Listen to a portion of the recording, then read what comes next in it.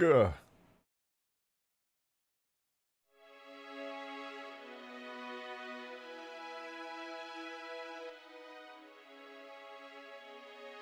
What are we doing here? We don't have time to run the intro, dude.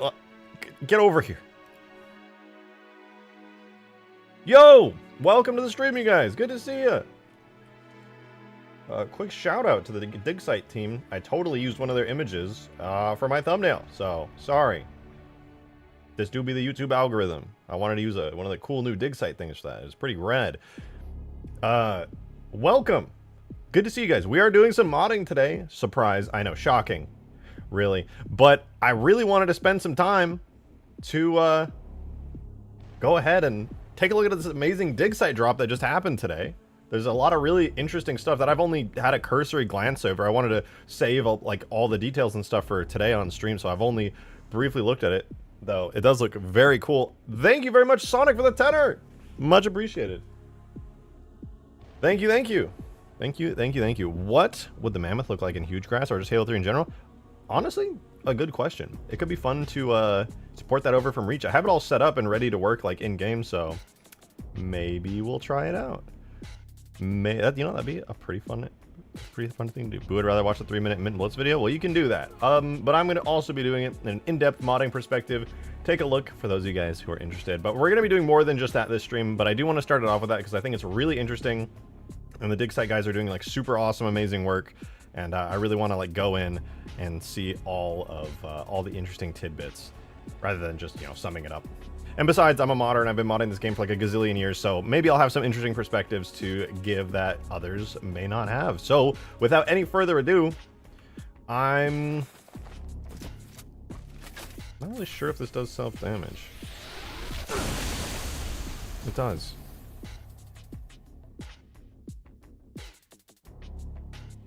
Alrighty then. Good to see it. Where did the yellow go on my armor? I'm just too lazy to switch to my custom biped lately. It is a problem. Hey, Modern Gamer, thank you for the $2 tip, dude. I appreciate that. It's been years. Where have you been? We could have died. Gah! Listen, I only left for like 2 days. To be fair, I was hyper fixating on another project for 2 days, so that's why I didn't stream. I realized today, I was like, damn, my ADHD hyperfixations are unhealthy. You know, I haven't streamed for 2 days. I need to get back to it. So that's where I've been. I'm back. I'm still working on my hyperfixation project in the background. Yo, Night Raider, thank you very much. I appreciate that. Oh, thank you, thank you, thank you. So our little kitten just ran on my lap. Thank you for the continued support. I do appreciate that. Thank you very, very much. All right, before we begin and go look at some of the Digsite stuff, I got to show you guys. I am now the sole foster caring for this little girl kitten. We thought this was a boy. Their name was Pablo, but now take a look at Peppy. This is Peppy. Please enjoy Peppy. She's very cute. I might steal her. Enjoy Peppy. I am enjoying Peppy. She sits on my lap all day. New cat dropped. Yo, yeah.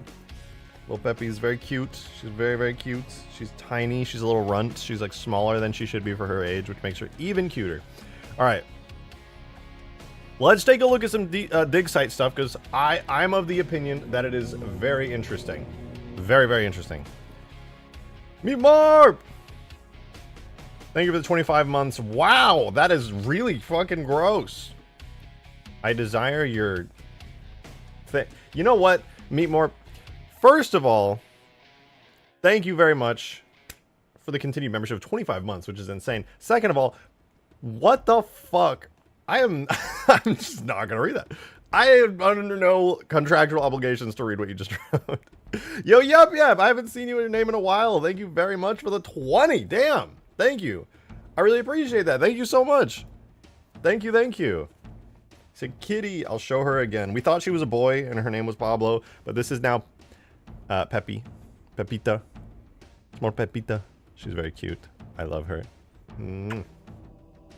RJ showed Digsite Kodiak. I'm going to show everything in the Digsite. I want to go through the entire thing. I want to read it in detail. I haven't done it yet. I think it's really cool. If you guys want to read it yourself, which honestly I think you should, here's a link. Shout out to the Digsite guys. For the record, okay, just want to say this, but I don't know the Digsite guys. Like, I know I know some of the people who like are in Digsite, but I'm a loner. I don't talk to anybody, so I don't know any of this stuff. This is all new to me. I don't know anything is going on, so I'm like reading this for the first time, just like all of you are. I was supposed to put the Falcata and Sparrowhawk in this update. Oh well, next time. Next time. But these were gonna. Oh, that would have been sick. Bro, spamming a link. Indeed, I am. Go check it out. It's awesome. All right, let us begin our deep dive into the Digsite with a big sip of coffee.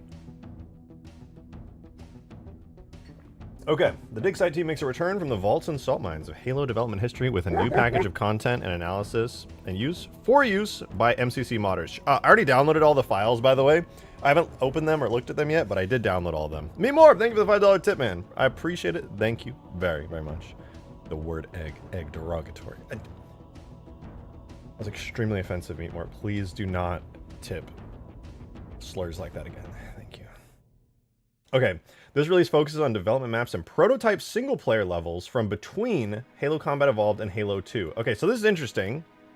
The majority of this focus is like early. This is like pre-Halo 2, which is really interesting. There's always been a huge fixation in like the modding community and like the cut content community in Halo for stuff that happened between Halo 1 and 2, because it's a really interesting period where there's not that much information out there for like early Halo 2 development. There is some for sure, but this is like early. But hopefully we can see some more really cool Halo 2 cut content. Halo 2 cut content, some of my favorite stuff.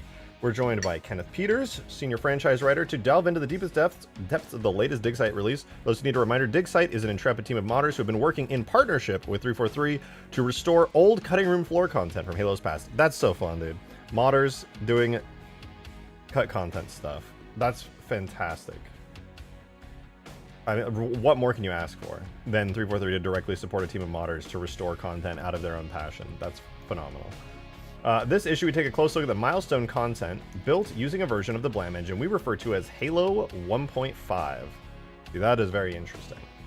Halo 1.5 is not necessarily compatible with either Halo 1 or 2, as Bungie was continuing to evolve tag formats and engine stuff. We lacked source data that could be re-ingested into the modern editing kit. So basically they had to look at these old tags that there are no builds of Sapien or Gorilla to access effectively and just completely decompile them to the best of their abilities, which is really cool. That's really interesting. So this is content that would theoretically have been lost. Oh. Sorry, Destiny 2 Beyond Light. I'm looking for... Ah, there it is. Perfect reading music. Alrighty. So, once the levels were set up in retail MCC, additional polish was needed so that Halo maps did not crash in game. References to invalid collections, example the assault rifle on Halo 2 maps or other stuff, were missing proper game type support. So long story short, it was a medium build. Halo 1.5, there was a bunch of references to Halo 1, so it didn't work completely in the Halo 2 engine, and there's a bunch of references to Halo 2, so it didn't work in the Halo 1 engine, and they basically just had to go in and patch it and fix it and stuff, which is really cool. Also really difficult work. A lot of like really boring work goes into stuff like that, so shout out to the Digsite guys for going through all the effort of doing that stuff, because that is a pain in the ass, dude. But these guys are passionate. That's really cool. This I did check out, by the way. Holy shit. I love this. I need to talk about how cool this is, the Halo 2 PRT tool. I love this so much. So as you guys know, one of my guilty pleasures is modding Halo 2. You guys hate watching me mod Halo 2, but I love modding Halo 2. The PRT tool. I was always so confused. I tried making a drivable scarab in Halo 2 ages ago, but every time I would import the scarab, unfortunately, the lighting was all messed up on it. It was like dark on the bottom and like green on the top and all this other stuff. As far as I understand, this is the missing PRT tool that's used to generate lighting for stuff like the scarab. Here, I'll read it out. Bro's talking at 1,000 miles per hour, dude. Coffee goes crazy. While working on the new maps, we noticed there were some lighting quality issues on some Halo 2 assets that we wanted to address. With the help of Num0005, Num5, we have updated PRT Sim EXE and brought it to the modern era. This has fixes that should help it slot neatly into MCC workflows. We put the tool download in a separate GitHub repo, already downloaded it. The TLDR is that you use this tool to get nice lighting, such as self-shadowing. Halo 3 already has this. Can I bother you real quick? DMs? Sure, what's going on?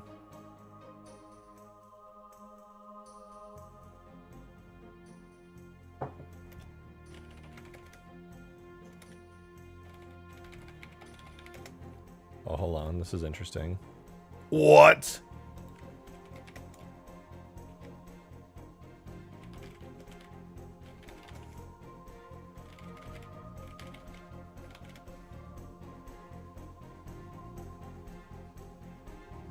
Okay, something really interesting on the side.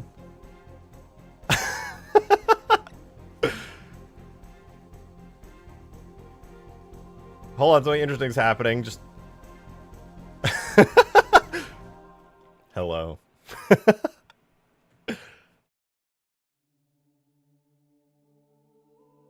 Oh, yo. Okay. Okay. Okay, hold on. Let me. So something really cool just happened on the side that I will share with you guys in a moment. I can dig it. Yeah, I see you, Overwatch player. All right. Long story short, this tool is amazing. I love it. I'm so happy I can maybe finally get a scarab with correct lighting, and I can make stuff in Halo 2 look way better to like a level of quality that we always probably should have had, because I think Halo 2 does have PRT stuff, but as modders, we were just never able to use it. I might be misunderstanding that, but I'm pretty sure that's how it works. Really awesome, though. Okay. I love that. All right. I have something really cool to share with you guys. I'm going to hide my screen for a second so I can set this up. So,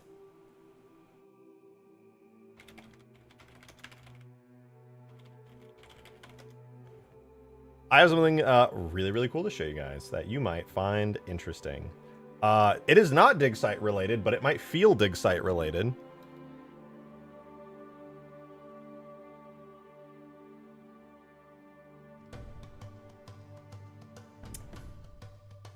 All right. There is an asset that people have wanted in Halo for a very long time, and I'm about to show it to you. And it's not something I've talked about much on stream. It's actually probably been like a year since I talked about this, but it's something that I've wanted for so long, and out of nowhere it just fell into my lap just now, courtesy of Plastered Crab. This is not, it's not the scarab. It's not the scarab, okay? The Halo 2 rat? Yes, of course. Obviously, duh. No, oh, I see it. I see it. Oh my god, that's so cool. All right, I'm prepared to show this to you guys. So, check this out. I got a message from Plastered Crab. And he sent me something really interesting. Sarasia, who some of you guys might know, spent a lot of time on posting a lot of cool stuff on Twitter related to like Halo Infinite and leaks and stuff. He's just a really talented guy overall. If you've never followed him or seen his stuff, he's just like very talented. Him, and as well as somebody named Sleepy Zay, have made a tool to convert assets from that people have not been able to get their hands on for a very long time. And I will never ever share raw game files ever, obviously. That goes without saying, but I will say it. But check it out. That right there is the HD Flood Juggernaut. Dude, that's so cool. Are you kidding me? Halo 2 was this low poly, admittedly good looking in Halo 3 if you upscaled it well enough. It was decent. But this is a true high detail, high texture resolution Flood Juggernaut. That's fucking awesome, dude. This one from Fireteam Raven? Yeah, this is the Fireteam Raven Flood Juggernaut. Dude, the amount of times that I have looked at this Flood Juggernaut and just thought to myself, God, I wish I had the files for that because I want to put it in Halo 3 so bad. Now I can. This is so dope, dude. Okay, quick question. Maybe I'm like really late to the party on this. Is this not a grunt? Is the Flood Juggernaut not a grunt? Yo, Darkbolt, thank you for the 2. I appreciate the support, thank you. Its arms look like rusty drainage pipes. I like that, though. It's really creepy.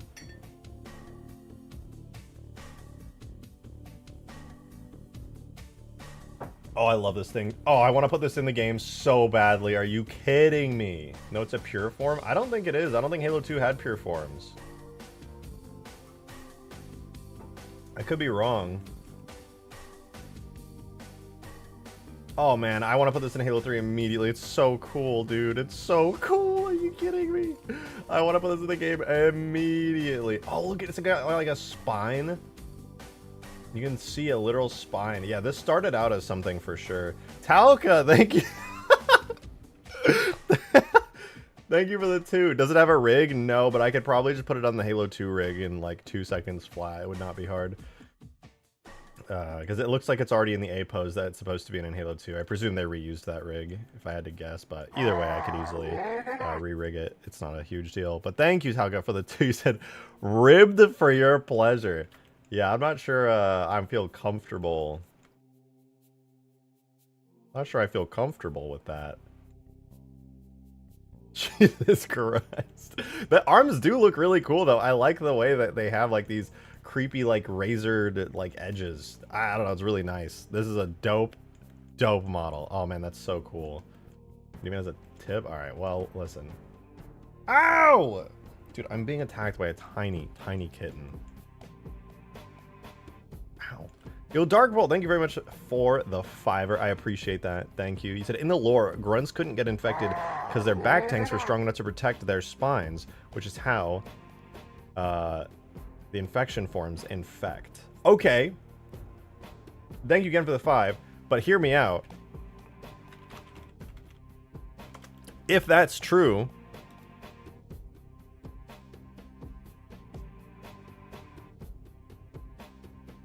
then flood carriers, though, are they not grunts? I was told once flood carriers were grunts.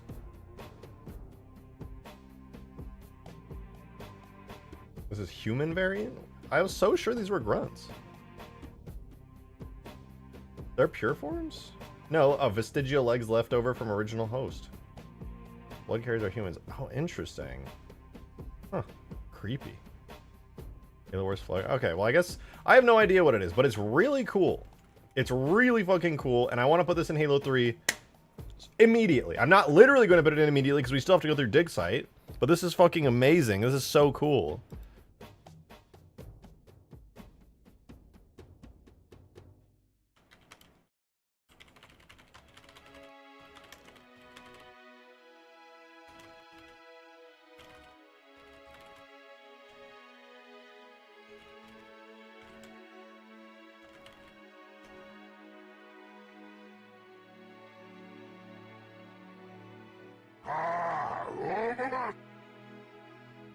Shout out again to Sorasia and Sleepyzay, by the way. And thanks to Plastic Crab for sharing this with me. This is so cool, dude.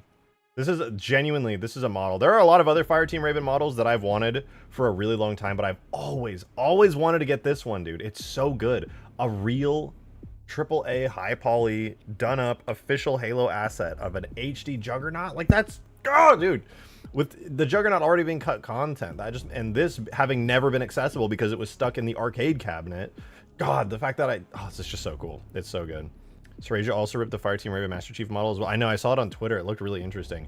I saw a comment that said, like, oh, it looks like a crappy, like, Substance Painter redo or something, which I actually disagreed with. I thought it looked way better than the CEA. Maybe it was, like, the perspective in, like, the field of view of the digital camera, but I thought it looked really good. I thought it looked like a way better CEA version, or way better than the CEA model. But I don't know, maybe it was just like a camera trick. I'm not super familiar with the model. Yo, real Sorasia!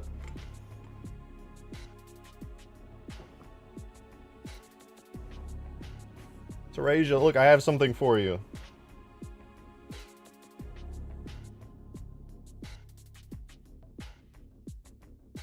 Her name is Peppy.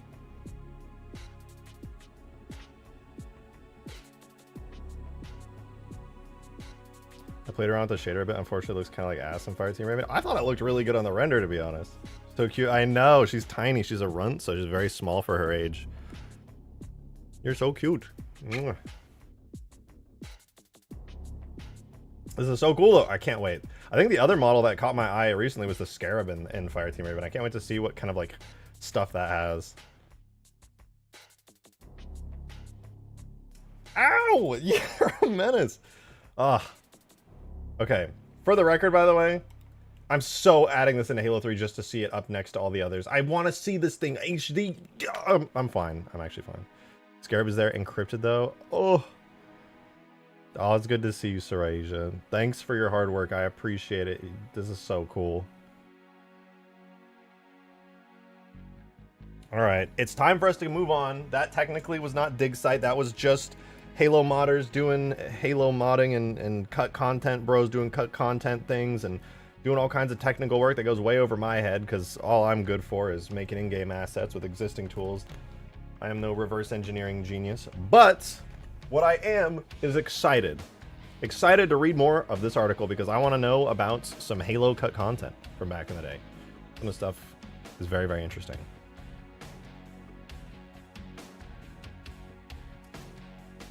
Need Halo Wars Dyson Sphere Skybox. Skaboodly literally made that, and it looks amazing. He has it in reach, and it's so cool.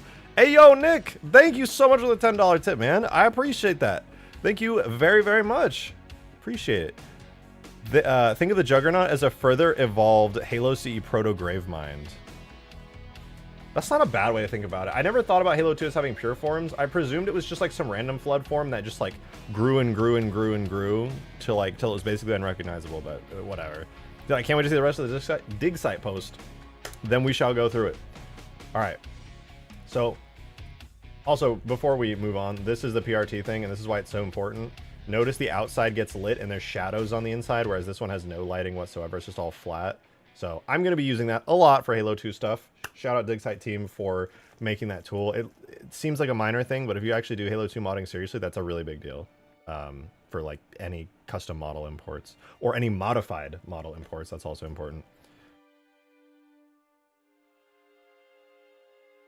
Okay, here we go. So Halo 2 Milestone 1 maps. For the record, just want to say this again, I have not really read through this except for just skimming the article earlier when I was getting my morning coffee. So these maps are particularly notable for the fact that they were demoed behind closed doors to the gaming press in 2002 and 2003. So this being 2002 and Halo 2 releasing in 2004, these are pretty early. These are very much, like the blog post says, Halo 1.5, like right in between the two games, the engine evolving. And articles from that period reference both of them directly and indirectly, but we never saw the light of day until now. So I was not aware of these articles, but I could understand people who knew about these articles and always wondered what these maps looks like. Hearing about these Halo 2 closed door, like media things happening and always wondering like, what the hell, what are those maps? And now finally seeing them, that's really cool. That's a vibe.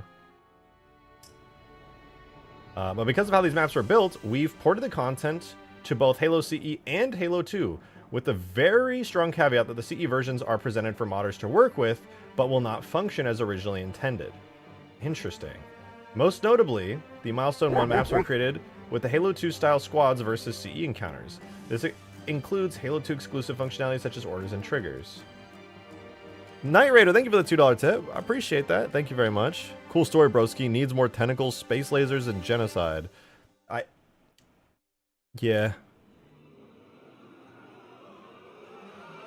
I mean, that's what the Flood Juggernaut is for. The Flood Juggernaut can check all of those boxes. Just insert one of those anywhere, and you get all 3 boxes ticked. Okay, but this is interesting. So, obviously these screenshots are from the Halo 1 version, which don't have all the functionality, but I presume are closer visually, because I would imagine by, like, the time that this was being worked on, they probably didn't have too many new assets as far as vehicles and things, so I would imagine the Halo 1 version of this probably looks closer to, like, the quote-unquote true form of how this is, considering, you know, only in around 2002, 2000, there's probably still a lot of old assets. Anyway, this is cool looking, though. Let's look at this image up close. It's so strange that, like, the textures of these rocks and things, it's never seen anything like that. That's cool, though. That's a really cool Covenant gun tower. It looks wild. Very Half-Life? Yeah, it does. It does feel, it feels like the outside section of Half-Life. That's a good point.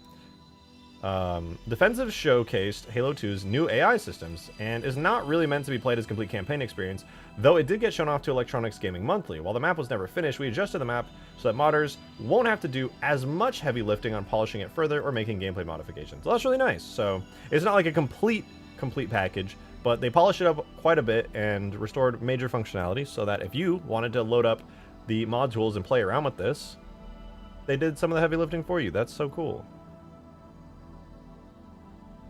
The Juggernaut looked really good. Good job, Shut up! Dude, you know, I know you know I hate that, or else you wouldn't try to pretend like I did anything other than open it in Blender. God damn it, dude.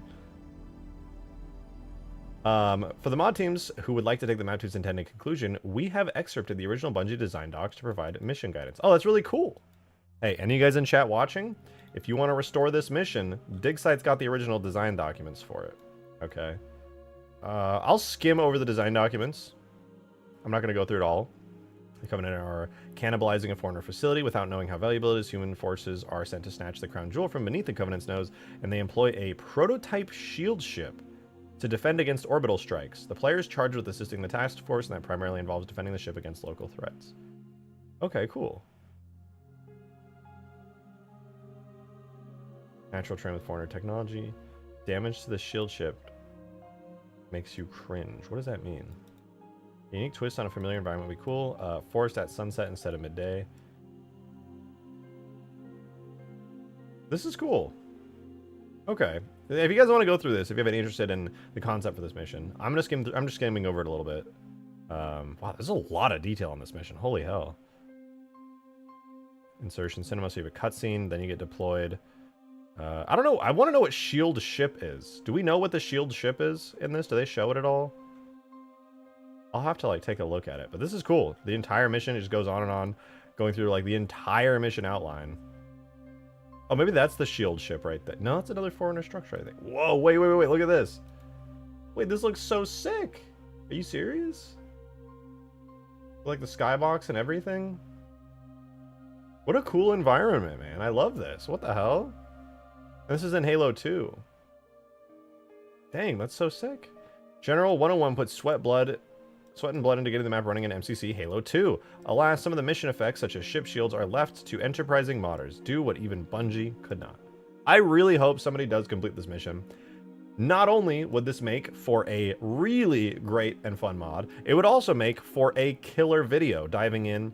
If somebody could make like a 40-minute video essay on them creating this mod, please do.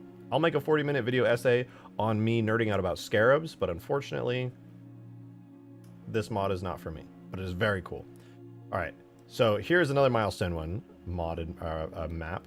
A barren moon conceals a forerunner sensor array. It's called Exploration. So this is cool already. This has me intrigued. It's on the moon, or it's on a moon.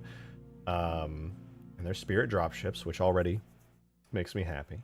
So Exploration was a draft single-player level that served as a testbed for many gameplay features used in the retail Cairo Station mission, the first mission of Halo 2. Such as low gravity, airlocks, and moving level geometry. Okay, that's very cool. Yeah, wait, now that I think about it. No, Halo 1 had machine tags that moved. The level would also have featured a rather intricate gameplay mechanic of restoring power to the Forerunner facility to progress in the mission. It had various names over its development, including Moonbase, Fool's Moon, and the Full Moon. I have never heard of this mission, but I think it's really cool. I want to get a close-up really quick before we go any further. I like the structure. The Forerunner art style feels more Halo 2. The Mega Sentinel map is very interesting. Yeah, I didn't even get to look deeply at that. I want to know more about it.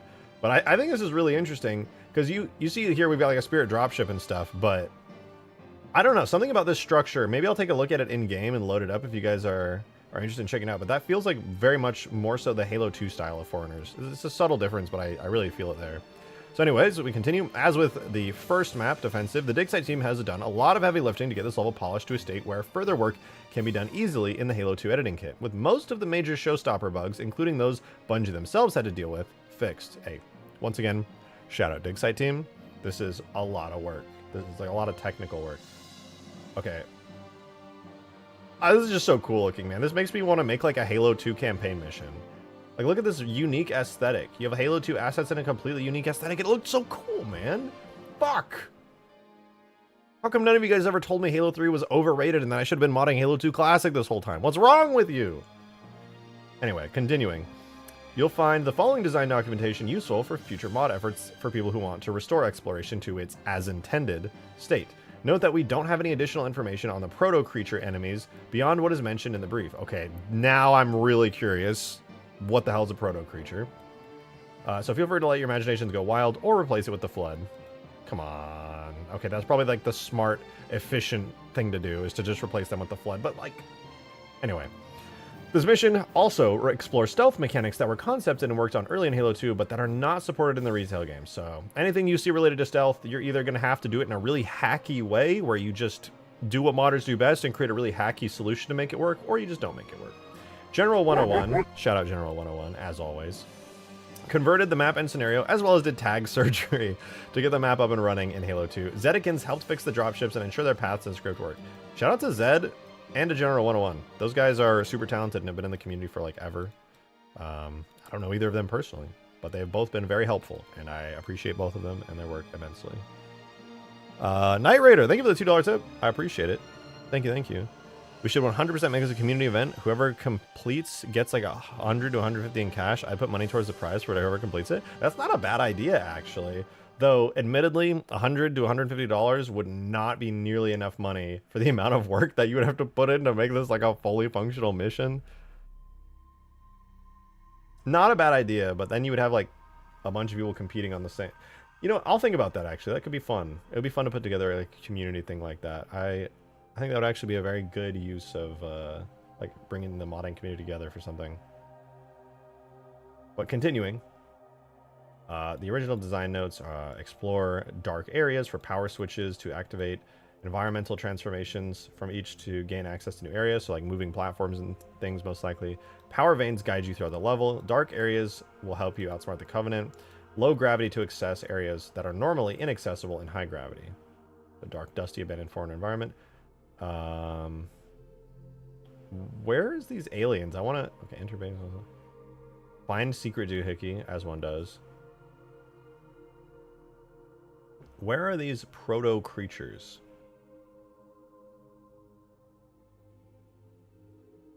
Okay, that's the Covenant.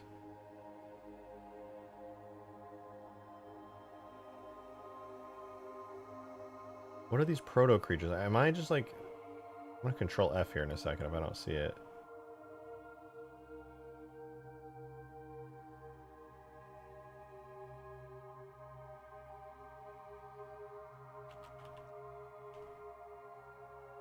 Okay, here we go. I was just missing over them. Moonbase will be infested with proto creatures. I presume they'll just be kind of like animals. That's what I imagine when I hear proto creatures. In an airlock section, there'll be a hidden proto creature nesting area in the ceiling. Okay, so it's cool. There's like wildlife, fauna. Sentinels, proto creature nests. Okay, so you know, they're an obstacle. Here's the mission logic. This seems fun. I really hope somebody does do this. Here's a Digsite note for the center of the moonbase section of the mission. The design documentation trails off at this point, and there are no detailed encounter guides or mission objectives for the rest of the mission. So they piece together a pretty solid start to the mission, then we're just kind of... I've been there. I get that. I feel that. Ooh, look at this concept art. That's cool. Frozen lake and foreigner structures beneath the moon's surface. Giant shards of rock and ice litter the surface. Dude, where do the Digsite guys find this stuff, man? Like, this is wild that they even have access to it. Proto creature, something I'd put on a dating profile. I am a proto creature. Know this if you are to be with me. Moonbase power switch circuit breaker activation. Player pushes circuit breaker over a giant... Oh, this is cool. So it pushes in and then... Yeah, as one does. Whoa, okay, this is cool. M1 Assault. This looks really cool. Take out the Covenant Command Shuttle and find out what they are after. Let me look at this. Look at that structure, man. That's really cool looking. That's really, really cool looking. Oh, look! I've seen a concept. That's a Covenant ship. Wait, I just read that. Hold on. Assault is a rather straightforward single-player level draft created in the early days of Halo 2's development. It also explored the use of stealth mechanics and alert levels, which ended up not being implemented. However, as the other two Milestone 1 missions, we were providing most of the Bungie design documents for the map. Hell yeah, dude. This is so cool. This is like a challenge. I feel like the Digsite team has like found this content, restored it to the point that it's like technically functional, and then gone a bit above and beyond of that, and then just been like, here you guys go. We're not gonna fucking be a whole ass dev team and make these into fully functional missions, but if you want to do it, here is everything you would theoretically need to do so. Get creative. Like, that's so cool, man. Where do they find this stuff? 343 gives it to them. Okay, fair point. I don't know why I even thought about that. You're absolutely right. Okay, so continuing, let's read a little bit. So the players drop behind enemy lines to prepare for human assault. They must wipe out the perimeter defensives, capture the main entrance to the installation, and secure it by wiping out all resistance. Okay, interacting with the Covenant base as a reactive toy. Sim Covenant. What does that mean?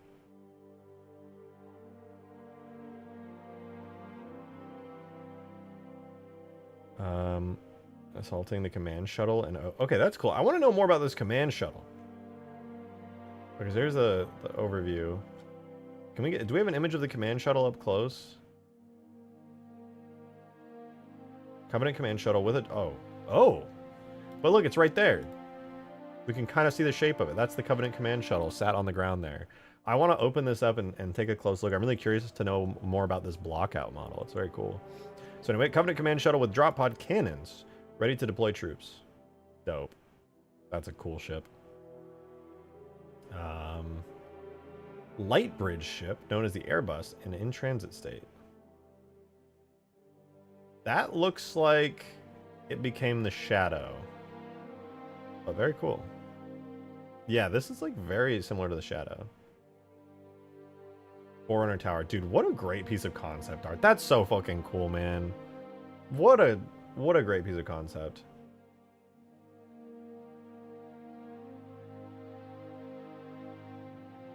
Okay. Here we go. Permafrost Unthawed. Permafrost is one of the most notable lost maps that was being worked on by Certain Affinity in the latter part of Halo 2's support cycle, called Map 3 in many of the original documents and files. So Certain Affinity, we're working on DLC maps for Halo 2, if I recall. So this is an unreleased DLC map, if I'm understanding that correctly. In many of the original documents and files, the Digsite team took a liking to this map and have poured a lot of work and playtesting, to further refine what Mike Klopper, Max Hoberman, and the Certain Affinity team had started on. As it had multiple revisions and a good amount of design documentation created, the Digsite team thought it would be a good idea to present some of the work to the community to help with their own efforts and potential ports of the map later, to later Halo titles by modders. Interesting.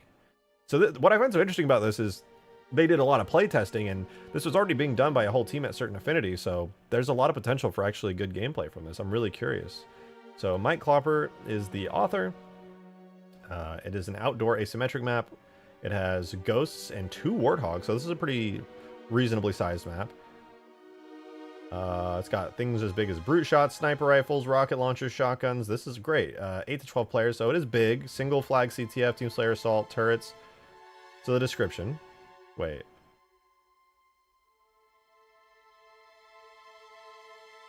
Okay. I'm getting ahead of myself. Let's go back up. It's a natural terrain map set near a receding glacier. The glacial landscape lends itself to dramatic ice caverns and canyons interspersed with rock formations. It is a boomerang shape with performance in mind. Kind of seems like boomerang shape makes me think of Sidewinder from Halo 1. It is appropriate for faster paced, medium-sized games. Okay, so in the same way Zanzibar is an asymmetric large-scale map, this is very similar to that in like gameplay concept. Differentiates itself from Zanzibar through less campable base and by encouraging members of Team 2 to foray out of their base with vehicles to obtain high-value weapons like the rocket launcher. Ooh, 400 gas facility? What? Okay, I want to scroll through and see some of the visuals. This map's visuals will be represented the rugged environments associated with glacial activity. The lower elevations of the map will have more vegetation consisting of fir trees and many other hardy evergreens. The middle of the map of the bend will contain ice and rock formations that are high-walled, narrow canyons with little vegetation, and the top will be stark and ice with no vegetation. I like that. You can see like a biome switch as you go to higher elevations across the other side of the map. That's really cool, and an asymmetric map plays very well for that. So this is a Permafrost Tower concept image. Cool, very Forerunner-y. I like it. There's a little flag there. So this is the concept for the map here. Team 1 with all their trees down here. Then you kind of have like these rocks and different pathways. There's a shoreline, which is cool, so you're kind of near the water. There's just structure out in the water. So Team 2, this is the defenders, I would imagine. They have their flag right there. You can see it. And so basically, you get to siege the base. Nice asymmetric, large-scale map. That's cool as fuck. A non-accessible structure has been added out in the lake, along with the extended access of the base, and provide the player with a visual reference. Okay, that's pretty cool. Pretty neat. So this is a zoom in here of the defending base. Team 2 starts here. So there's a cool overhang structure in the rocks. These are really detailed. You could actually make a full map out of this. Ah, kitty! Come on, up you go. Up you go. I can't hold you. I don't know what I do to encourage people to make alt accounts to meme me. I don't know, dude. Clean night, green night, blue night, orange night, all the nights. This is nice. There's a lot of overhangs and stuff. Okay, I don't want to go into too much detail because me just making a mental image of it isn't going to do a lot, but I would be lying if I said I wasn't interested in maybe one day trying this if nobody else does, because this seems pretty cool. That said, I'm more of a spectacle modder, less so a gameplay balance modder. Although, it would be really good practice for me to try to make an actually balanced map by doing this. I won't get too much into that, though. Team 2, tower detail. It is our intent that a skill driver would be able to jump from, the ramp to the light bridge. The dimensions of the jumping bridge will have to be tweaked to accommodate this. Interesting. I like that. Wait, there's a light bridge? That's so sick! Weapon placement. Okay, we got weapon placements for the map.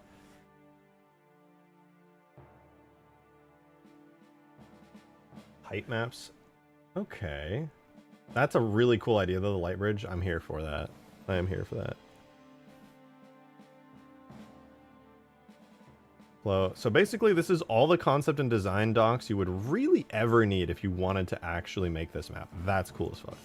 It comes across as a precursor to High Ground.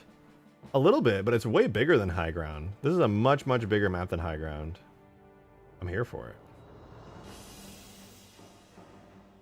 All right, moving on past this map, which I feel like this does deserve an in-depth look, but another time, perhaps. This is really, really cool, though. I actually am interested enough in this whole map concept that, like, considering I think I'm a good enough modder and a good enough map modeler that I literally could make this.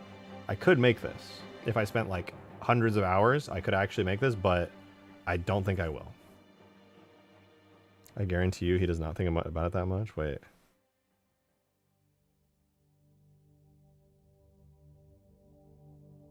Alright, anyway. Continuing. Combat. Further evolved. So more Halo 1 content. Ooh. Ooh. We've provided new content for Halo Combat Evolved modders to enjoy in this release. In addition to the Halo 1.5 Milestone 1 maps, we included new scenery objects from pre-release and Halo 1.5 maps, such as the prototype Covenant Watchtower. Nice, that was really cool looking. And did you want more foliage? Of course you did. So check out Data, Digsite, Scenery, Trees for new options. Nice. I did notice the new trees on those Milestone maps. They looked nice. Perhaps most interesting to modders and Halo historians is the broken ring seen in the 1999 third-person maps. I'm going to be honest, maybe this makes me a fake fan. I did not ever notice this, but it is really cool. It is really cool, and it makes me realize that Halo 3 referenced... No, even Halo 2 referenced this ages ago. Broken ring is dope. Cool. Very cool. Screenshot from the 1999 build showing the broken ring. Wait, DG Voodoo was used to help get the build running on modern PCs. They are running that build? What the fuck? They actually have it running. That's crazy. Here's a very early Forerunner architecture test from the third-person era pre-release build. It's called the 1999 0426 Giant Building. So that's the April 26, 1999 big old building. Extracted by the Digsite team. So that's cool. From the 1999 build. There you go. We need that build ASAP. I'm not so sure they get to release it. I think they get to have fun with it as they do Digsite stuff, though. Alpha Halo vegetation ideas. Interesting. That's a cool concept. Swamplands. Oh, now this is cool. By popular demand, John and the team have finished porting over the Swamplands map to Halo CE. Ah, cat, you're touching my keyboard. No. To Halo CE, this map was featured in the 2000 and Macworld builds and served as a basis for what would become the 343 Guilty Spark level in retail. Here's a really cool screenshot. Okay, this is interesting. This is very, very interesting. Oh, wow. We need that build. Give me the build. I wish. I wish. It'd be so fun to play around with it. But the Digsite content that they've added will get you pretty close to that build with some of the really great 1999 build stuff that's in there. This is cool, though. You can clearly tell the similarities to the level we actually get. What almost one? Okay, so let's read this. I don't know anything about this, so let's read through. One of the most common Halo CE questions I get is, do you have the levels that were cut? The answer to that is, unfortunately, no. The main depot of post-Halo or post-2000 Halo content we have recovered is more or less from the release branch of the game. The earlier work in progress content was not copied over, so it currently remains lost. We are still hopeful of recovering 2000 to early 2001 data, but it is not in our hands right now. That's a shame. That is a damn shame. You ever program or just make something and spend forever doing just to learn you could have done it away? Yeah, oh, that's a terrible feeling. What we do have are the story documents and basic script information for the early version of Halo's story, including a very early story Bible. Okay, now I'm interested. I don't know anything about the early story of Halo, of like the story of the game, like in-game story that was mocked up. It was just, everything I know is like 1999 to like 2000 build, and it just like shows all this cool stuff, and it's like, space soldier guy, and then all of a sudden it's like, boom, Halo, and it's a story of the Flood and the Covenant. Like, I don't know anything about it, so this is interesting. The earliest docs are very interesting to read, as some story elements are locked in as early as June 1999, such as Reach having been attacked by the Covenant, the ship you are on being named the Pillar of Autumn, your AI assistant being Cortana, and arriving and crash landing on Halo. Wow. So all of that was locked in like a long ass time ago. That's really cool. Wow. While other elements were in a constant state of flux, even who you were as a character was not settled until very late, evolving from a Marine carrying Cortana into a nameless clone soldier, and then changing into the vat-grown specialist, and ultimately to the Master Chief. Interesting. God, imagine how different it would have been had they not decided to finally end up on Master Chief. Most of the Marathon references were basically reusing names and some concepts, i.e. rampancy, and not a direct connection, at least as far as I have seen. Oh, and Beowulf had a big role as a secondary antagonist at one point. I'm unsure of to who that is. Maybe that's a Marathon reference that's going over my head. That said, these docs do allow us to know, at least regarding story and key gameplay beats, what many of the cut levels for CE were intended to be, allowing Halo historians to fill in gaps implied by the retail naming schema. Interesting. Interesting.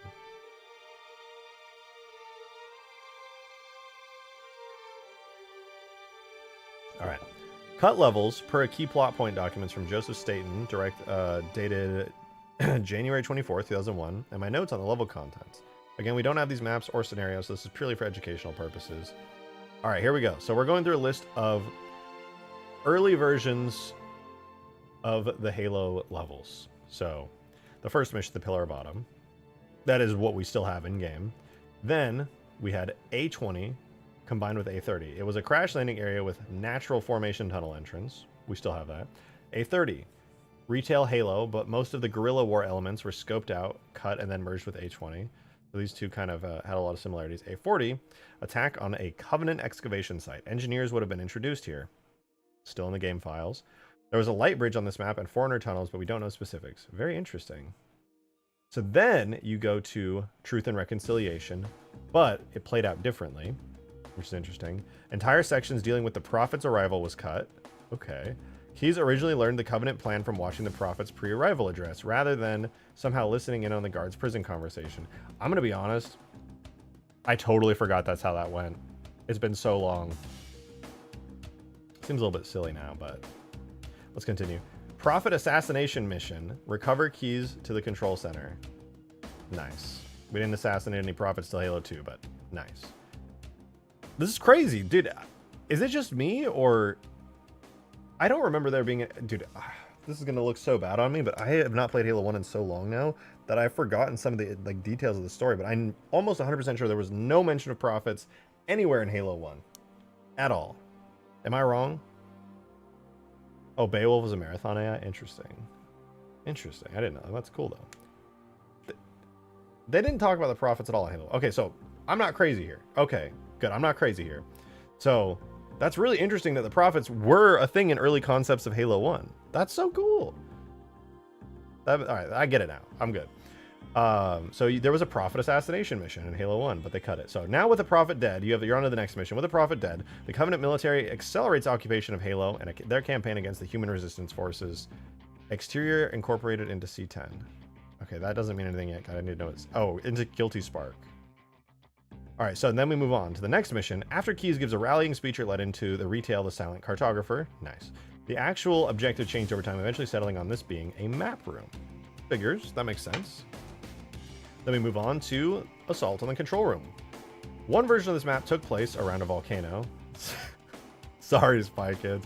Where the Covenant was trying to break into the control room with a proto-scarab. Oh, I'm fine. They mentioned scarabs.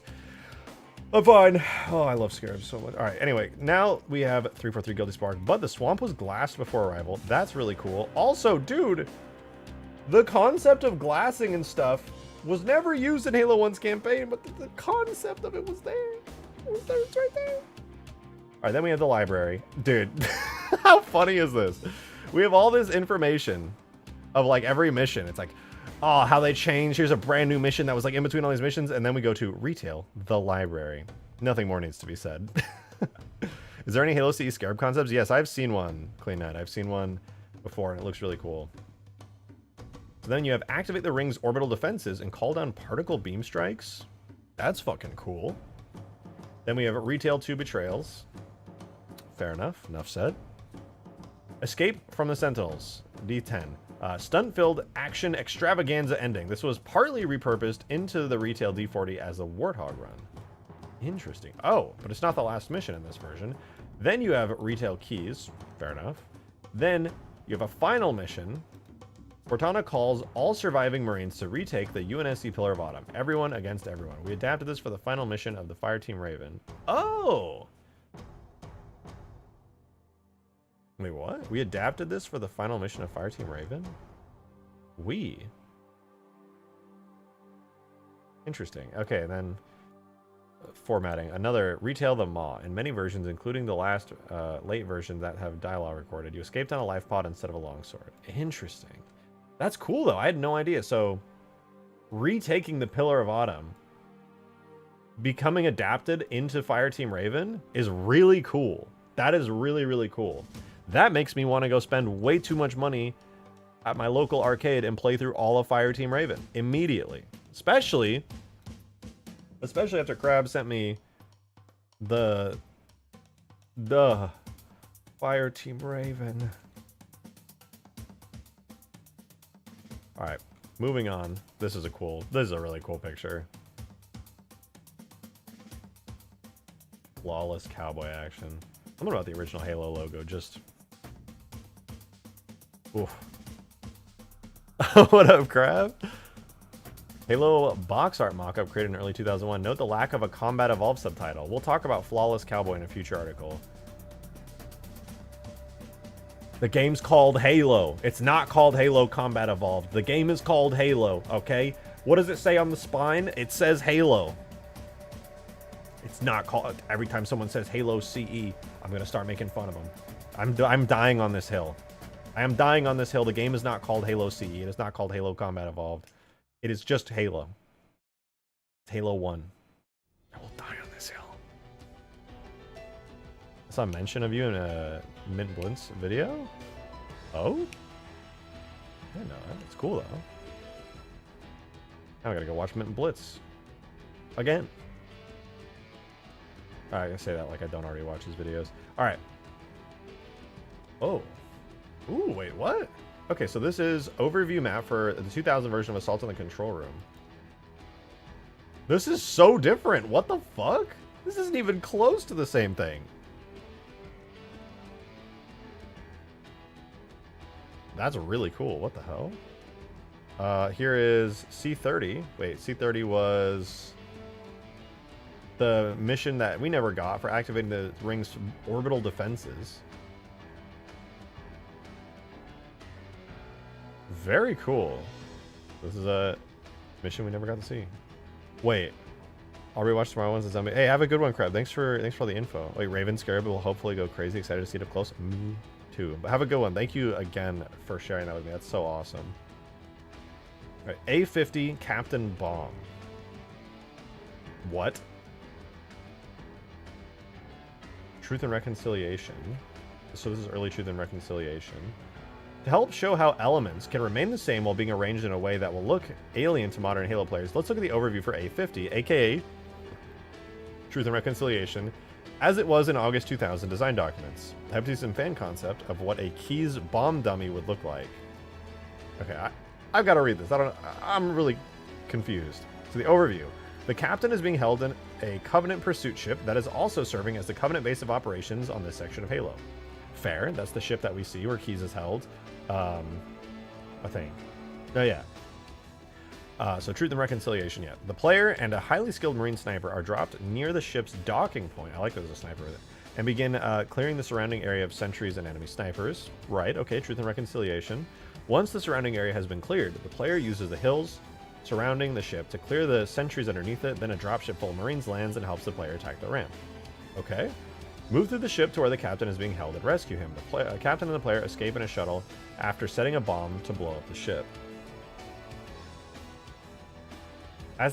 Okay, interesting. That sounds a lot, besides the fact that Captain Kiza, you don't rescue Captain Kiza in Truth and Reconciliation, do you? No, it's in a later mission, I'm pretty sure. God, it's been so long, I need to replay CE again. Anyway, as the player crests the hill, the Covenant pursuit ship is revealed below. Cool.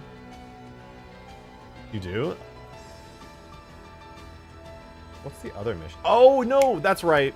I was thinking of escaping in a Banshee, but... Okay, never mind. Yeah. Anyway, the player wreaks havoc on an unprepared Covenant soldiers around the pursuit ship. Enemy snipers... Okay, after revving a dropship, the Marines assaults the ramp. Okay. Marines and the players move to the pursuit ship. After rescuing the captain, the Marines replace him with a captain bomb. So they make a dummy of Keys, and he's a bomb. So that's what they're talking about. A Keys bomb dummy. The Marines replace Captain Keys in his prison cell with a Captain Keys look-alike dummy that has a giant bomb inside of it. Cut off from the retreat, the captain and the Marines steal a Covenant shuttlecraft and escape as the ship explodes. Badass. Alright, Halo 2.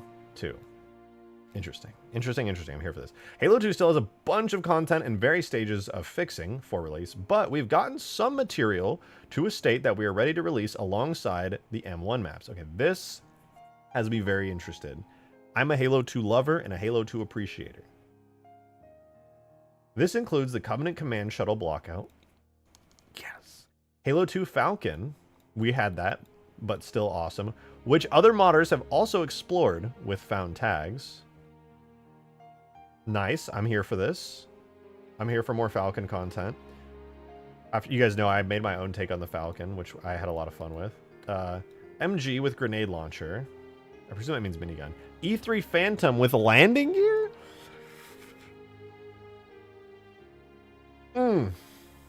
That's what I like to hear. I need that landing gear. I'm gonna port that landing gear to Halo 3 so quickly, it's not even funny. Landing gear! I'm fine. Covenant Plasma Mortar, based on an old Gravity Wrench model. That's cool. That must be it right there. And plenty of new to use scenery objects to use in mods. Nice, dude! I want to go through all this so bad! Some of these are data only, as creating fully functional examples was out of the scope for the team. As promised, we're also releasing the data end tags for Halo 2's Disintegrator and Flamethrower. I'm so here for this, dude. What? These are mostly as found and do not necessarily match up to the design document as they were never finished. Oh, I want to finish them.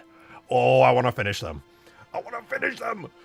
So here's a screenshot of the plasma mortar. I suspect this is inspired by the Type 89 knee mortar used in World War II. Yeah, I see it. I see it. Oh, dude, are you kidding? Dude, there's a bunch of Halo 2 content. Some of the content is not even in the game and is only in data format and needs to be fixed up. Oh. I want to see it all. All right, excerpts from Halo 2 weapon design documents. Disintegrator. Wait, so I go back and understand here. The Disintegrator and Flamethrower is in this. So there's new Halo 2 weapons. That's awesome. Disintegrator damage type burning. Hey! Oh my god. What is that name? Rejected VR Pookie, not Poopy. Tip $2. Thank you very much for the tip. I appreciate it. Thank you. Hi, nerd. What the fuck is up? What the fuck is up? All right, we're looking at Digsite stuff. The Disintegrator is the ultimate ambush weapon and is also excellent for killing vehicle drivers and gunners, so everybody. After a short spin-up delay, the Disintegrator projects an invisible field of damage in a 30-degree arc. It penetrates armor and shields, damaging anything inside. It also passes through cover like rocks and trees, but not walls. Interesting. The field is partially visible because the air inside it crackles and sparks.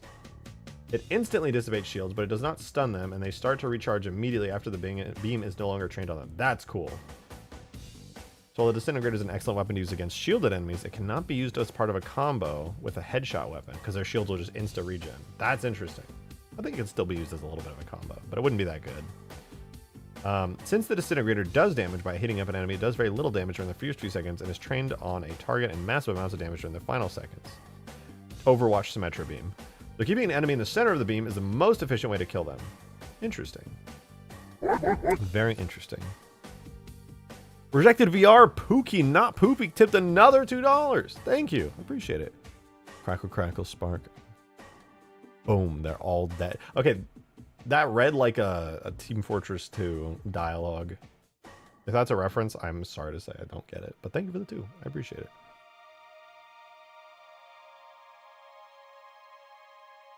This is a cool weapon.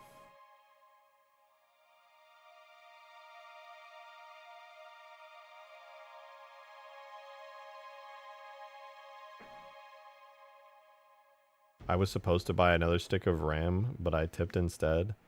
Okay, to be fair, a stick of RAM does not cost $2.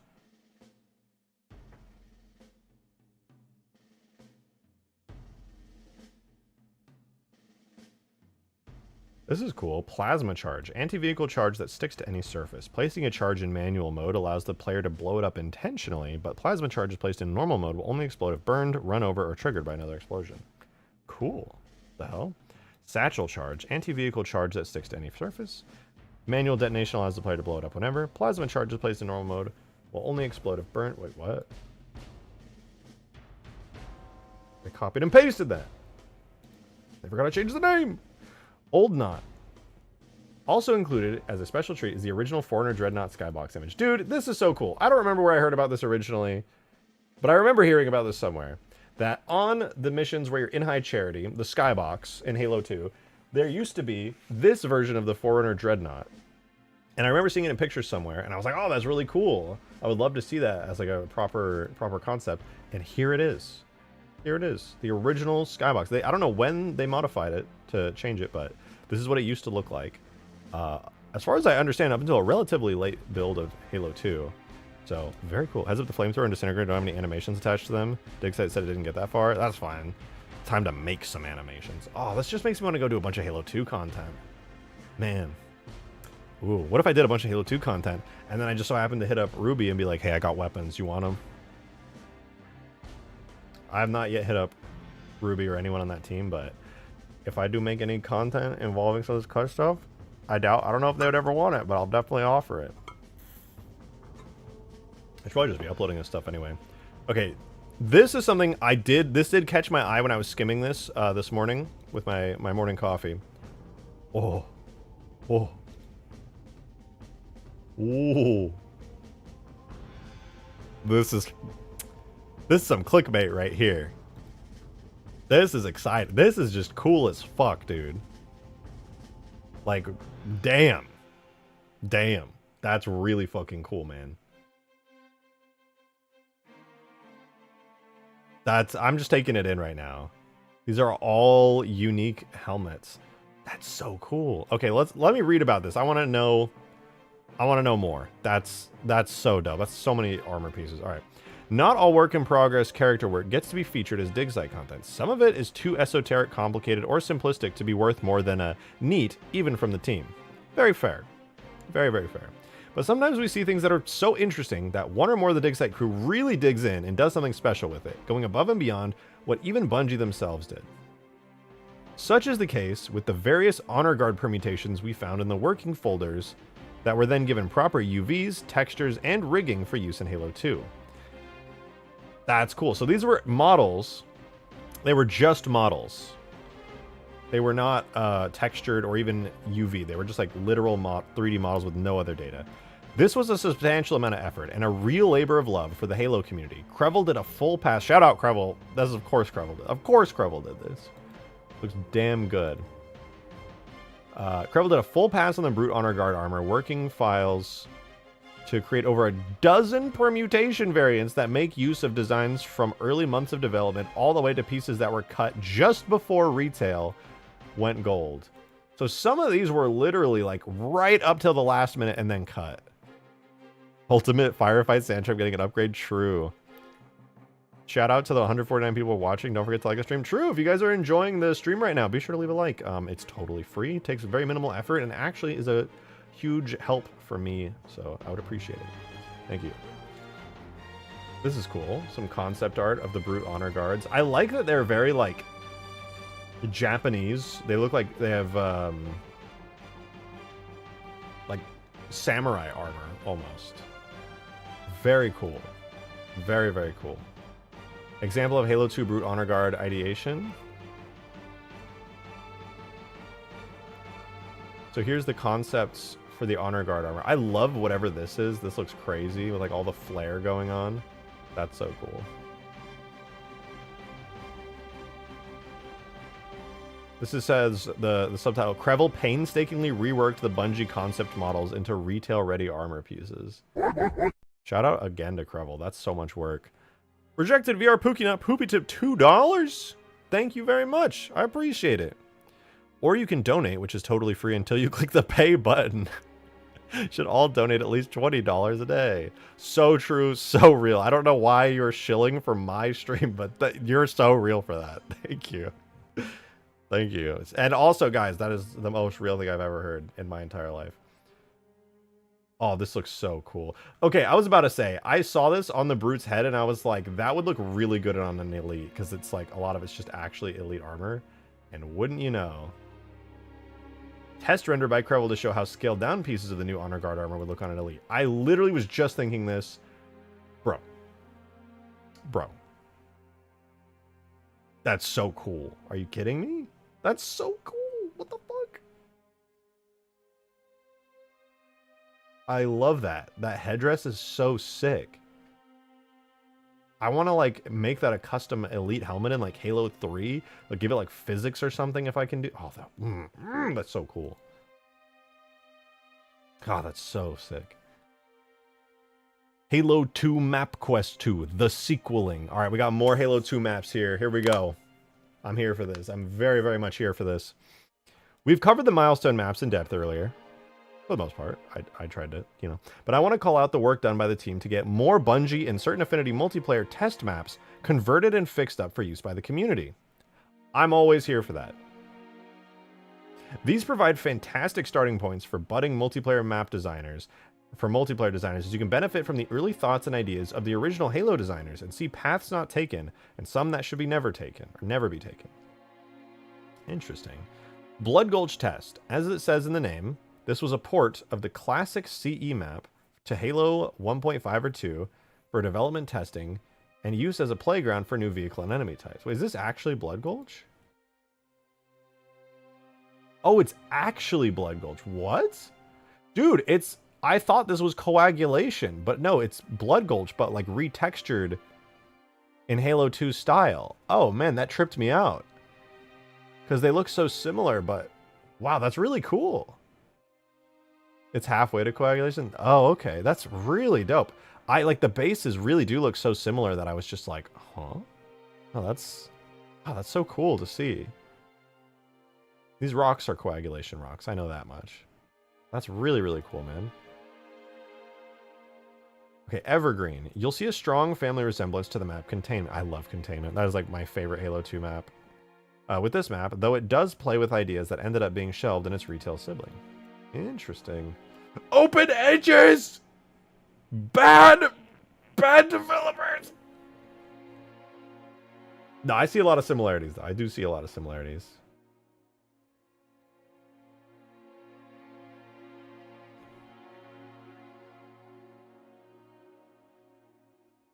I'm seeing, this is cool though. I want to see what that giant structure is relating, like, compared to the one that we actually got in Halo 2.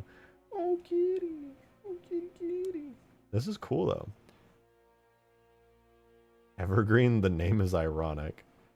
All right, fourth station. One of the DLC maps concepted and designed by Certain Affinity, but never released. It's an adaptation of the Mars Needs Women multiplayer map from Marathon.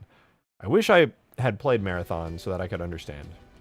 Fourth station is a primarily free-for-all Slayer map, and the qualities that made it so good for this game type in Marathon will be preserved. However, a lift will be added at one point to create an alternative way to the second level and a much more significant loop between top and bottom, and also to facilitate single CTF by creating 2 points which a flag bearer can ascend to the second level. Quote from Max Hoberman, fourth station design doc. Oh, wait, this is actually pretty neat. Huh. Blue teleporters. This is a cool map. I want to explore this in-game. This is cool. I'm here for this. Wait, what is that? What is the new Brute Ultimate Firefight map based on? I don't know. I have no idea, to be honest. Gauntlet. This map's cool. Look at this, dude. It's like in a city. This new Mombasa skybox. This Bungie map was teased by Max Hoberman last year, and now we have the chance to make it public. The map itself is an interesting visual divergence from one concept and design image we have for it. So try out some biome remixes. Okay, first let's take a look at the picture. This is cool. It's hard to say whether or not any of the structures here are like human or Forerunner. My instincts say Forerunner, but Halo 2 human and Forerunner shape language is extremely similar. So you could really make it either or. I really don't know. But it's, and I would say Forerunner. That, at least in the corner, is a Forerunner structure, for sure. But it's got a human skybox. Very neat. I like it. I like it. So getting Gauntlet ready for release. Gauntlet's rough layout. Oh, this is cool. This is really cool. What?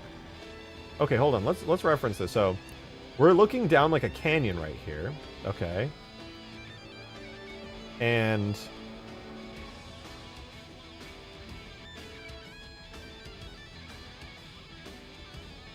I'm trying to understand what I'm looking at here. So I think I see it. You have canyons with bridges that like branch off. And that's the only way you get to the center map. Or you can go around the side of the map. I'm just going to have to see this in game, I think, to really fully understand it. Could be exposed around the new Mombasa Digsite. Could be. Very interested to see myself. All right, Missile Beach. A map redesign and concept that survived into Halo 4 but never quite got refined for release. This Missile Beach iteration was worked on by Certain Affinity as a potential DLC map. Missile Beach is a natural terrain box canyon in the vein of Blood Gulch, but scaled down so that it's appropriate for a faster-paced, medium-sized game. It's an elongated oval, but unlike Blood Gulch, it is not symmetric. It is instead designed for single-flag games and a smaller player count. The center span of the map is split by a deep chasm, which can be crossed by a light bridge in the center. Natural bridges, top and middle bottom, and highway walkway paths along either end. Interesting. So it is a smaller blood. Okay, I presume there's no... So there's only a concept for this map. Interesting. I like the idea, though. A smaller scale asymmetrical Blood Gulch. Huh. Seems kind of fun. Alright, Solitude. Ooh, okay. So this is an in-game one. This took a bit more work than initially expected to get to a level of visual polish we were comfortable with, but it's certainly one of the more experimental maps we've found through Digsite. You can see elements of Ascension, Lockout, and what would become Halo 3's Guardian if you squint. I love that. All the arena-style hanging in the air maps. I'm with it. Solitude is a hybrid of our two most popular small maps, Lockout and Midship. While it boasts midship symmetry, it borrows heavily from Lockout's patent Figure 8. 2 main levels, plus rooftops, and many ramps and shortcut jumps. Like both its parents, it also features an open center, giving it an arena feel. Structurally solid... this is what it looks like, by the way. Oh! Huh. See, like, a lot of Ascension, a little bit of Guardian. Definitely Lockout. This is a cool and interesting map. Let's continue. Structurally, it's most similar to Lockout. The area is arranged around an open central platform surrounded by 4 island towers, each separated by ramps and Lockout-style jumps. That's fun. Who doesn't like that? The central platform has a lower level, as do the side towers, and these towers are interconnected in pairs. Unlike Lockout, Solitude is symmetrical, with flag bases at the tops of the larger outside towers, making it good for small-scale classic CTF. A large hole in the center drops down to the bottom level, but a player that lands in the middle will shoot back up by a jump pad to the same height as the roofs of the surrounding towers. Oh, that's really cool, actually. They said this map is experimental, but dude, this is a really nice looking map. I feel like this would play good. Like, obviously I'm not really want to talk because, you know, I'm not exactly playtesting this, but this is really cool. I'm kind of shocked that this was not a map in game. The concept of this feels like it would be a lot of fun to play on. I like all the jumps. I like the idea of the jump pad in the middle. There's a lot of good stuff here. I'm surprised. I'm genuinely surprised. This seems like it would be a phenomenally fun map. I would totally enjoy playing this. Finally, texture. This is awesome. All right, Sunken Temple. This is an interesting one. An early experiment in using single-player environments for multiplayer maps. In this case, one of the underwater Forerunner vaults from Delta Halo. Fun fact, this map had been getting work done on it since before Digsite was officially formed. Oh, cool. So I presume that means one of the Digsite members was doing work on this before Digsite was even a thing. Oh, where you going, little kitty cat? Whoa. Hey, what are you doing, kitty? Are you just gonna come back up here? Oh, it's cute kitty cat. Look at her, guys. If I'm gonna have to look at this kitty cat, you are too. She's so sweet. I was about to have 100 tabs open. I always do anyway. This is cool though. I want to see this is called Sunken Chamber. We're gonna have to explore it too. All right, Timberland. Timberland, yeah, I was about to say, wait, this is a Halo PC map. This was not on the Xbox. Timberland is similar to the Halo 1 PC map from Gearbox, which shares its name, but taking a completely different evolutionary approach to work with the Halo 2 sandbox. I have to point out that the map you are getting has had a lot of fixes applied by the Digsite team after multiple rounds of playtesting. The original was not in a state we could use even as a data-only release, so huge shout out to General 101, as per usual. General 101 always has a hand in doing this crazy stuff. Why? Cryo and the rest of the team that whipped this into shape. Ooh. This is pretty nice. Look at that base, dude. That's a cool looking... Oh, you guys can't see it very well because my camera... There's a really cool Forerunner base right there. I am excited to explore these. All right. Digsite dev Y put in extra cycles to get the creek looking good, inspired by the water in Halo 2's campaign level Uprising. Oh, nice. That's cool as fuck. Man, this stuff's nice. I like it. All right, another map, Destructo. Destructo set out to be a test bed for multiplayer environmental destruction and the new physics systems in Halo 2. But many of these systems... Wait. Many of these systems work in the MCC version of Halo CE. Oh, okay. So I presume they don't work in Halo 2, but they do in Halo 1. So they ported this test bed to Halo 1. Interesting. Interesting. Surprised they worked in CE, but not... What are you eating? No, that's a candy. You don't get to eat candy. You're a cat. As sometimes happens... Oh, wait. Overboard. Sorry, I got a little ahead of myself. We're looking at Overboard next. A last-minute find and addition to this release, Overboard is a very early Halo 2 development map. Pre-Halo 1.5, it appears. Damn. Okay. That we don't believe ever went past the 3D mass-out stage. As sometimes happens with interesting new finds, General 101 got an itch and quickly converted the map into something that would compile and run in-engine. For some context, this was a 3ds Max development file that had no UVs, broken geometry, and no instancing, so not the most ideal data to work from. Very true. That's a lot of work to fix. So the fact that Journal 101 went through, probably made seams for everything, instanced together all the stuff that wasn't instanced, and then went through and like gave it all materials and stuff. That's annoying, and that's a huge pain in the ass. Ah, cat, you're pressing stuff. Spoilers. Ah. Okay, continuing. Cat, please. You're touching everything on my keyboard. Just come here. But this is really cool. Thanks to General 101, you can now walk the plank and visit the infamous fruit cellar. So I guess this is a design document they've got. Very cool. Very, very cool. Fruit cellar. It's funny. This is a cool looking map though. I like it. I like it. Perspective section view. Note the Halo 1 style teleporters and ladders. Oh, I see. Yeah, because this is before like a lot of Halo 2. All right, here we have Cloud City. Did you... Oh my god, this cat just farted on me. Cloud City, design cousin to Overboard. This was also a late find and repair job that turns a 3D mass out into a playable game space.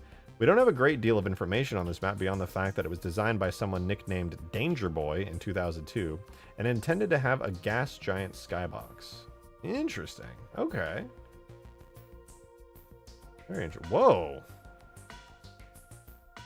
That's a cool ass skybox. Instead of a gas giant skybox, we selected one that is more analogous to what you see outside the Delta Halo containment wall. Wow. That was very cool. I like it. I can't wait to explore these maps. Cloud City concept art. Interesting. I wonder what the like lore behind this map would be. Nice. This looks like it would be actually a very good arena map. This is another map that I'm genuinely surprised is not in game. This looks like it would have made for a killer Halo 2 map. Seriously, I'm surprised. All right, oof. The section that makes me spiced up, man. Third time's the charm. You already know this is gonna be a Halo 3 section. Halo 3 gets new Digsite love with 4 maps resurrected. Okay, and given development love for the fans and modders. Listen, I love Halo 2 so much, but Halo 3 just is on another level, okay? Halo 3's fidelity, the history, the forge, the community. All right. Pump House. This is a map name I've seen a gazillion times. Pump House is a map that has been shown off on Twitter by Max Hoberman, and that helped inspire us to get the map out the door. It's a small map, vaguely reminiscent of the sewer area in Crow's Nest, meant for 2 to 4 players, with large machines allowing players access to higher levels. So this is Pump House. Interesting, interesting, interesting. I've always wanted to know, because this is the name has been in the files of the Halo 3 editing kit forever, but with, I think, only scripts.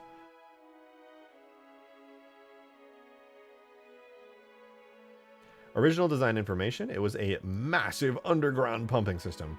Sits underneath a World War I era bunker complex in the hills of Africa. The overall layout is defined by 2 multi-story chambers which lie on either side of a large central storage volume. Small port stories and tunnels surround the interior of the center container, but vertical movement can only be obtained by moving to the outside edges of the level. Very nice. Very, very nice. It was a single-player environment, being Secret Base, aka Crow's Nest. So this was the design document for Pump House. It's pretty cool, actually. I'm here for this. I want to see this in-game. I'm very interested. This feels like it's a small enough map where it would not be out of the question to make this, like, a complete level. It would not require as much effort as many other things would to make this a full level, because we have the final Crow's Nest with its final art pass, obviously, because it came in Retail Halo 3. You could just take a lot of the elements, materials, and textures and just apply that for the most part here. Obviously, you'd have to basically redesign this whole thing from scratch, but you have an entire actual level to base it off of, so. But I'm curious to know why it didn't make it. Oh, this is cool. There's a device machine. A large moving cylinder which causes the entire room to act as a massive pump. That's cool. Oh, this has a ghost on it. You can have ghosts through this level. That's cool. Pretty small map, though. It's cool. Blam Mountain. Okay. What the fuck is Blam Mountain? Riddle me what the hell Blam Mountain is. It's a mostly unseen map that has similarity to High Ground, though it is larger in scale and was planned for BTB matches. Much like High Ground, it's an ideal map for asymmetrical game types, with one team being expected to assault the enemy base. What is this? It's got like ultra green grass in the skybox and some, I want to say, giant Forerunner guns or something, or are they human guns? It definitely feels a lot like High Ground. It's pretty cool.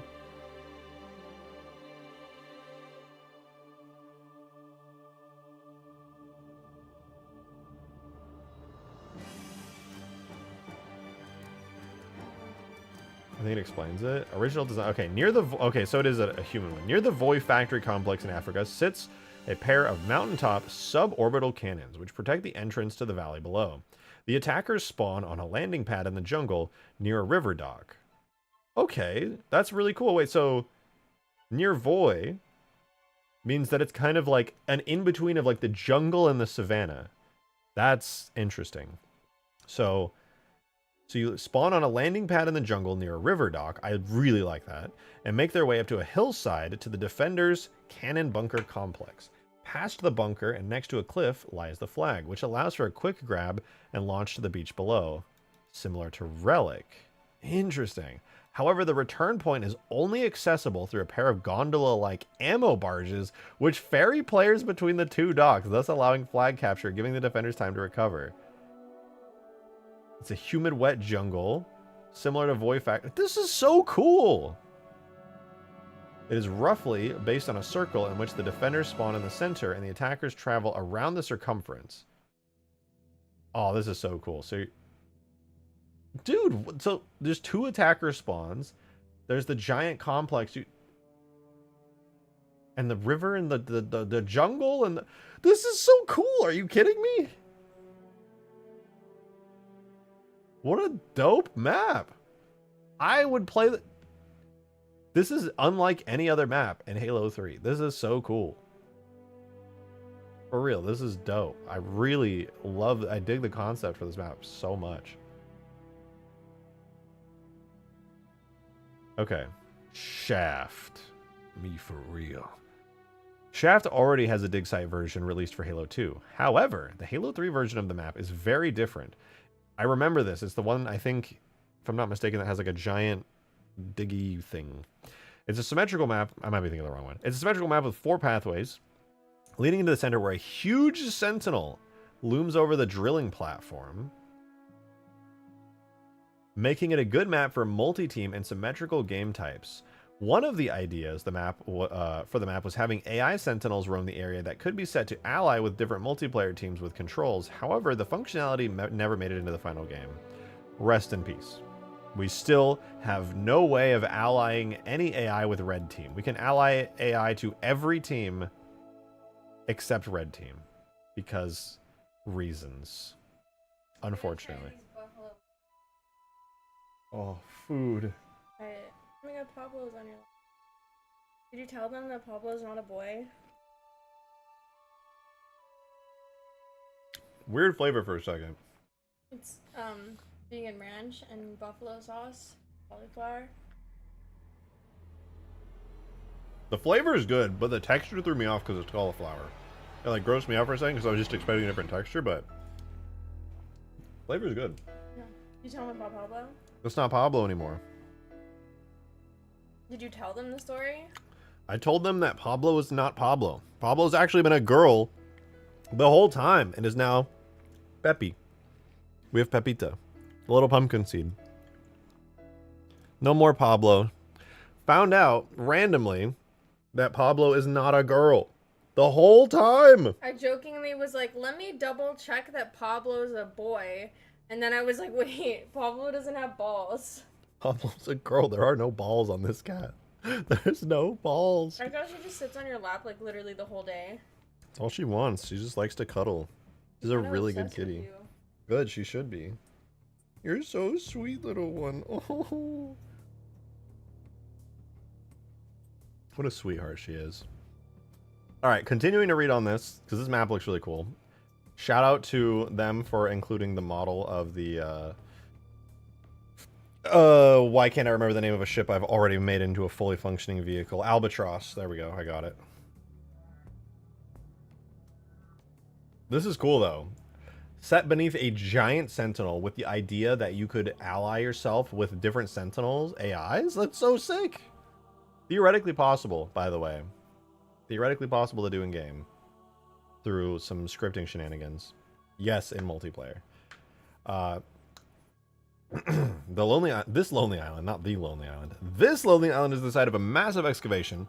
The hovering Mega Sentinel is slowly and inexplicably coring through the mantle and understructure of Halo. So dawn or dusk, almost Sunlight light source from the Mega Sentinel. That's pretty cool. So it's like a really bright light coming from the Sentinel.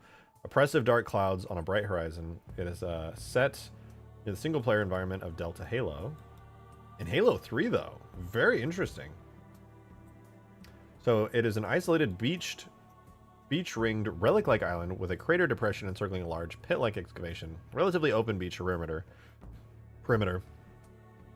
A crater at the center, accessible by tunnels that radiate out from the pit. Various teleporters connect different parts of the island, and a Mega Sentinel hovers overhead, covering nearly the entire island. That's so cool. Oh, dude. You can't tell me that's not like the hardest concept art of all time for a multiplayer map. That's so cool.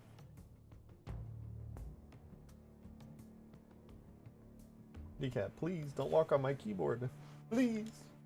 Please. Ooh. The Forerunner tank? I don't think that's the Forerunner tank. That's just some kind of giant Mega Sentinel that drills. Okay, keyboard is not for you. But yeah, okay, so here's the actual layout of the map. Is it just me, or is this like an extremely large map? Ow! This map looks massive. Holy shit. This is the Halo 3 design layout for it.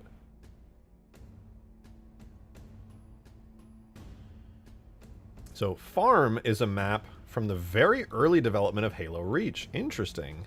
At a point where it had very few assets made for it, hence why it reuses geometry from the Halo 3 map Standoff and Sierra 117's Skybox.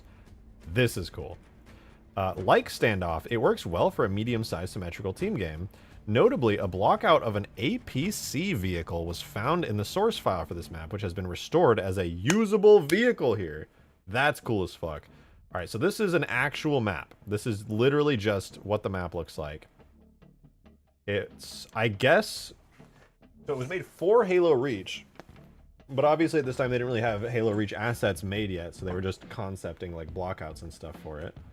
Pretty cool looking though, but yeah, you can see they use standoff geometry for a lot of stuff. Time for a blood. Oh yeah, you can really see the standoff geometry here. They literally have the base still there for it. The little standoff base. Seems very cool though. I'm pretty sure 2D pictures of the farm and its silos are used in Halo 3 on a few maps, like the ones that has a giant satellite dishes. Huh. I don't know if that's the thing though, because they were doing this for Halo Reach's development, though. I think this happened after. It's cool though. I could be wrong though, and if I am, please let me know. So early work by Krevel to get the map stood up in Halo 3. Tag references, aka removing the DMR. It's funny that they had the DMR so early, and shaders still need to be updated, but farming is truly honest work. I like that. So original mass out of the farm APC mobile station. This got us thinking. Okay, so this is interesting. So the map had an APC block out on it. Ooh! Ooh! Ooh! This might be in the thumbnail. I didn't know too much of the details on it, but I saw it and went, that's going in the thumbnail. As a YouTuber does. APC after Krevel did his magic. Krevel do be working his magic. Look how good that looks. Look how good this. The application of those textures was peak. Ow, cat! And then, of course, the scorpion stuff on it. Perfect. Perfect. A scorpion turret and cupola matched perfectly. Whoa! You live down there? No, you're fine. Perfectly to the mass out, leading us to believe this was heavily inspired by the real-world AMX-10. Once we had the turrets attached and some UVs applied, it was only a bit more work to make it usable in the sandbox. Yeah. Note the deployment lockdown mechanics don't work in Halo 3, but upporting it to Reach should provide modders with new options, as that was added to support the Kodiak APC. Very, very fucking cool. While there is no lockdown mechanic, you could theoretically, keywords here, add a opening and closing overlay and maybe a suspension overlay on top of that to make it visually appear as though it has locked down when you get out. But more than likely, you would have to do some hacky stuff to even try to get any kind of functioning lockdown for it.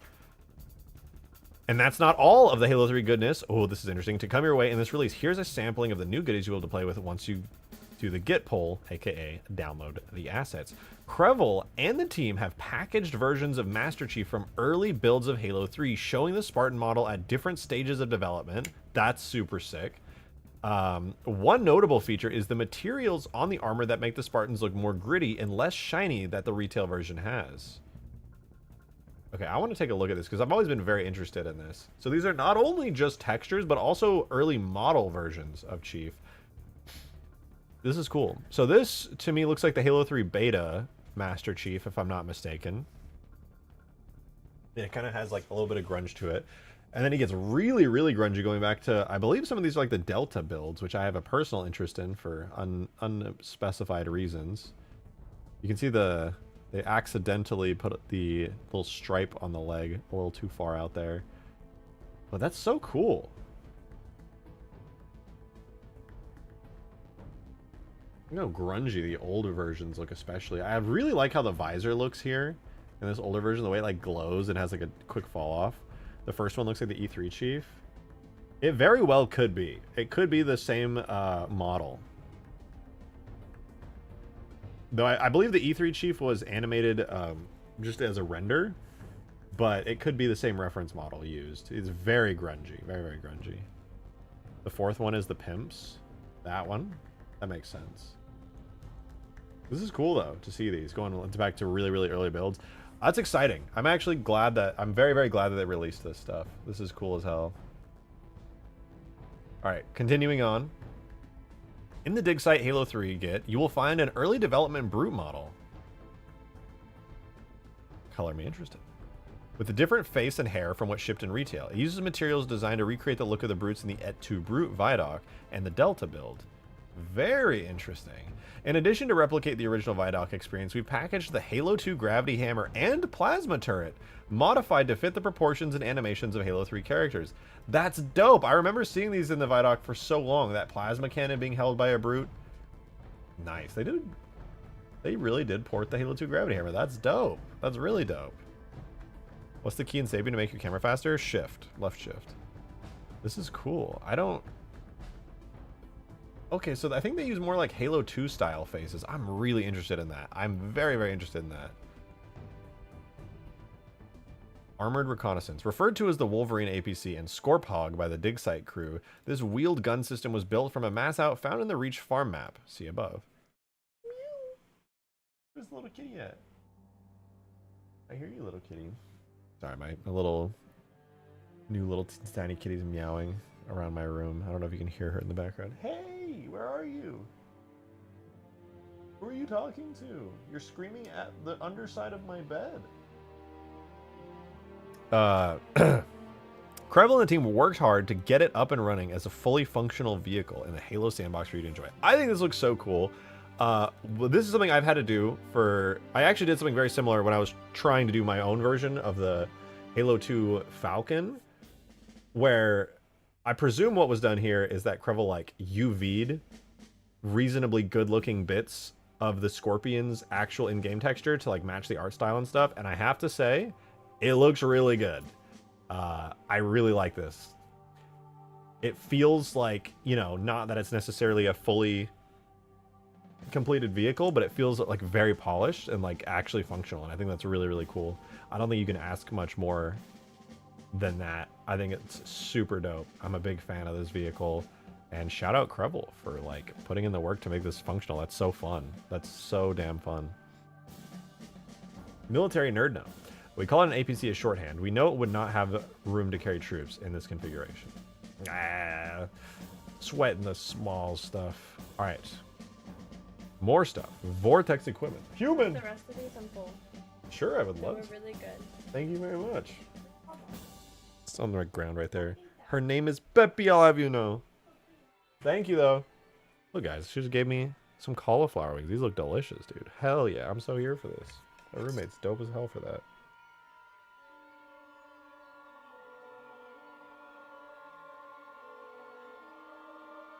All right. Moving on.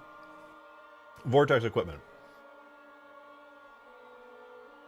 What does she think about the APC? She just told me telepathically she thinks it's really cool. She's just sad that the Digsite team doesn't do cut content inclusions for things like Godzilla Save the Earth on Xbox 360 games. She's really disappointed in that.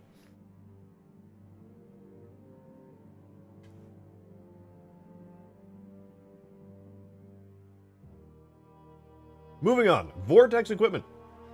The Vortex, I've never heard of this, by the way. This is completely new to me, genuinely. Very cool. The Vortex equipment is listed in the Halo 3's toolkit debug menu, but has otherwise gone unseen. I had not even noticed it. Shows how much I've looked into some of these things. When deployed, it attempts to drag players and other objects towards it, trapping them in its orbit and making them vulnerable. That's pretty cool, actually. Huh. I don't know if it has place in Halo, as it'd be kind of annoying to get dragged in and have to lose control. I can't think of a single time you lose control or get stunned in any way in Halo. Maybe that's why they removed it, but that's really cool. Damn. New equipment. Neat. Very neat.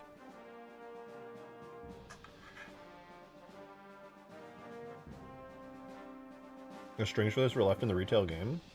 Must have made it pretty far in development then.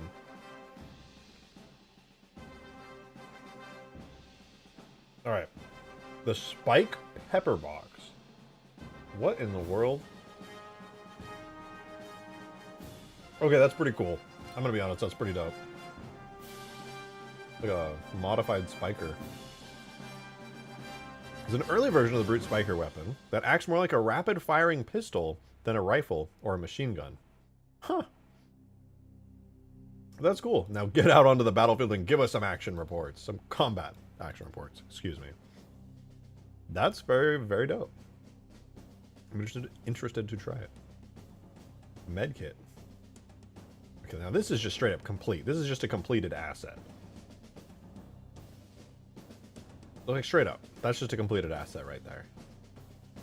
An unreleased medkit for Halo 3 that would have likely been used in Crow's Nest as a prop. The model for it has been shown before, so dedicated Halo fans may recognize it. We're including this one particularly for creators that want to restore health packs in their mods. Please add more stuff like this. If you have more random props and assets that are just like sitting around and you don't know if you want to release it, Digsite team, please, if it's not much more effort. Little stuff like this is so cool. Are you caring? This is so cool. Little stuff like this makes me so happy. I love it. Man, I should do a video on these Digsite releases. These are awesome.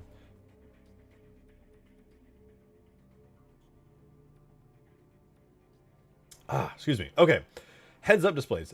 These are recreations of the early Halo 3 HUD, which had a different placement for equipment, a compass created via code rather than tags. That's interesting. And featured a ring around the motion sensor. Okay, let me zoom in on this.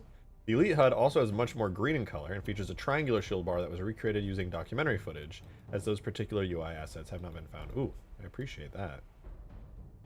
Oh, that's cool. And look, the Elite's using like old shaders or something. I like the way this HUD looks. Interesting that it's created via code.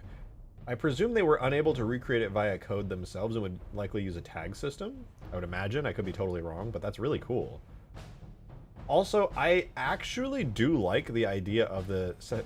Well, it probably makes more sense to have it over here in the final build. This is cool, though. And there's that little ring around the motion sensor.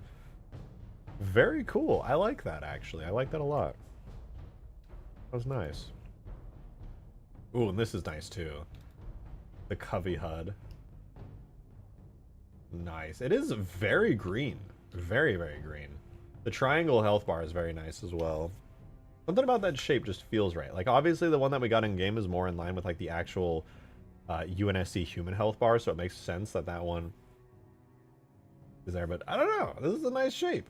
It's kind of a nice shape. I'm here for it. Also, it has all the other design elements that Barnes had. Oh, is that an old school carbine HUD? It is. It's different. It looks nice. I like it. I like it. Board it. And that brings us to the end now, dude. Why? I know these Digsite guys work hard in their free time for something that they don't get paid for, but man, I was enjoying that so much. I'm so sad that it's over already. This is the start of your great journey into the ancient past of Halo's cutting room floor content. And then they have downloads to everything here. Curious to find out more about Digsite? You can check out our other blogs on the fruits of this group's labor and get hands-on with previous content releases from last year as well, which you can also find on the Steam Workshop. Oh, and they've released these things. Nice. Oh, no, these are the other releases.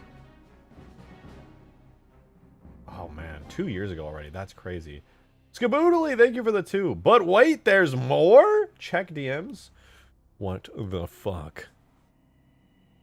Oh! Skaboodly's project is here.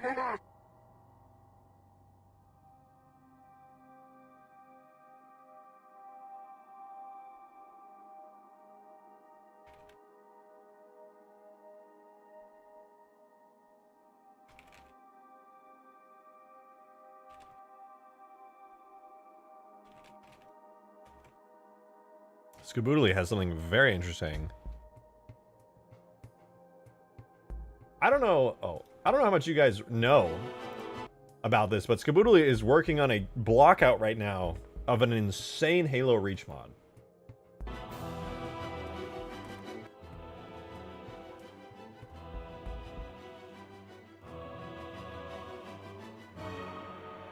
Is this uploaded by? Yeah, this is uploaded by Dunksao. This looks very nice. They have a script working right now to have AIs follow you around this massive Halo War style map. Oh, man. Oh, that's right. You can generate pathfinding in Reach. I forgot. Oh, I wish I could do that in 3. Yeah, this is Dunksao.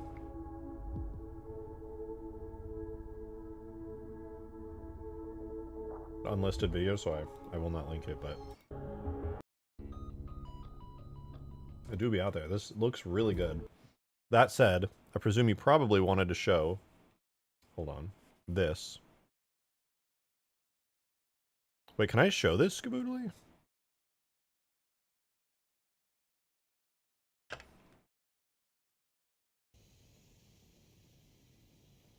Oh, dude, the Falcata's so good in Reach. Oh!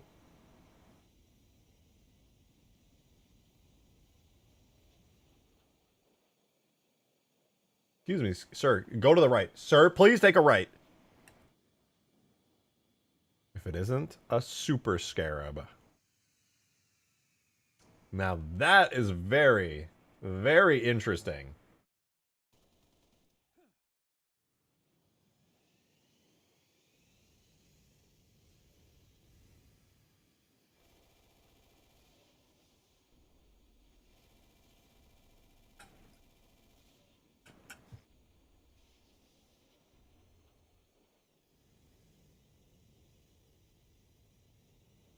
Damn.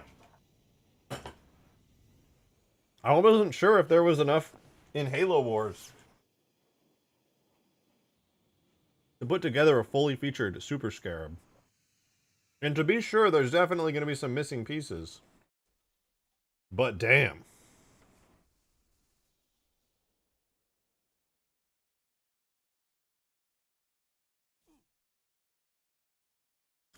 That's wild. Like, I know it's just a straight rip, but it already looks so cool. I didn't even know it had legs like that. On top of it all, I managed to dig up the source high poly, so building it will be so much quicker. I have so many feelings in so few words. It's so cool. More scarabs. More scarabs.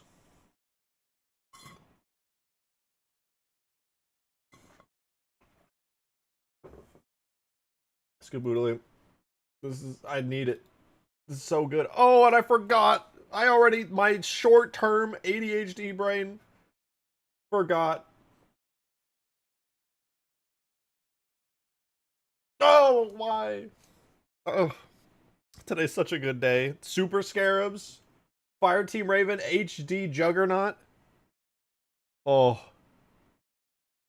And this. High poly Super Scarab assets on Skaboodly has the high poly Super Scarab assets, you guys. Oh, God. Oh god, what is he gonna do with them? He can't.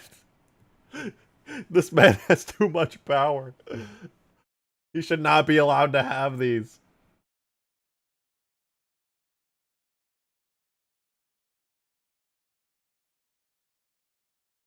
It's not safe. The things he could do with that. Are you serious? Oh man. He's dangerous. He's so dangerous.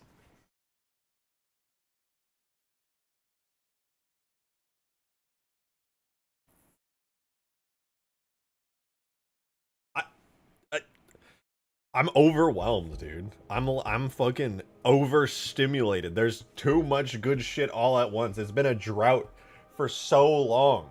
There's been a drought for so long. I'm overwhelmed. I can't do this much content all at once. Holy shit. It's a 5-star meal. No, for real though. It should be noted the map I'm making is loosely based on Green's original Halo Wars mod, which in itself was based off Frontier from Halo Wars 2. All of this starts with Green in one way or another. Green really has had a major influence on so many things.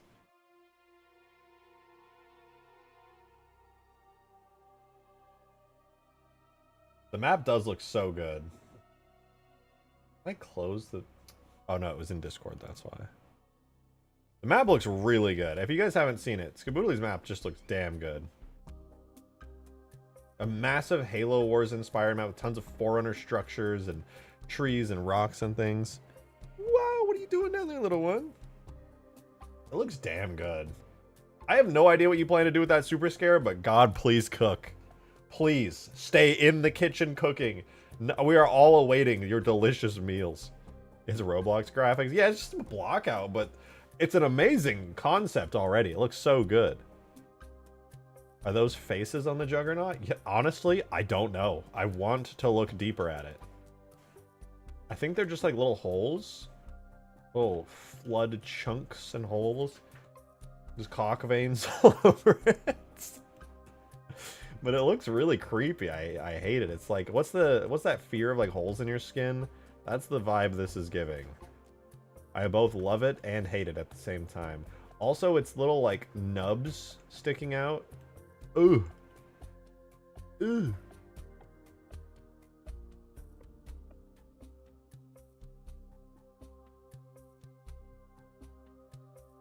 Super Scarab is a dream? Yeah, actually.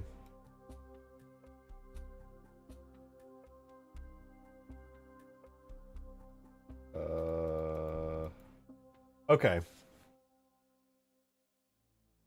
Basically, the huge 4-pronged structure in the center is a massive teleportation apparatus that Covey's managed to figure out how to use it. Well, that's horrifying. They would have to have a human to use it, for the record. Just saying. Covey's can't use Forerunner tech without a human. Basically, the Super Scarab teleports into the center of the map. Ooh. Ooh, trypophobia, that's it. Thank you. Thank you, Duchess. Okay, that's so dope. I'm so excited to see what you do with that. That has the potential, like, if it's gonna look anything like the art style of the old map that you made, it's gonna look amazing. It's gonna look so damn good. I'm so excited.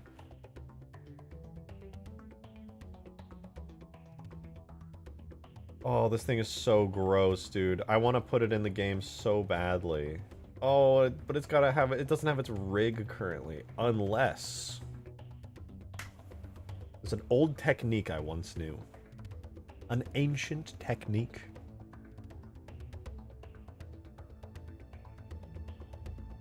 I have an idea. I am not sure if it's a good idea, but it is an idea. Okay. From my time doing weight painting, I know there's no rig for this currently, but I have to try it. I'm gonna try something. I was told by Plastered Crab, Mr. Crab himself, the Crab, that there will be a rigged version of this at some point once they understand how that data works, because they're still decoding it all. Hey! Oh, this kitty's so cute. You're so cute. Just want to play. Hold on, I'm gonna go take my kitty downstairs so she can play with the other kitty. He's very worked up right now. Give me 1 second. Enjoy her. I'm gonna go try putting her downstairs. Come on, kitty.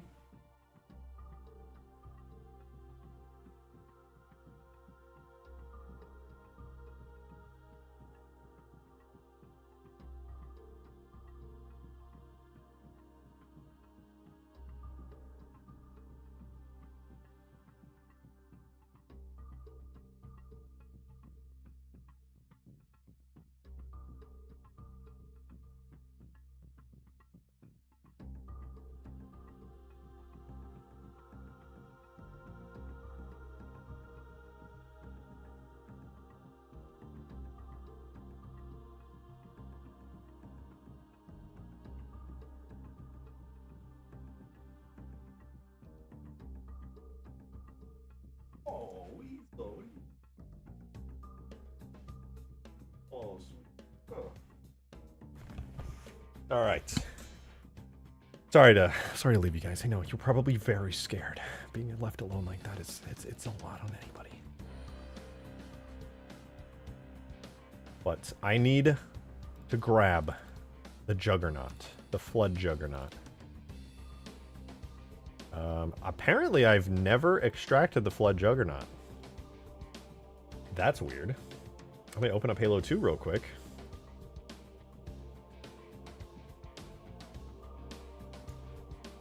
Grab ourselves a Juggernaut. In Halo 2, it's under Objects, Characters. What is it called? Oh, it's literally just Flood Juggernaut? Okay. So we'll grab it. So we'll do Tool, Extract, Render, Data, Objects, Characters, Flood Juggernaut. This is the actual Flood Juggernaut that I'm extracting through the Halo 2 game data. Nice. Data, Objects, Characters. No, not there. Data extracted. Flood Juggernaut. We are good. All right, I'm going to try putting that into Blender really quickly. My idea is this, okay? I take the Flood Juggernaut, and if you look, as it turns out, I don't know if you guys see the similarities, but the Flood Juggernaut is in a very similar A pose to the one that was extracted. And I can imagine a world in which the people who were working on the H2A Flood Juggernaut also use that same A pose and bone structure, which, as it turns out, if I line these up, it seems like, although I got the scaling a little wrong there,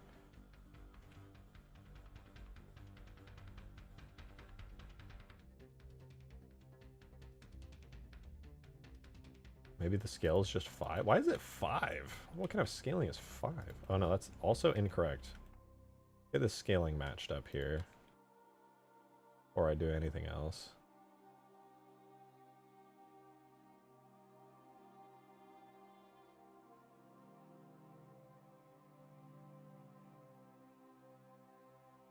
I don't think I've quite nailed it. Close though. I think that's pretty good. Pretty good for scaling.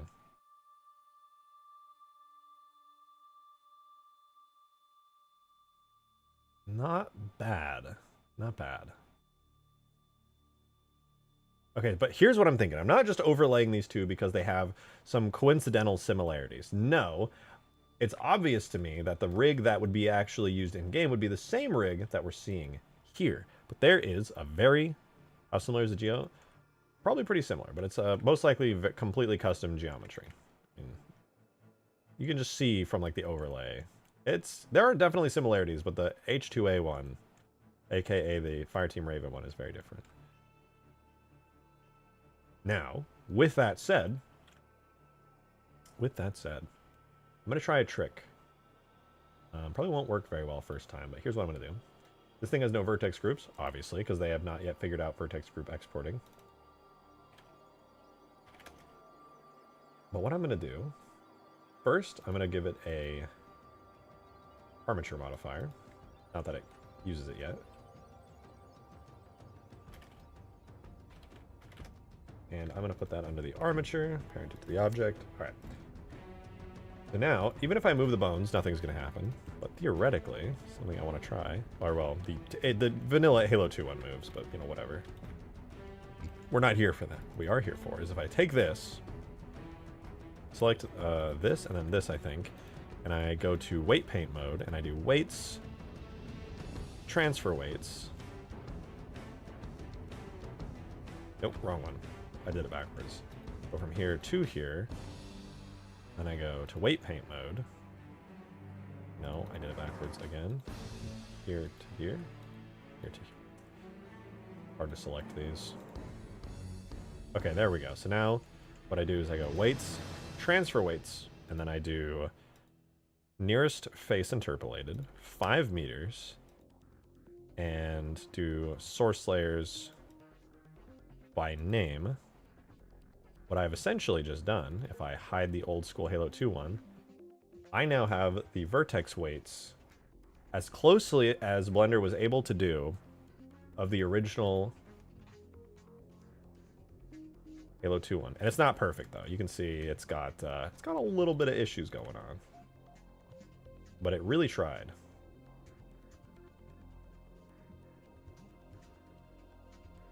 Any major changes? Not that I mean, the biggest thing I can see is that the little fronds most likely don't have bones. I would wager that they just like did not animate the little mouth frond thingies here. Let's try this again. Weight transfer again, but let's do ray radius like 1 meter by name, nearest face interpolated. Probably.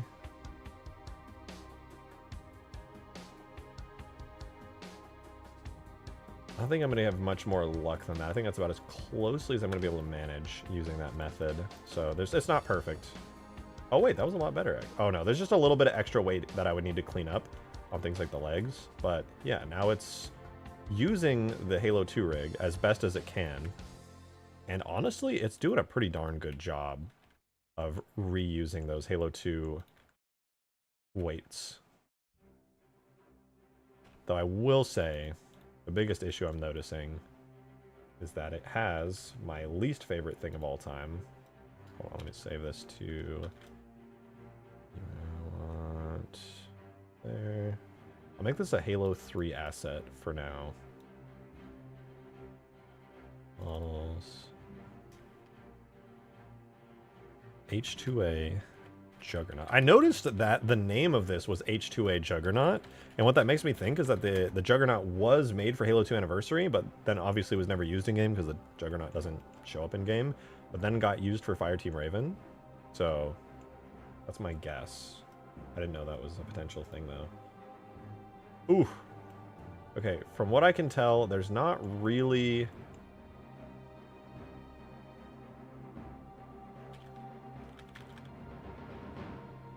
Is there custom normals data? Oh god, I'm scared. What if... Okay, clear the normal data. Fade smooth.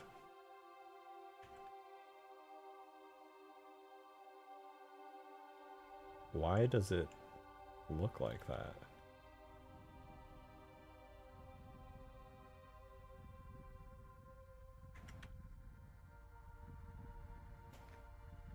Oops.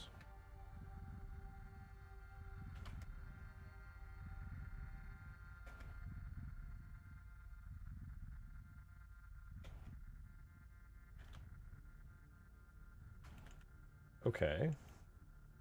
I guess it did have normal split data, but I had to remove that or else it wasn't going to work right. Decent, though.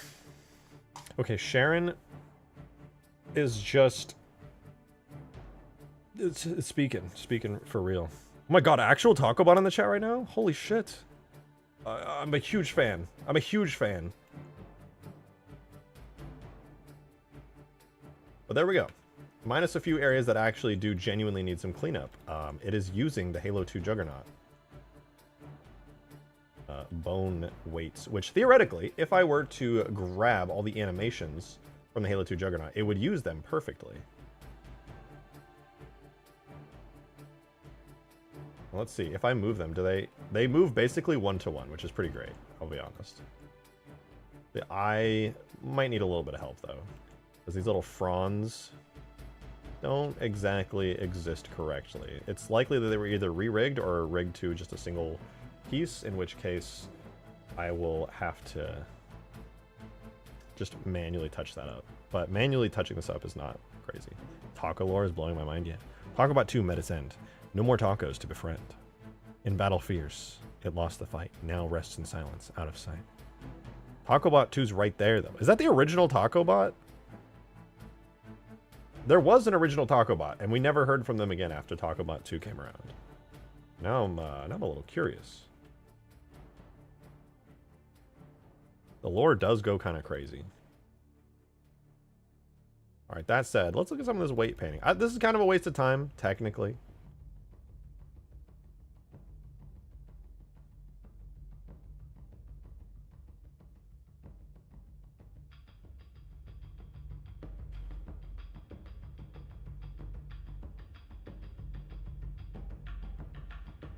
Because there will be this exported, but like...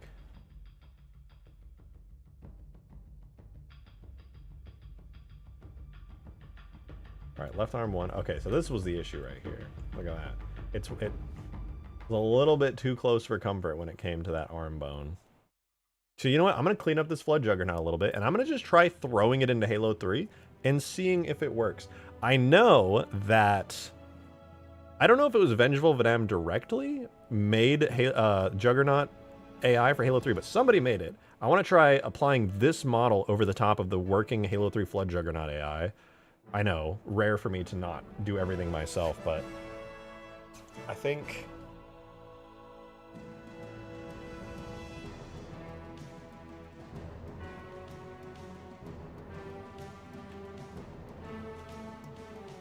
I'm going to try it. Ah, what did I just open? Wait, actually, what did I just open? That was weird.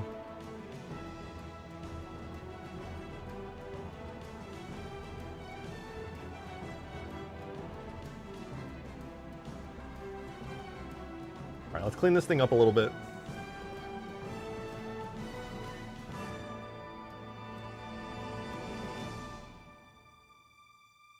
So if you guys have never done weight painting, well, that means you really just haven't suffered, which is probably a good thing. But yeah, I'll show you guys how this is going to work. Basically, wherever there's not a dark blue color is where the arm is going to move when I move the arm. Sounded weird saying that out loud. I hate weight painting. Yeah, you and everybody who's ever weight painted. Workspace, options, symmetry. Okay, so I want to set this to not front faces only. I want to use projected fall off. No, sphere, right? Projected. And then I will begin. Yeah, I want projected for when I'm removing stuff. It makes it a lot easier. Yeah, this area right here where there's some stuff that's been painted onto it for the arm. Obviously we don't want, oh boy. Obviously we don't want the body itself to have any weight painting. It would be a little bit weird if the body moved at all when the arm moved. So we want to clear all of that off. And then now we can see if that worked by going into pose mode and moving the arm. You can see there's, oh no, not that one. But the top area has none left. Now we need to go on to the slightly lower version of the arm, slightly lower bone, and then remove that. So you can see there's a little bit right there. All I got to do is just go in, unpaint, wash off some of that dirt, some of that grime, and then go back in. The leg. Oh, I see a tiny movement. Do you guys see that? Right there. Couple of vertices. Still have a little bit of paint left on them. We'll just go back in again, because we don't want that moving. Double check that that's all cleared off on arm 2. Everywhere we absolutely possibly can. And then do arm 1 again. Do the exact same thing. Sometimes it can be a little hard to tell if there is some stuff, and you just got to really get in there and go for it. All right.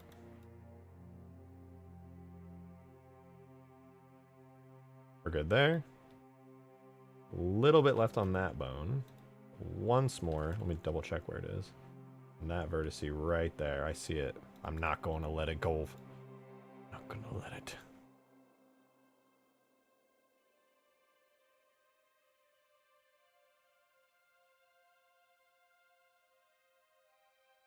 Okay.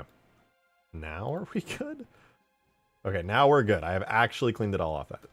Though, I've once again found a small area.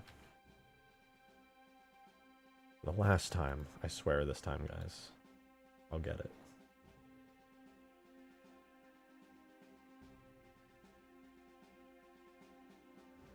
There we go. For real this time, it's actually good. So that weight painting is taken care of. So the arms should be all good now. I don't have to worry about that. And then I'll check the other arm. Do we have any weird weight painting there? Nope. Looks all good.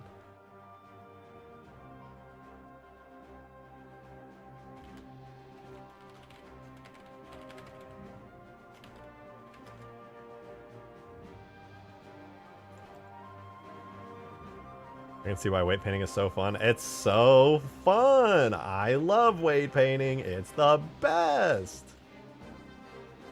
Legs should be fine. I don't think they're tied to anything. The arms and legs are good. The actual part that might be a little bit challenging is the fronds here. The bone structure of the fronds. I think basically what I'm going to have to do is completely unpaint all the fronds here. So we're just going to take a look at how it all looks in weight paint mode.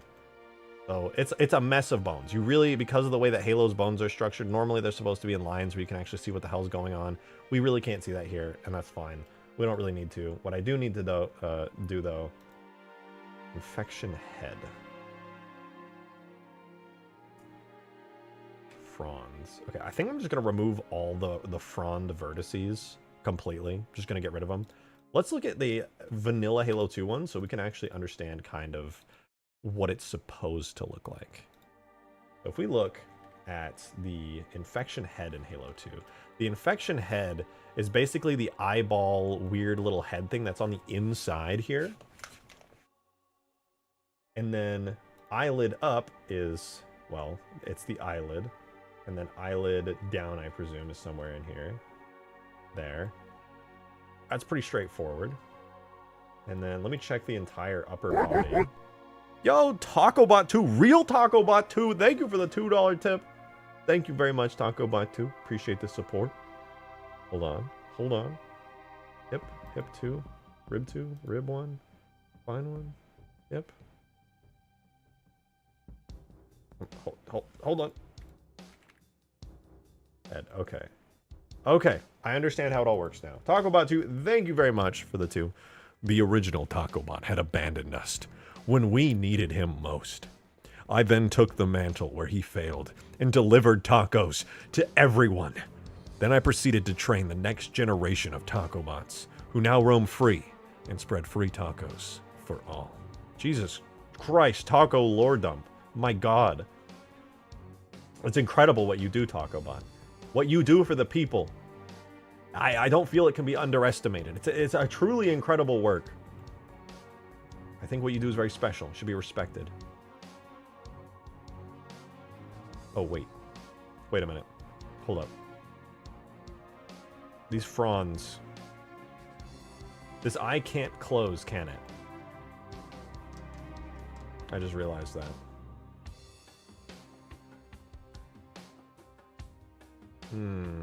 That's okay. Fuck it.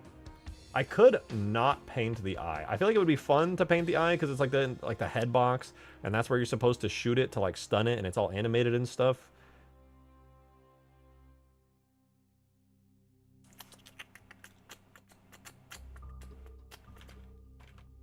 Let me grab the Juggernaut tags.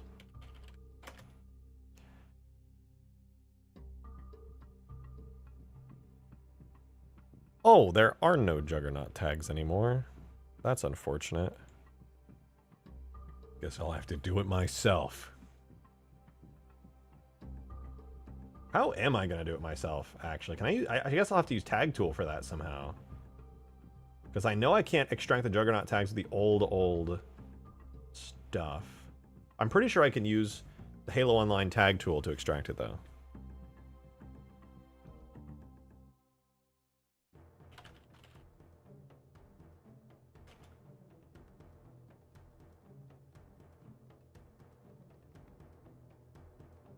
Okay.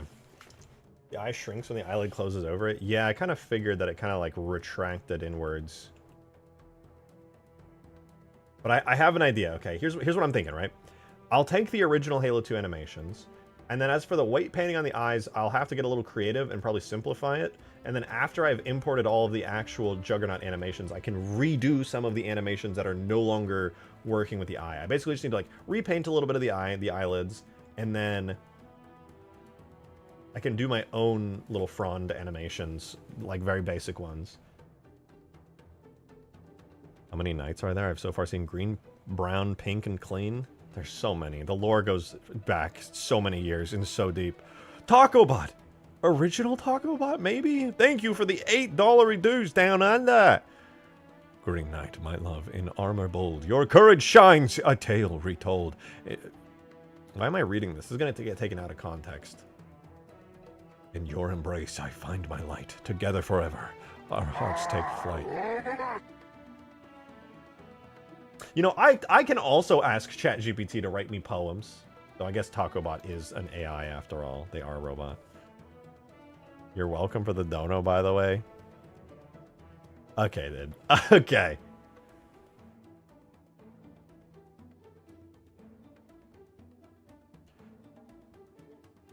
I need to use my brain for a second. Hold on. I'm using my whole brain just so well right now. Okay, hear me out. I have Tag Tool open. This is Halo Online Tag Tool.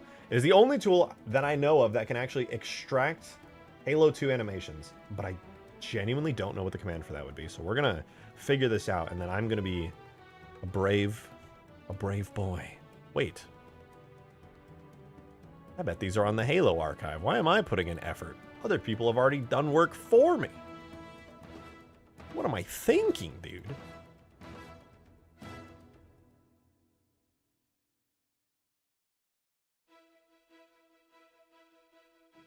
No! No! Wait.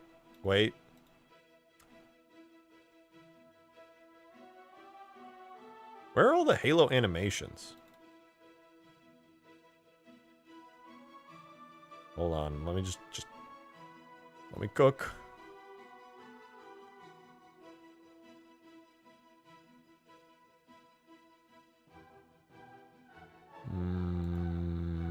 That's not it. Hold on. On the off, I swear there's an entire list of like animations that have been exported. Just use the repo. I have it saved in my PC and I forgot that I had it. You're so right. What is wrong with me? Sorry, Tag Tool, another day. Oh my goodness. What in the world? Weasel. Hi, pretty girl. Oh my goodness. I don't know what I was thinking.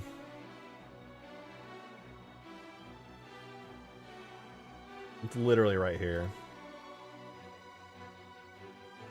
Listen, Taco Bots, I see you guys in the chat. We need to sort this out, okay? We can talk about this. Oh, look at the look at all those. Man, I have had a sudden realization. There is no way in hell I am extracting all of these. I would sooner die.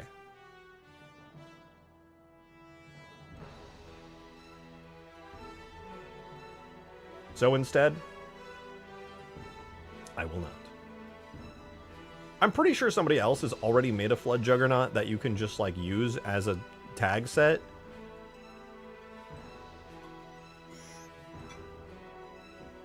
All this content has RJ's brain working on overtime.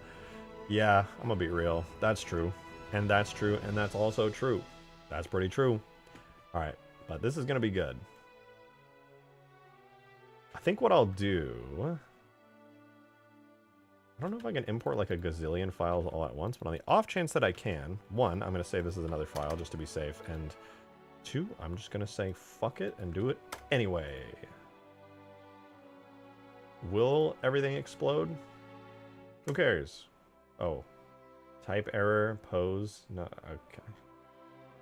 I didn't have my armature on, let's try that again. Take two.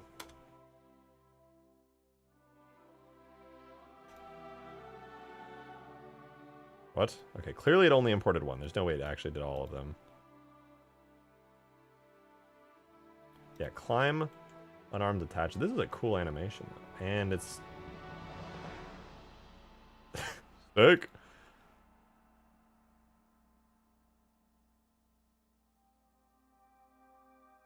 Okay, let's only import animations where I actually want to see stuff. Let's do combat. Unarmed idle to combat move front. Okay. So this is a version of it walking forward. Looks like it's charging. It's beginning a charge there. That's scary. But also, look at that. That's the H2A one. I mean, its fronds are all fucked up. I mean, I expected that. Well, there it is. H2A Juggernaut doing stuff. Ooh. Ooh. Ooh. Ooh. Do another one. That was unarmed 2 idle move front. It's just missing like a bunch. Move front. 2 combat idle. Oh, this is idle. This is the in-between, the transition state between those. I get it. I get it.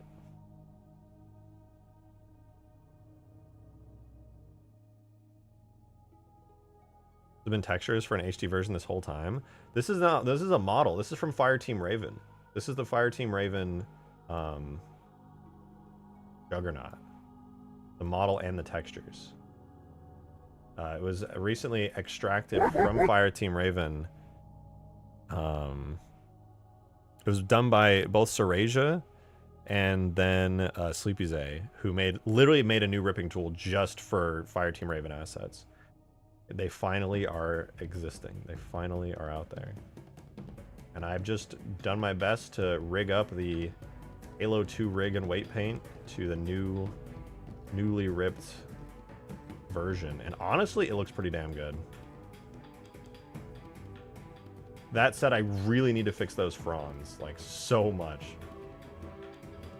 So let me import an animation that actually has the eye closing, which should be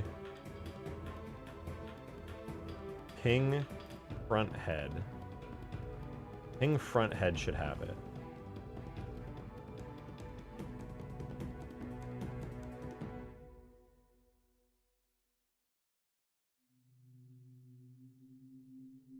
Oh yeah, that like made its entire head explode.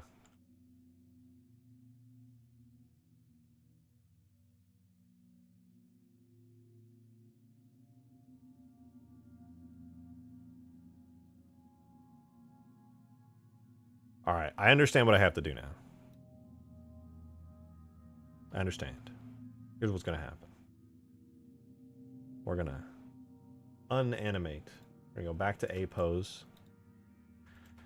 We're gonna do a little bit of weight painting. We have to do just a touch. So what I'm gonna do is I'm gonna remove every single frond bit. Anything that has frond is just straight up getting removed. I'm gonna undo them all. We're gonna live a frondless life.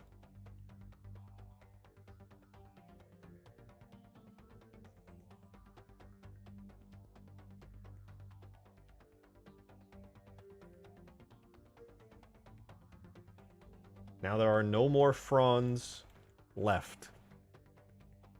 Miss Dono? Oh, I did, TacoBot. Thank you for the $2 tip. As always, TacoBot. You bring me life. Taco fact. The TacoBot in chat is an imposter, as the real one would never speak in riddles. However, I'm willing to forgive and forget if he is willing to share the greatness of free tacos. Free tacos for everyone. As one does. You know what? The real TacoBot would know the lore of why TacoBot exists at all. I'll say that. If the real TacoBot is that one, it will know the reason for TacoBot existing. There is a reason that TacoBot exists. And if they're the real TacoBot, they will know why. Because the person who created it, made it as a very specific reference to a very specific thing.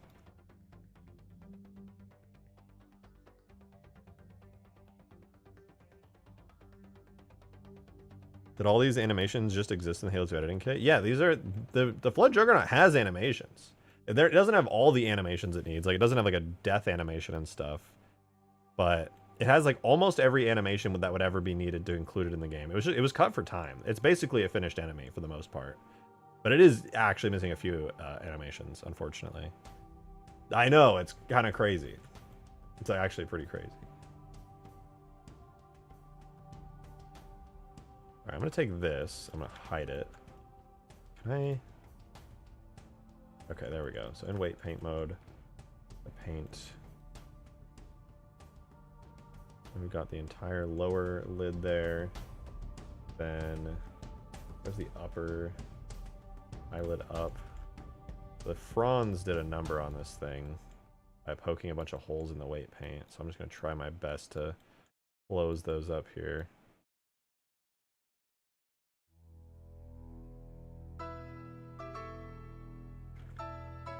Uh-oh. I realized I was on projection. No. Unproject. Unproject. God damn it.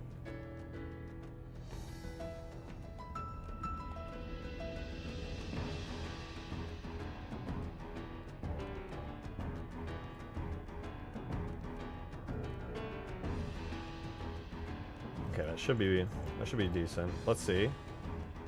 Oh, I do have to. I'm gonna put one frond on here. I think all the bots are going certain phrases are banned. I think they might be. I think so. Wonder when we'll get the Halo 2 E3 level.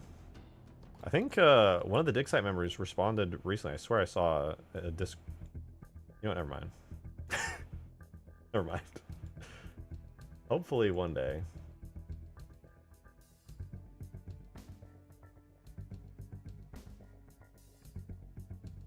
Can we do the flood? Okay, listen. Listen. I know that the on-screen content and the title no longer match up, but it's a coincidence, okay? I'm not trying to imply that the amazing work done by y'all is related to Digsite.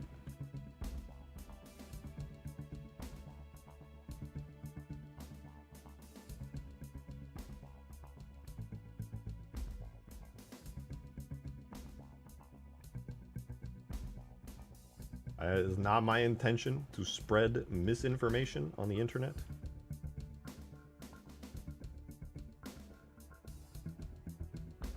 Okay, what is this? This inner part is like the eye. Does it have an eye bone? I swear it does. It's literally called like eye. Infection head. Oh, the vertex paint. Oh, I gotta see. I gotta find it. I don't know where it is. Oh, that is it. Infection head is it? Okay. Gotcha. What info do you know of? Oh, why is rejected? I don't know nothing. I wish I knew more.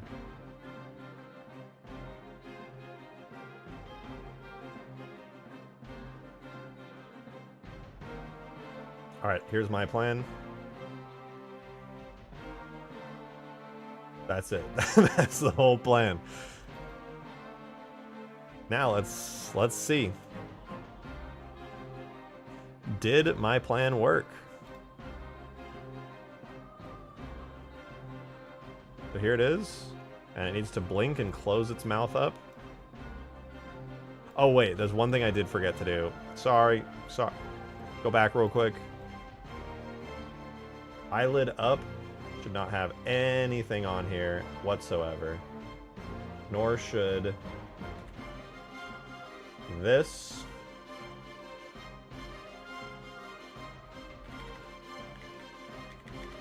An eyelid down should probably have some, yeah. An eyelid down should not have it either. Okay. There we go. Had to clean that up real quick.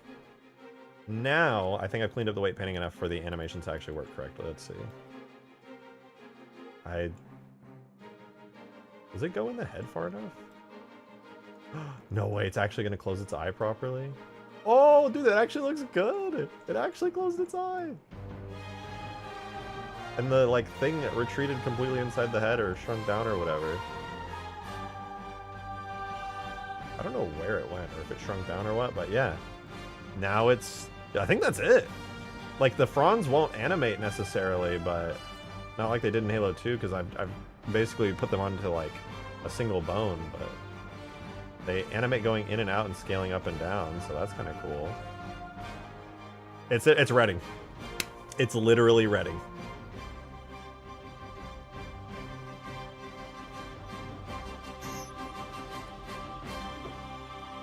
Button on many maps that spawns an enemy Juggernaut. That'd be fun. Gah! Gah. Alright, I'm gonna extract some other stuff from Halo 2 really quickly. Instead of extracting render data, I'm going to extract... Do we have extract collision data in Halo 2? We do, and physics data. Okay, I'm gonna get these in here, and then all will be right in the world. Wait, it doesn't have physics data? Is that true? Chat, is this real?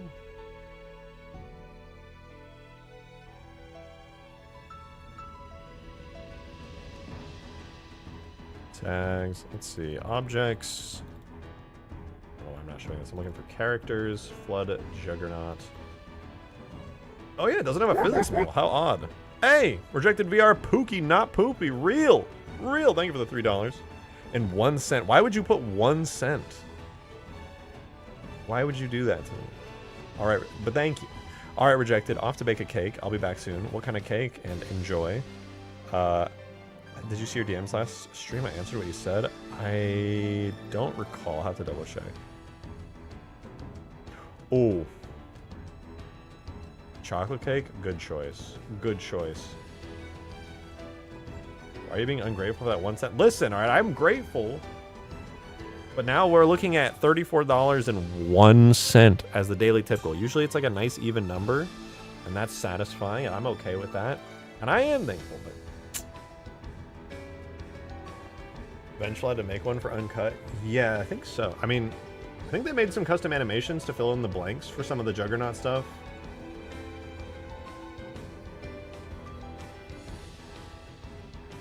Well, anyway, I want to put this in Halo 3. I presume this will look good in Halo 3. My only worry is it's too detailed, in which case I'll likely have to... What I'll do is I'll import it into Halo 3 as like one-to-one how it actually is, and then I'm gonna try like fitting it in as perfectly as I can with Halo 3's art style after that. I'll try that. That'll be good. Yo, Davy Jones with the 420. Thank you, dude. I appreciate that. Nice. Finished my shot. I sent you a DM. I know. I was actually gonna look at it in a minute. I was just getting so distracted with this Juggernaut, but yeah, okay. Guys, for those of you guys who have not been here to see Davy Jones' unbelievable VFX work that they've been doing, prepare to have your mind blown. This is a 16-second shot. Oh my god! Everest, thank you for the $2.99. I appreciate that. Thank you very much. Evening out the tip goal. No more extra cents. Thank you. Fixed it for you. Shout out Everest for saving my sanity. My whole ass sanity. Guys, it is here. Oh my god. It looks so good. Holy shit. The scale, the smoke simulation. Oh my god, that's so cool. Are you kidding me? The camera shake when the giant sentinel flies by. Motherfucking Davy Jones out here. This looks like what I would expect out of a Halo TV show or Halo movie, more realistically. This is disturbingly good. This really goes to show it's all about who you hire. It's all about who you hire, because if one person can do this, given... I mean, to be fair, it's been like probably a month or two, but still, one person did this. It's all about who you hire. Rejected VR Pookie, not Poopy. Thank you very much. For really for $2.14. I'm grateful. Don't get me wrong. I don't want to be that guy. I don't want to be ungrateful. But the extra 14 cents to make it that uneven, was that necessary? Did you need to do that? No. Let's be real. You didn't. You didn't have to just throw like half a quarter in there extra. Yeah, I appreciate it regardless. But I know what you're doing. I see you. Let me up at the archive Discord. Oh, wait, what? That was so sick, though, by the way. That was so sick. Please tell me you can notice the ring in the background. Oh, no, I did. I did. I couldn't remember if it was there before or not, but it looked really good. I didn't know that was a brand new. That was literally incredible.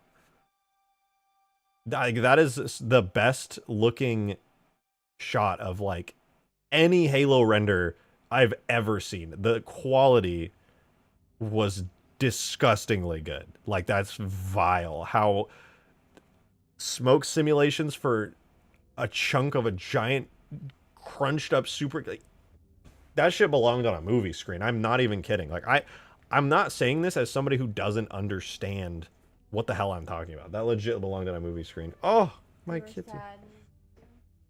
Of course you were. What would you do without me? Mm. Mm. Mm. That was crazy. All right. It's time. We're going to put these animations to work. Let's do it. I don't know if I have to extract every animation or if the Halo 2 animations might theoretically slightly be compatible. I really hope they are. Kyokin with the 258! You know, it's fine when it's a super chat because the super chat doesn't count towards the bar. I appreciate it. Thank you very much for your first super chat ever, by the way. Thank you. Flood jugs is looking sweet. Look at those jugs. Look at those. Look at those flood jugs. Ugh. Thank you. I appreciate it. Nice animations. Thank you. Why am I saying thank you? I didn't make these animations. All I did was weight paint an existing model that somebody else put in a gazillion, million years of effort for. Okay, we're putting this in Halo 3 ASAP.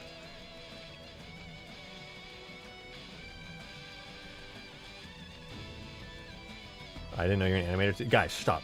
It's not funny. It's not funny because there are real people who have put in a shit ton of effort, and all I'm doing is the bare minimum. God damn it.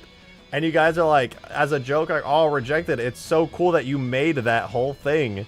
Dude, if you know how bad I would feel if any of them were watching the stream right now? Like, what if Sarasia was watching the stream right now? Or wait, what the fuck? Oh. Sorry, I got distracted by something. What if Sarasia was watching the stream? Or... Fuck. Sorry. Like, imagine. And then they just see you guys and they're like, oh, they're claiming, they think rejected made it? Oh, grr. I would feel so bad.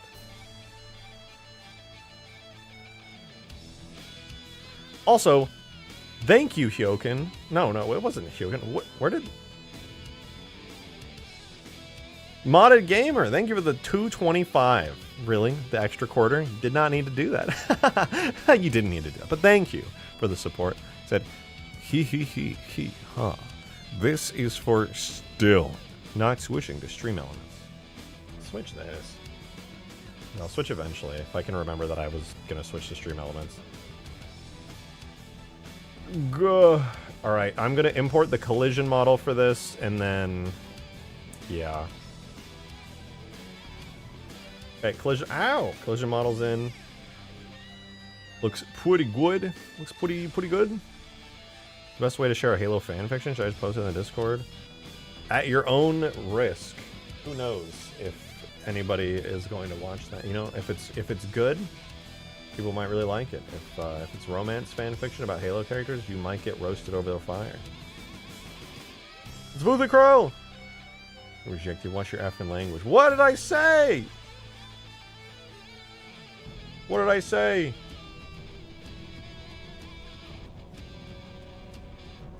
Listen, you can't be mad at me. Look at her. Look at that face.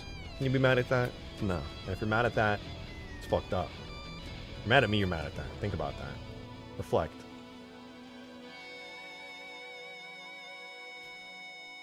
Oh my god. Oh, the cat, that's a keyboard. That's a keyboard. Okay, I'm sorry guys. I'm really trying here. I really am, I swear. Oh man, I just had a realization. You said the F word? I can't effing believe it. I say it suddenly top chat can't see it. Oh, that's okay. I'm on live chat. I would never be on top chat. Unlike some people. That's right. I know you're on top chat right now. I can tell. You know who I'm talking about. I'm talking about you. Cat, please. That's my keyboard. You're gonna break the whole Blender scene. Please stop. I'm scared. Cat, please. Please. No, my key. Just cat, please just sit in my lap. Why do you have to walk on my keyboard? You're a menace. Alright, it's been a while since yeah, it's good to see you, Apex. Hope you're doing well yourself. Okay, I'm gonna make a quick physics model, and then... No, do you even need a physics model? Ah, whatever, dude. I'll just make one. Hello, kitty. Alright, I'm gonna duplicate this. We're gonna make this a quick physics model, and then I'm gonna put this in Halo 3, and do my best to get this set up as quickly as physically possible.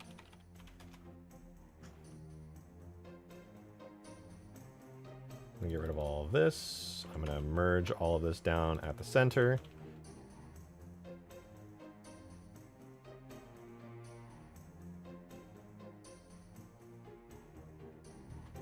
I'm gonna convert all of these into a cube just because, I don't know, it's fun, I guess.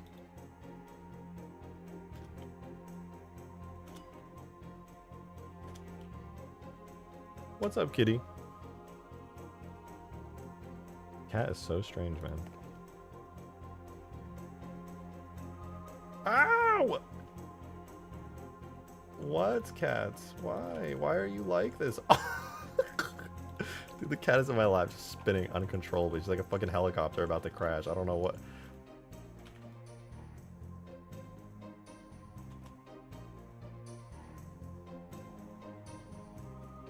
Okay, the physics model is there. It was a lot of effort, you know, it took me a whole lot of time. But I think this might be the detailed enough physics model for it. We're good to go. Please! No!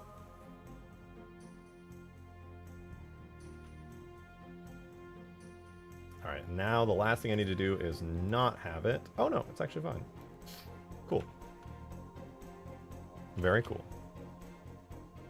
You integrating a new Juggernaut variant? No, this is actually the Halo 2 Anniversary Juggernaut that was extracted from Fireteam Raven very recently. By some very, very talented people.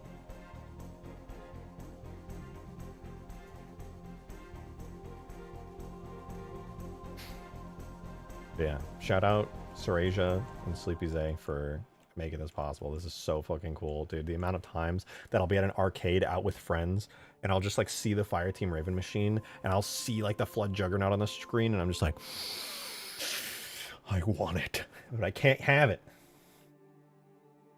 Let me have it. What does the shader setup look like for this? I'm scared. Oh, what the fuck is that? Probably fine, right? Normal map, diffuse, and specular's something or other. I don't know. It's a lot.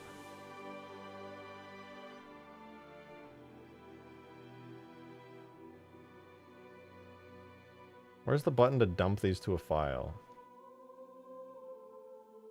I'm going to dump all these to a file really quickly.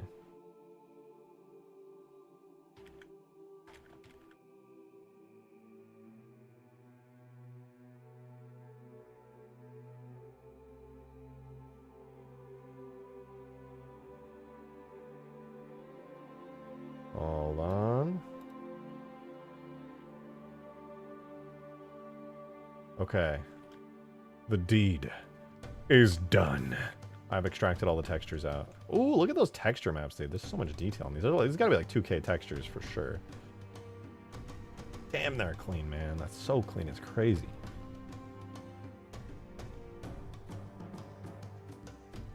Oh, I'm so excited, dude. I'm so excited. Okay, I'm fine. I'm fine. I'm fine. I'm fine. Okay, here's what I want to do.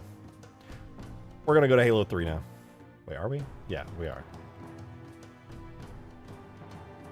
Everything should check out. Export it to a JMS. Halo 3 with subdirectories. And then while that exports, I I'm going to open up.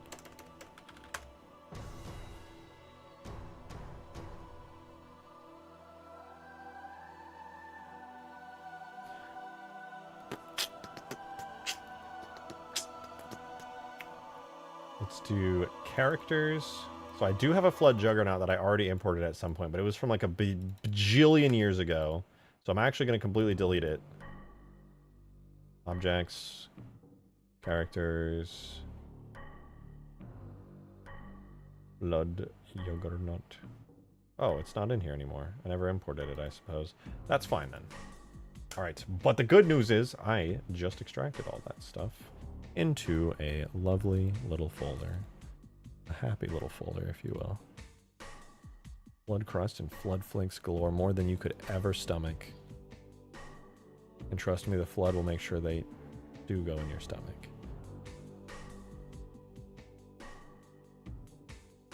All right, here it is. H2A Juggernaut.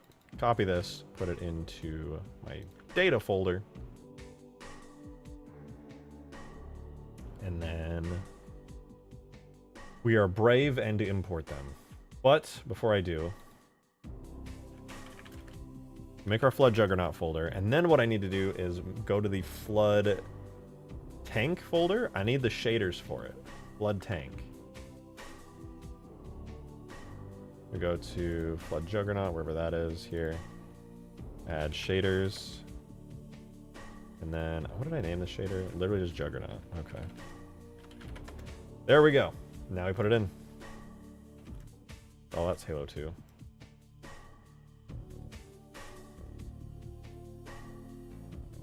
Tool, render, objects, characters, Flood Juggernaut, final. What? The node weight error? You're joking. Okay, somewhere on here, we're missing a vertex. I honestly have no idea where. Oh, I know where, actually. I know exactly where.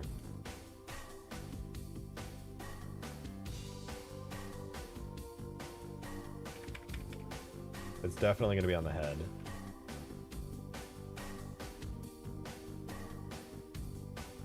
Okay, so here's what I gotta do then. I gotta select this, hide it, go back into weight paint mode, and then I'm gonna have to select the entirety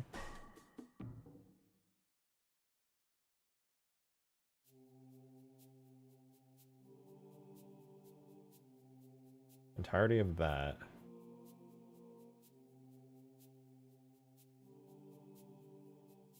And then I need to go to the modifier vertex weight mix. I need to grab the head, and then I need to grab the eyelid up and subtract from it. And then do the exact same thing, but for eyelid down. Okay, that should be good. Apply and apply. That should cause there to be no more issues there. Make a new pose, call it export pose. All keyframes except that I didn't mean to do that. And we'll take that, copy that to there. Now we have a nice little export pose. Save, export. Okay, that should be good. We can try that again. I think that should fix the issue. Fingers crossed. No! We still have an invalid node weight somewhere.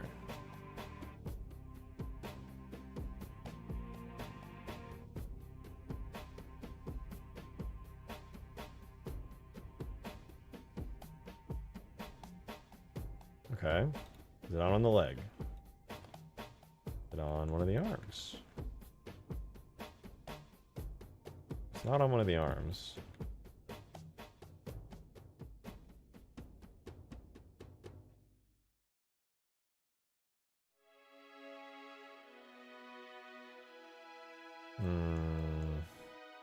Dude, I'm gonna be honest. I wouldn't even know where to start with this. My goodness, this kind of sucks.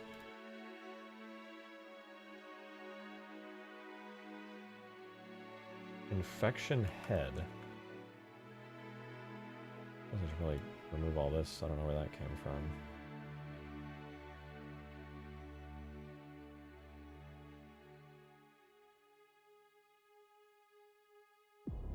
Eyelid up. Head. What would be missing? What part of this would theoretically be missing any vertex data? It all seems to be good.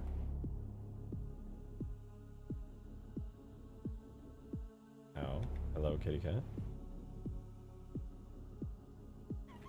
Whoa, you're freaking out. You're freaking out. That's the hip. No, that's fine. That hip's also fine. Spine's good. Wait, what is this? Left clavicle?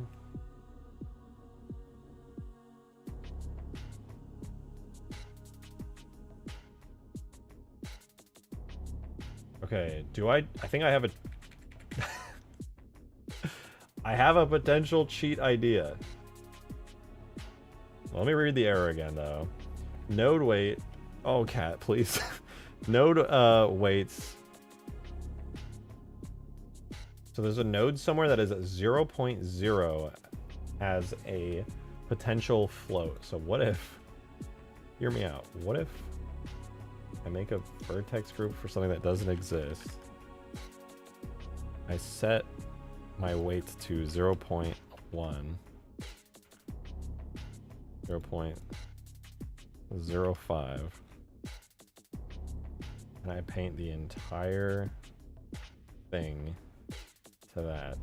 Does that trick it, or does there actually need to be a bone with that name? Milkman! Thank you very much. I appreciate the $5, dude. Thank you, thank you. I'm trying to 100% Doom 2016, but the multiplayer is so dead. Like, that's actually depressing as shit. I was watching this really great video on Doom 2016 recently. Oh, I tricked it! Holy shit! That actually worked. No way.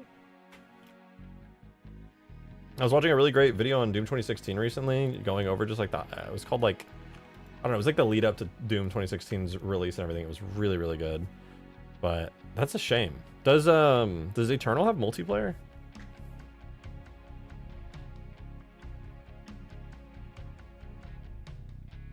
Blood Juggernaut's flood milk is sacred. Good God, what did you just say?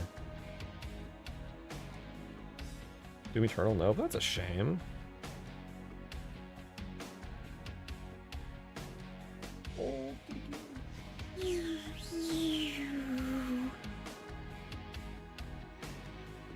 Okay, well I tricked the in-game, so now we're good.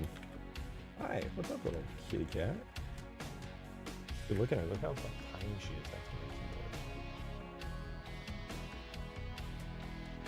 No, stop it! No! I'm fine.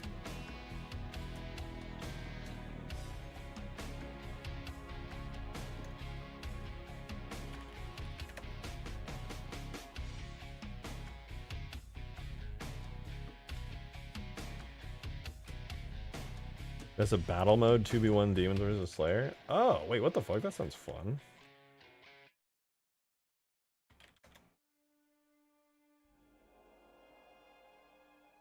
She wants to mod. She may want to mod, but Ow! Why would you do that? Okay, I'm gonna take the Flood Tank, Biped, and Model. I'm gonna use those for the Juggernaut. The Juggernaut. Ow, ow, ow. Alright, here goes nothing. Here goes flipping nothing.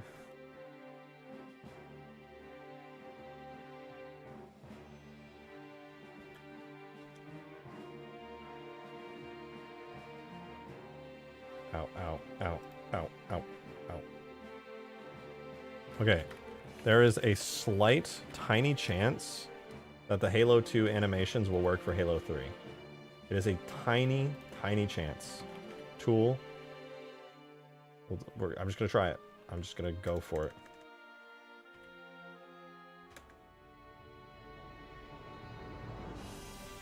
Okay, it said file is outdated, because it knows. It's using the old version, but it says, I will attempt to import. But you may have problems later. It's probably fine, guys. I think it's completely fine.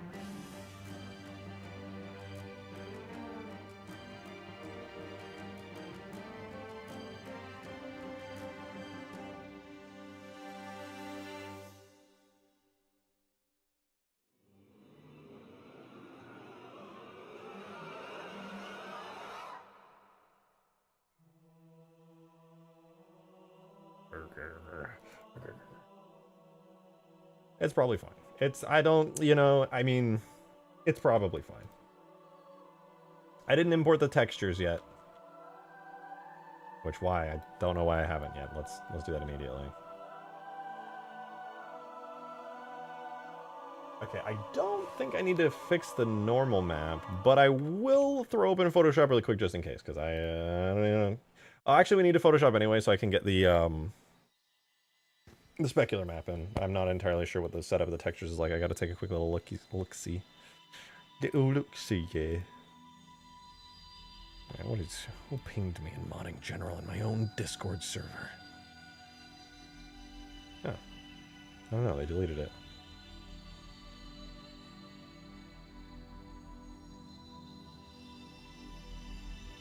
Alright. Let's get to work. Here we have the Flood Juggernaut texture. Here we have the normal map for said Flood Juggernaut texture. And here we have something. Ow! Specular map, most likely. Which has a red channel, a green channel, and a blue channel, all which seem to be the same. But also, fun fact, I didn't even know this, we got a transparency map, which might be a specular map? I'm not really sure. We will find out, though. Ow! Okay, I'm going to use the restroom very quickly, though, if you'll excuse me for 1 second. I'll be back. Digsite maps after this? Yeah. Yeah.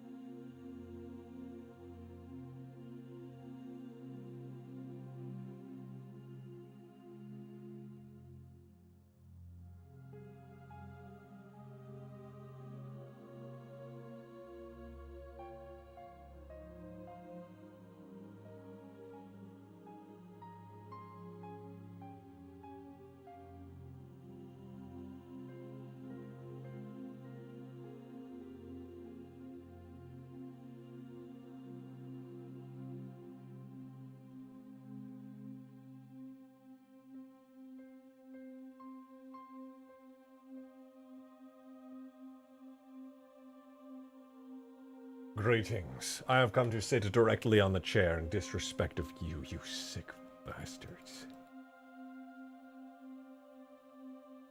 Okay, I don't think this is a specular map. Let me check the diffuse map. Is this a diffuse map? Wait, I might be wrong. This might be a diffuse map. Is this a specular map? It's specular CLREXP. I don't know what that means. Clerixp. Color exponent. Colors exponential? Specular and colors exponential. I'm going to presume that this also could be a specular mask, but you know, I think this is a specular mask actually. Because like the nails are all white and the spine has like white. I think this is a specular mask. Weirdly enough. The Juggernaut, are they pretty strong? Goku, yes, the Juggernauts are very strong. I'm gonna try this as the specular map, and if that's not it, then I'll try this actual texture here as the specular map, which it very well could be.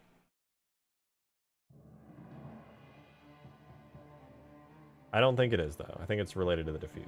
So anyway, we'll make an alpha channel here, throw that on there. And then I'll try exporting this. Whoops.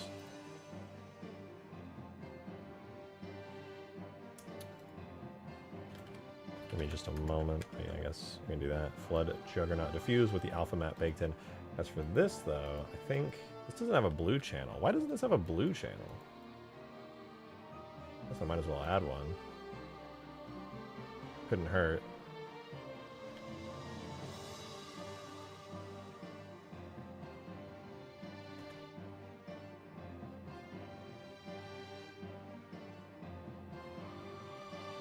All right, we have the textures we need, I think.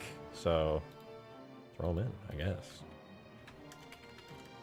I don't know if our animations will work at all, but I'm just kind of praying that they do.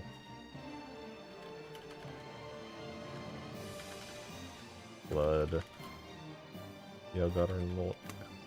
Beat maps. How big is this? Oh, it's 4K. No, it's not going to be 4K. It's going to be 1K, actually. Actually, no. The first one will be 4K. I will allow it. I'm not happy, but I will allow it for now. The one... It's just so unnecessary, though. You know what I mean? Like, goddamn, 4K? Really? Did you see my comment about the retriever?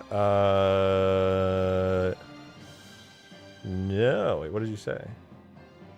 Wait, so I'm just finding out that the one left is in fact not called a Sentinel Retriever and is actually a Steward Sentinel, whereas the right is the actual Retriever.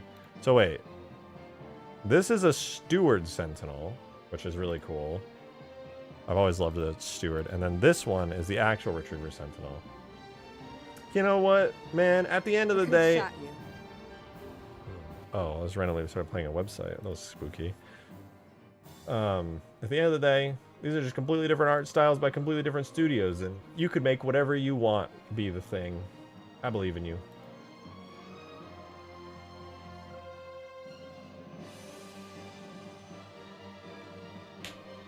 Let us begin. Alright. I technically have set everything up, quote-unquote, correctly. Time for Flood Juggernaut.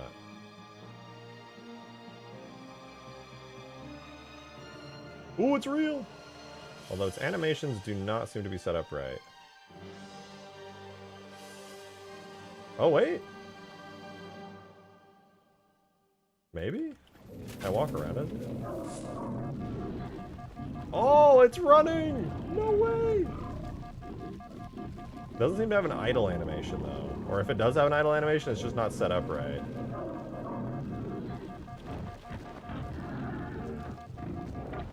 He's scooting along. Okay, well, it's kind of pointless to have a Flood Juggernaut from Halo 2 Anniversary / Fireteam Raven if we don't give it its actual textures. So let's fix that real quick. That's ridiculous.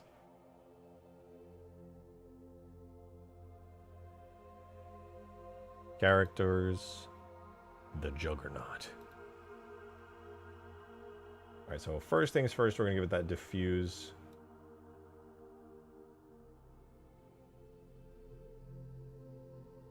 Oh, the 4K. You know what?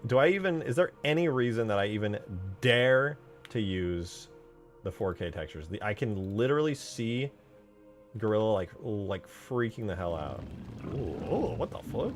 Oh, that's right. It's using the flood shader. Hold on, it doesn't look right. Hold on. Wait. Why does it look so weird?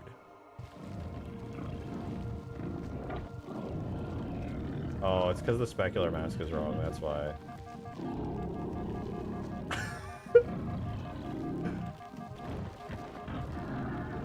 Yeah, I clearly did not use the correct specular mask. Let's give that a try. I'll try this one as a specular mask, the darkest one. Perhaps that'll work well. And then yeah, we'll downsize it to 1K. Image size 1024 by 1024. I just don't think there's any reason to have it in as at 4K. I think that's very absurd. We'll take that. Red the darkest one.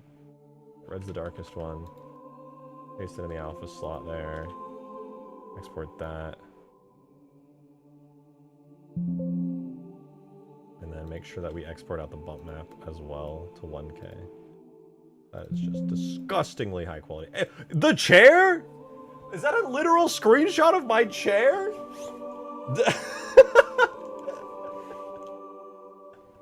What the fuck? My chair just sent me its first super chat ever and said, I love your stench. I don't think I want to sit in this chair anymore, dude. I do not think. I'm uncomfortable. Good God.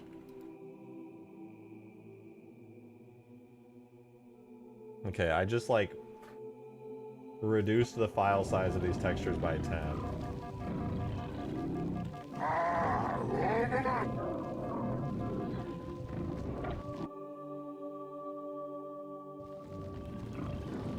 Okay, the bitmaps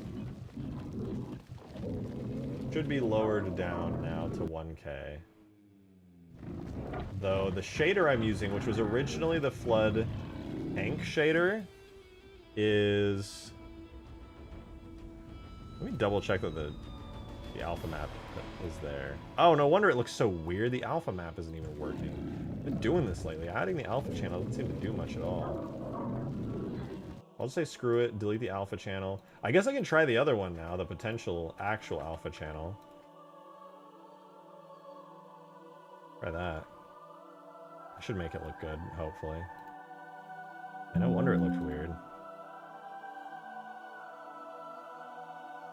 Hi, little creature. What are you doing all the way over there, huh? It still just looks really weird, to be honest. What does the Flood Tanks alpha map look like? I'm curious now. I genuinely have never looked at any of this stuff before.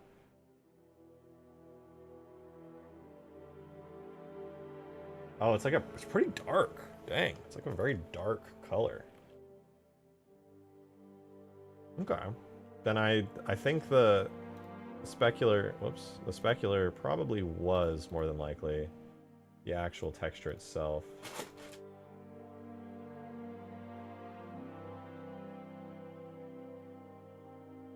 The darkest version. I could probably take this, right? Take this texture, put it in this mask, but then do a little bit of brightness contrast on it. Turn the contrast way the hell up and bring the brightness way the hell down like that.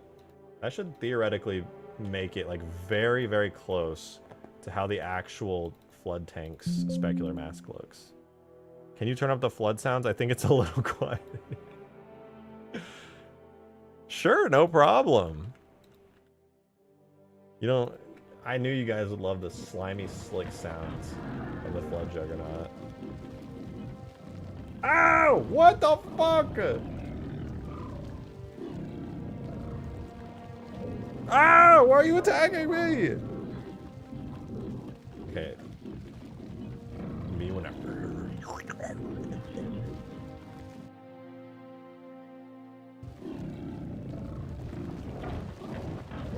Okay, that... These are not the fucking same. Straight up. Straight the fuck up, these are not the same. There is something horribly wrong here. They don't even look remotely similar.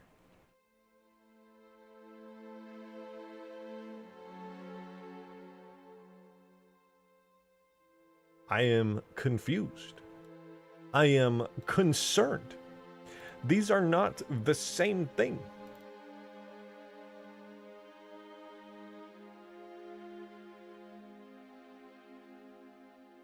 Fine, I guess I'll open up the Xbox versions of the Halo 3 campaign maps and then extract the exact textures from them for the cut, for the flood guy, for the tank.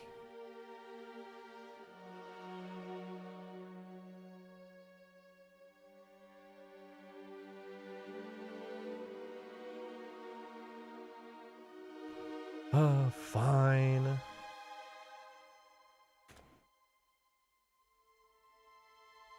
Okay, so this is the flood tank. It doesn't really look like a lot, but hear me out. This is the flood tank. It's kind of a... Halo 3 flood are kind of a weird color, aren't they? Ah! Sorry, this cat is like actually just mauling me. The brightest color on this is like it's this highlight right here, which is barely halfway up on gray. Whereas here, the brightest highlights are a lot lighter than that, which tells me I need to lower the brightness on this a lot. Turn the contrast up too. Now the brightest highlights. They're still a bit brighter actually, but does this go like... Yeah, it gets pretty dang dark. That's an improvement though. Okay, as for color, let me disable this layer mask. And then look at the flood tank here.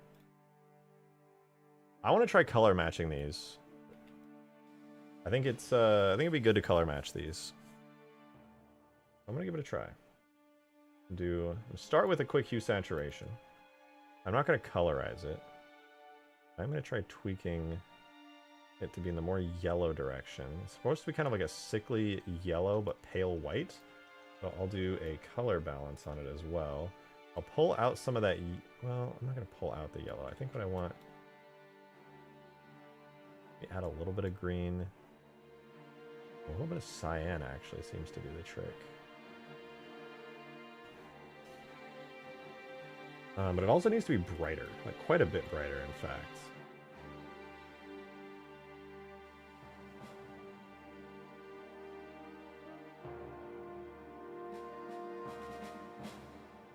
With more contrast, to be honest. Okay, no, I lied. Not more contrast. Should make the entire Halo Wars 2 Grizzly higher res model and add it today for my birthday for real, for real. No. I don't think I will. Okay, this looks closer.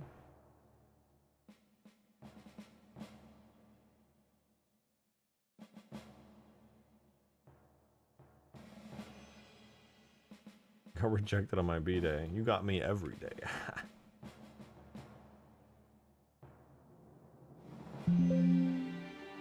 Oh. Okay.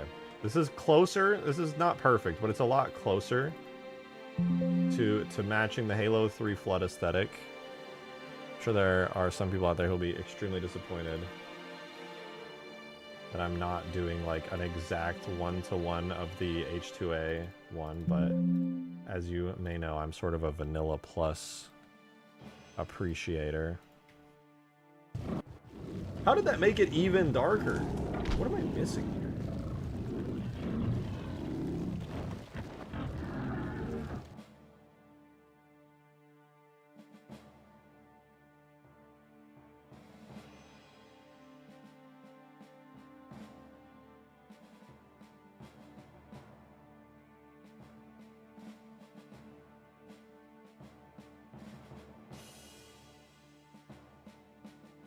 Wait a minute.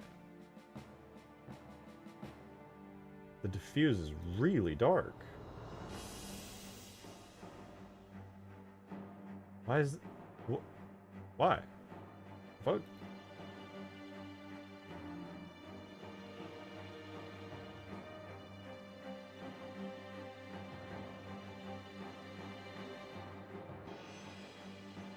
Oh, wait.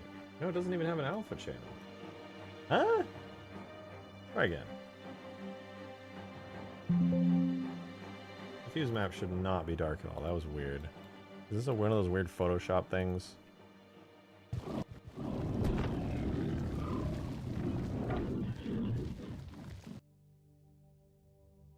Oh, you know this happened to me when I was doing the Spectre the other day, too. I remember this. I remember.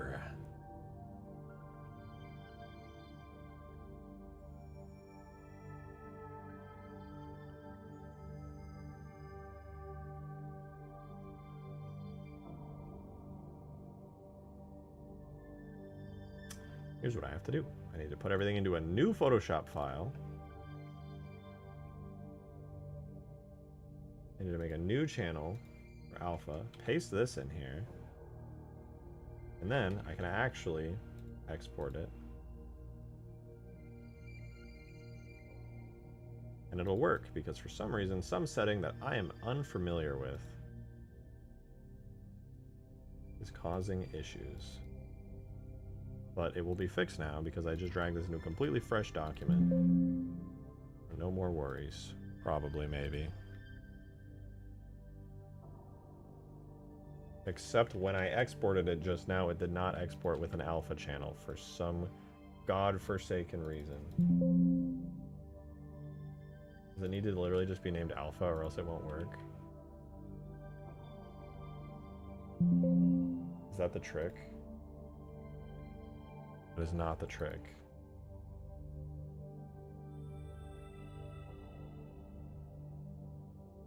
Why can't I just extract it with alpha? Save transparency. Okay, whatever. I'll just delete that channel. Add the mask again. Now we have a transparency mask. It's that easy, right? Surely. Surely it is that easy. Photoshop will not let me down this time and export an extremely dark image, right, Photoshop?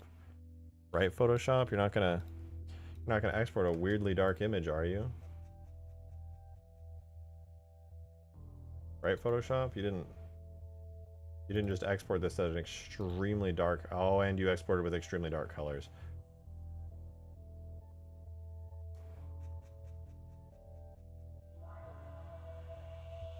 Why?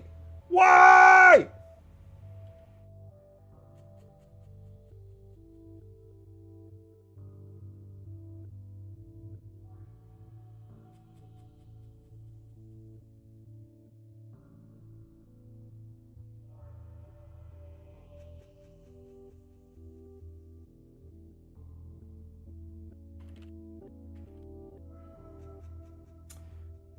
New channel. Create. Alpha channel. Paste this into the alpha channel.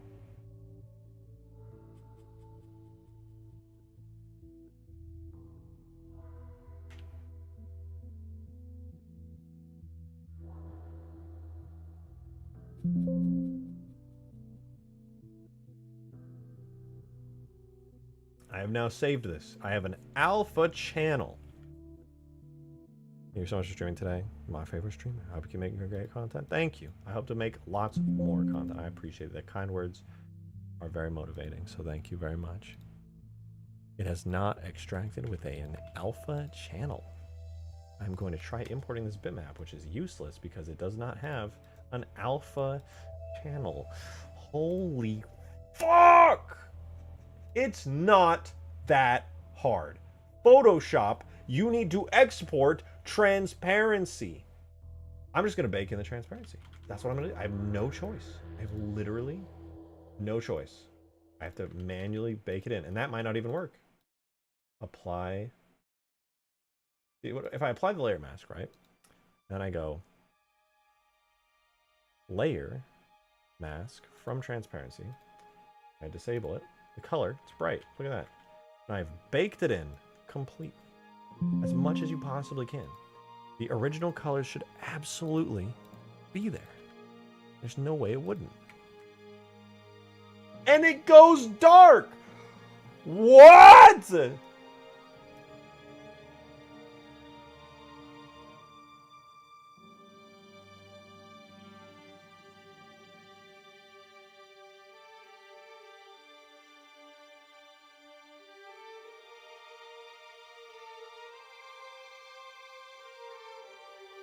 Because what's happening? What's going on?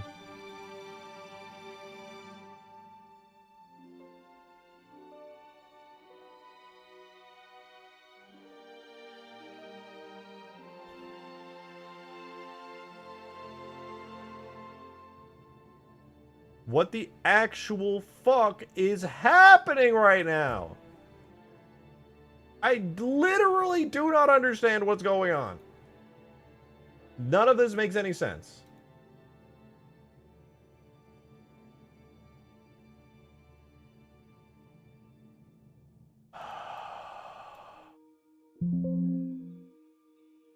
Save transparency.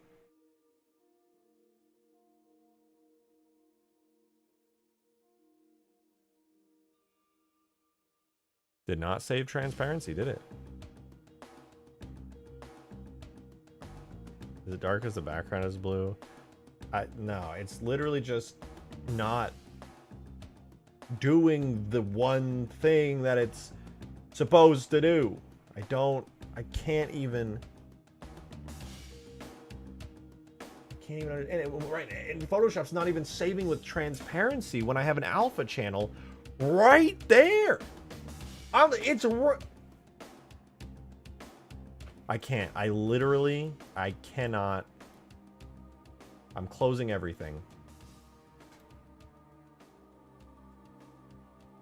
I know it's not going to change anything, but I'm closing everything. Faster.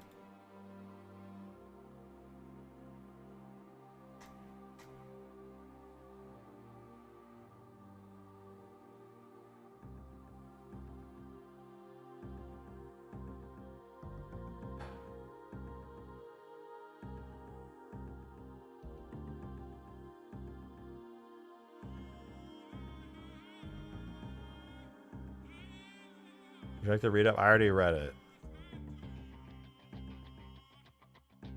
I'm nuking everything. Completely. Everything is nuked. All the files are nuked. Everything is nuked.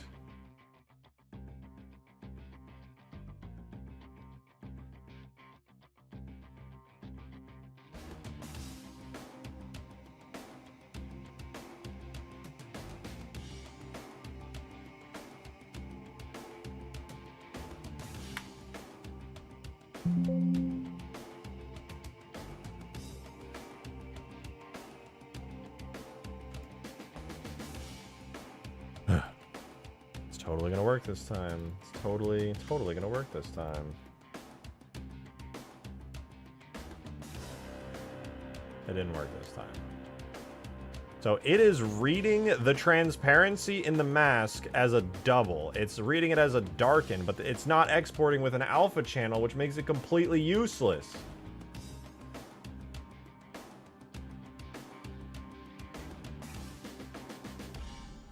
I've done this 1,000 times. What is different?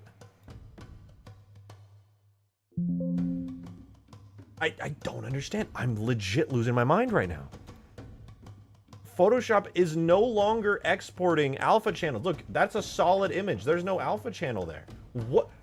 Where is the alpha channel? Photoshop, where the fuck is the alpha channel?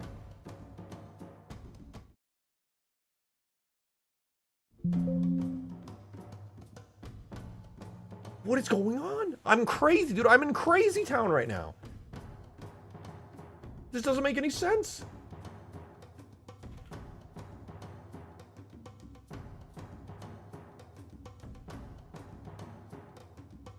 I've legitimately, I have done this so many times and it's just stopped. There, like a Photoshop update has just stopped or something. I don't understand. I think Photoshop has updated the application to fucking break TIFF exporting or something. I've done this a gazillion times because I've obviously had to do this a gazillion times to import a gazillion different things into Photoshop. And just now today it's not doing the thing it's done a gazillion times before.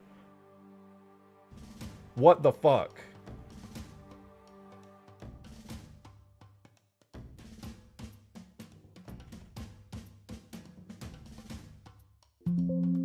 I'm gonna try doing this the wrong way. Halo 3 says that you're allowed to use a diffuse texture or a specular texture as a separate thing. It doesn't have to actually be in the file. It's wrong about that. Every time that I have tried to do that before, it has never once worked, but I have no choice, and I'm just gonna have to do that. I'm gonna have to try it.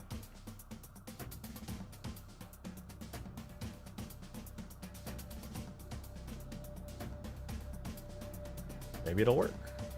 Maybe it'll work. Oof. Flood noises. Ooh! I think it might have worked. Maybe?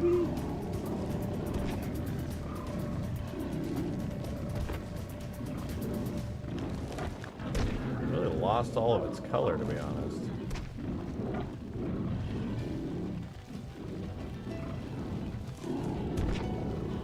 A lot of that nice contrast in color is just completely gone, unfortunately, but I suppose I can give another try at redoing all the colors and things on it. My Flood Juggernaut diffuse. Oh, it's still here. Okay.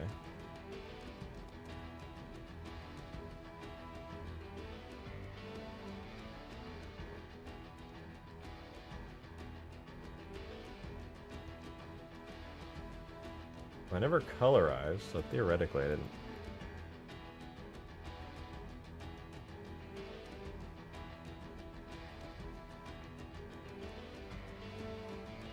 Is it too bright? I feel like maybe I made it too bright.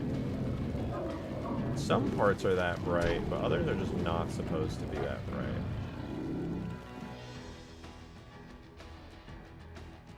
You need to do brightness up, saturation down a little more. And that might give me the colors that I'm looking for.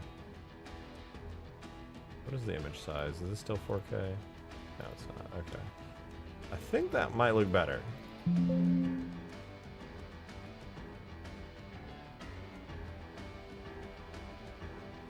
Canoodling.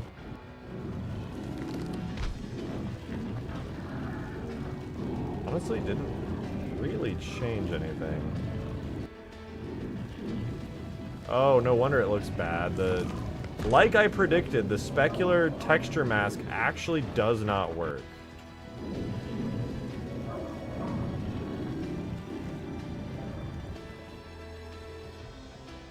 Alright, check this out. So this is specular mask from texture. Is it maybe from color texture? No, dude. Alright, look at this. What you're seeing is an actual imported specular mask on the Juggernaut. And now what I'm going to do is I'm going to make it try to use a fully white specular mask. This is a fully white specular mask. As in, it's all specular maxed out. This is it using a specular mask that I've imported to give it. There is no difference. The specular mask from texture does not work, and it's fucking insane. It has never worked, which means I can't even use my fix to the broken import, which means I'm back to being fucking crazy again, dude. Oh my god, I'm gonna lose my goddamn mind, I swear.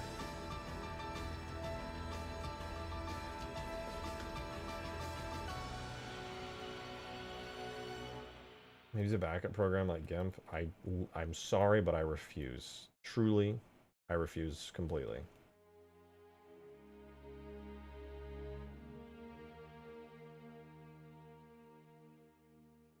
Okay, so I can't bake in transparency to the image completely because it'll darken it for some fucking reason. What if I try a DDS, dude? Let me do a DXT5 DDS file. Give me that. Can I do that? Oh, I can. I have the NVIDIA texture tools. I know that Halo 3 can import DDSs. Give me... I think BC7 is the XT5, right?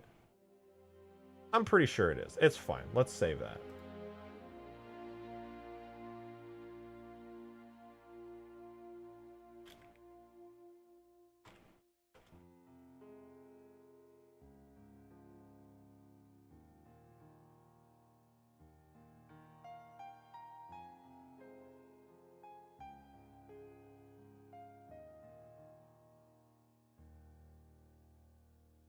Did it just ignore it?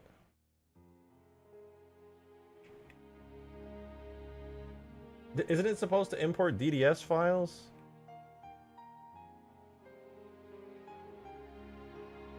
I guess not. What's the problem? Skaboodly, the problem is Halo 3, when you... There's a lot of problems. I don't know. I genuinely don't know what the solution here is. It's driving me crazy. You cannot use a separate specular texture. Look at this. Look how crazy this is. I, for some reason, cannot put a transparent specular layer in my texture. So here is the Flood Juggernaut. Look at that Flood Juggernaut. Guess what its settings has? It has specular mask from texture, which means this is the specular mask it's using right now. Pure white. The shiniest, most specular thing imaginable. Pure white for every pixel. Now, check this out. I'm going to do specular mask from texture, and then I'm going to specify that this is the texture, a specular mask type, and it's this. Wait a minute. Is that darken it?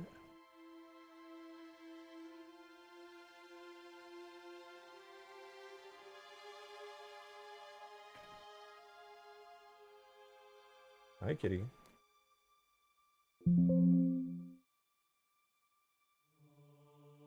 Hi.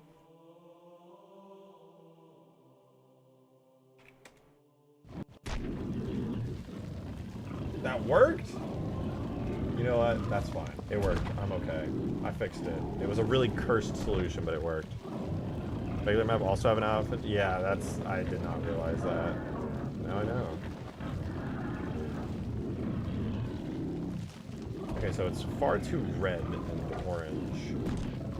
I want to try matching it to the Halo 3 style, though that does... Dude, it looks really good, I'm gonna be honest. That looks really fucking good. Flood noises. Only the finest flood noises here.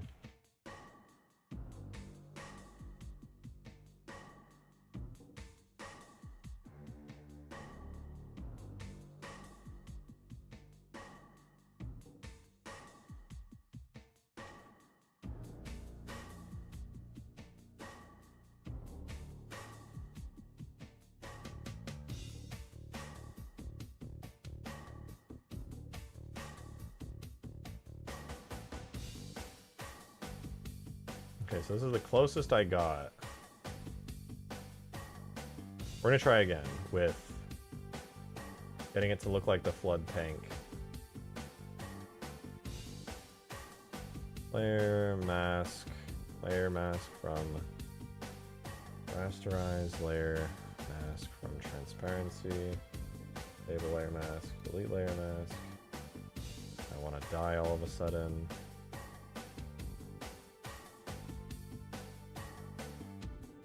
Okay, there needs to be some blues in there. That's what this needs. A little bit of blue, weirdly enough. More like a green, actually, but not a lot. It's like highlights only. On the highlights, like the...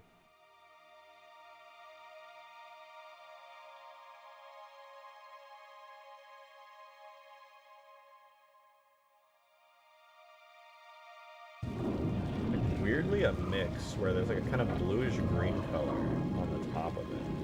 Like a sickly bluish green, and then it's just kind of wrapped around, and then underneath bits are kind of like an orange color.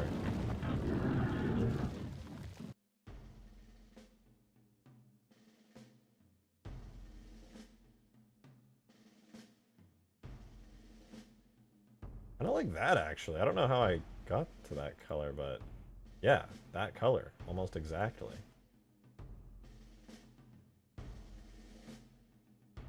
Huh. Guess if it works. Because the bitmaps that were in Fireteam Raven were very... why did I just import? I didn't even... Yeah, the bitmaps in Fireteam Raven made it like very reddish in color. Close to it. I think it's a little too green, to be honest. It needs some of that red in there. I need to paint some of that. The red team gives it a much more recently. Yeah, there needs to be some red in here. What I need to do is now go in and paint some red. Especially the fronds. I feel like the fronds should definitely have a lot of like... Because in Halo 3, the fronds have like that red, like feathery look to them. Even though they're supposed to be like... so I think, yeah. I think what it needs is, at the very least, some of that red to pop in.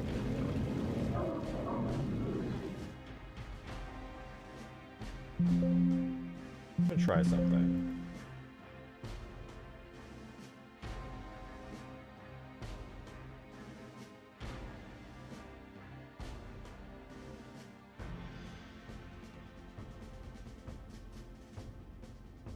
what does it have? Midtones. Oh, it's literally just midtones -5. I didn't need to do that 5 times. I see midtones -15.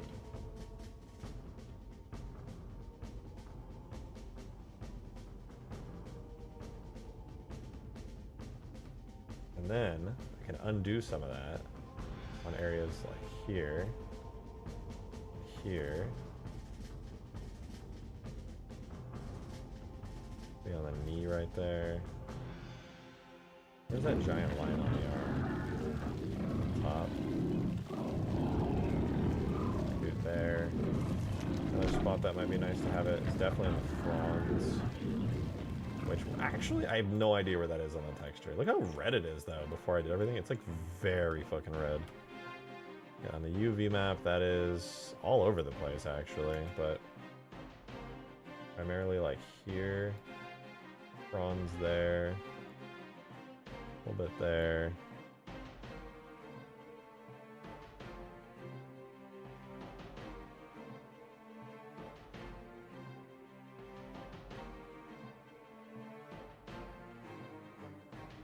One there, one there. Another one there. I think that's it. Now they're all kind of red in.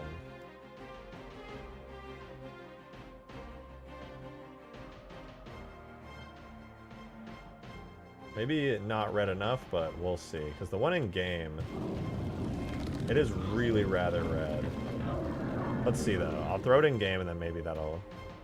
There's gonna be map hazards. I am literally just porting it because I want to be honest.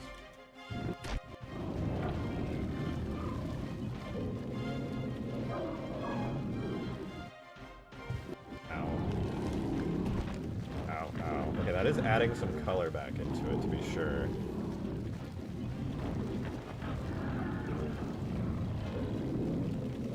Let's see where the eyeball is. I think this is the eyeball texture here.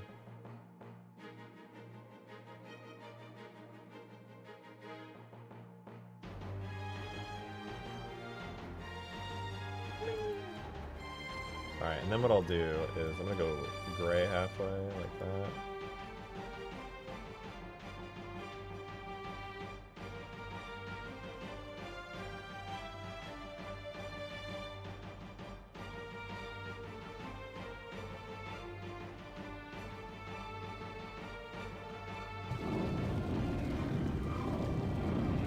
Let's try that. I'm giving it some splotches of red color, trying to imitate that look. I like you doing that. It might be it looks like it's gonna be a little bit much though. I only got one leg. Huh. Whoops. Where's the other leg? Oh, there it is.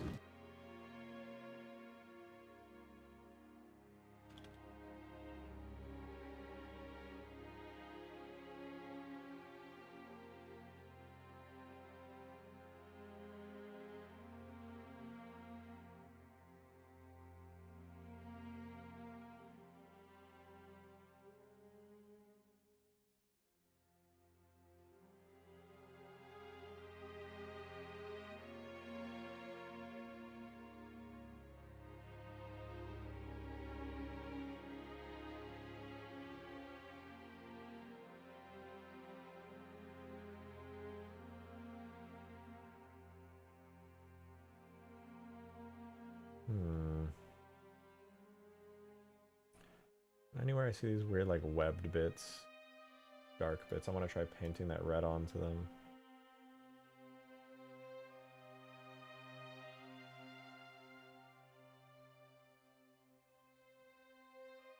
Okay, let's give that a try. I'm trying to just add that reddish contrast back in. If the APC was cleaned up, it might work. The APC looks like it's cleaned up really well. I still haven't gone through to try them. I've just gotten hyper fixated on this Juggernaut because I've been wanting to do this for so long, to be honest. Okay, it's looking closer to how I would imagine a Halo 3 one to look. I think I've done a little bit too much on the reddish on the legs, though. I'm gonna have to subtract some of that backwards a little bit, to be honest. Just got a little too heavy-handed on it, I think.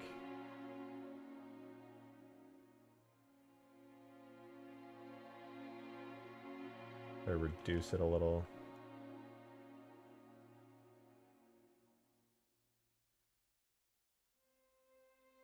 That should help.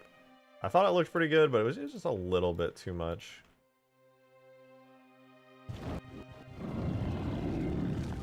That's better.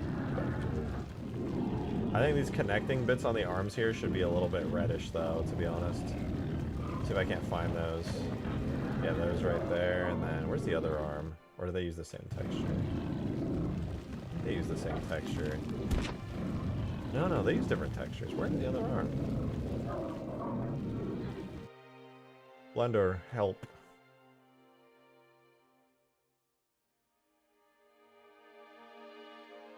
Oh no, they use the same texture, okay.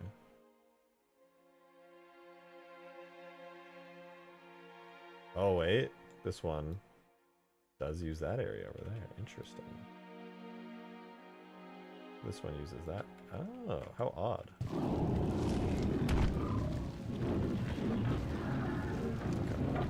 Flood noises.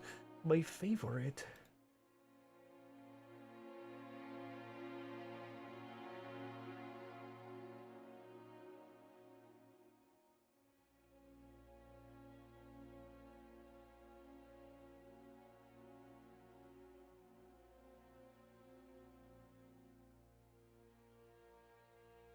This might maybe help it to have a nicer fleshy look. I don't know. We'll see. You guys tell me. You can see the arms. Look at the upper arms right there while I import this. And tell me if this is better or worse.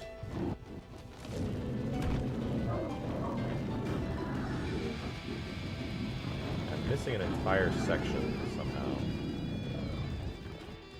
I don't know though. Thoughts? Better? Okay, I'll have to do that again then. Once I can figure out where the hell this other arm bit is. Oh, it's right there, okay.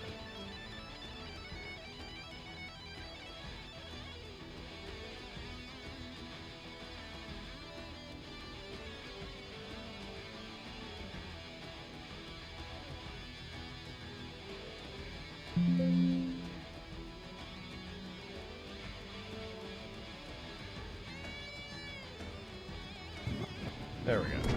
Yeah, I agree. I think it looks better. It adds a nice contrast to it.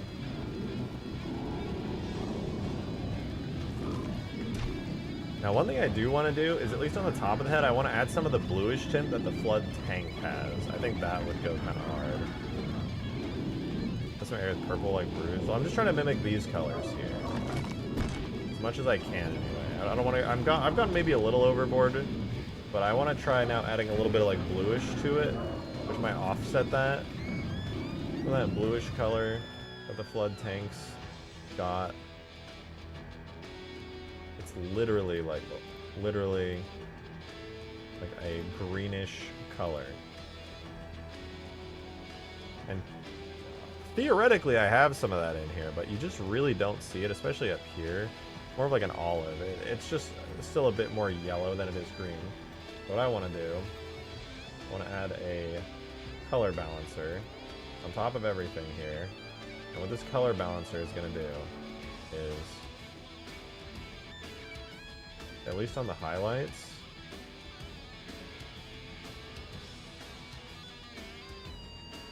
I'll add some green, to be honest.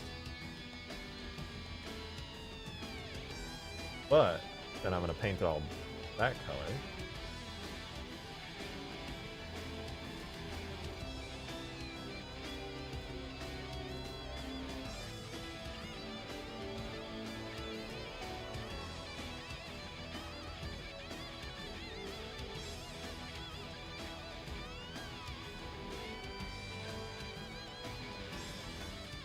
I don't know, maybe that'll look cool. It's supposed to just give it some of that lightish green tone that is so prevalent on the Halo 2 flood tank, but it's subtle, but it's there.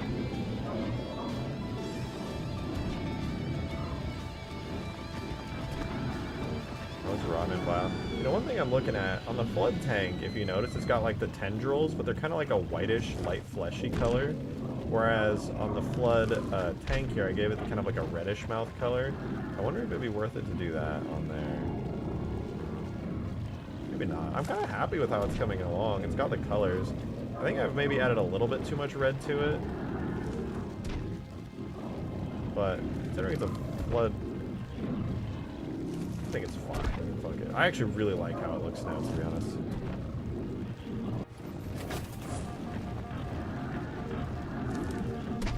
Ooh. That's spooky looking right there.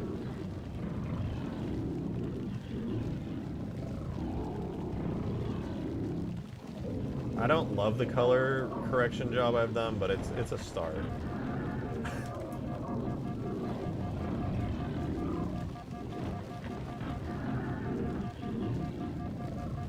Does need more white tones for me to think for him? Yeah. I do.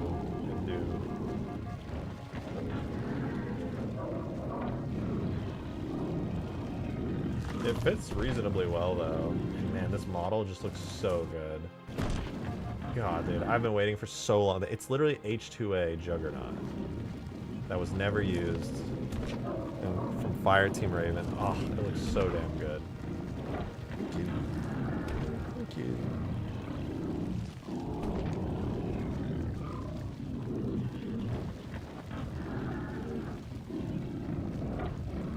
Can the Flood Juggernaut jump? If it does, it definitely does not have animations. Oh, wait, I have to go into Halo 2 Gorilla really quick and check the Flood Juggernaut's animation graph. Need to copy over any, like, looking values or anything it has for turning its big ol' blob head, if there is anything like that. So give me 1 second. Objects, characters, Flood, Juggernaut, animations. What does it have? Blend screen, look, and aim still. Okay. I'm gonna copy those. Look is 90 and 1. And aim still is also 90 and 1. Okay. Copy those real quick. I don't even know if they're used, but they are in the file, so I'll add them. Blend screen, look. 90, 90, 1, 1, 90, 90, 1, 1. Duplicate. Aim still, and then in Halo 2, well, it does have a decent amount of animations.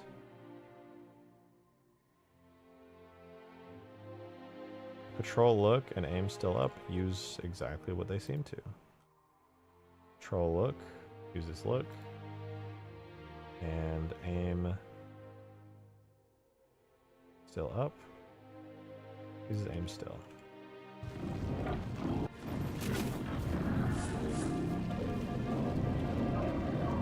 Why doesn't its idle seem to be working is what I want to know. I know this thing has an idle, I'm pretty sure.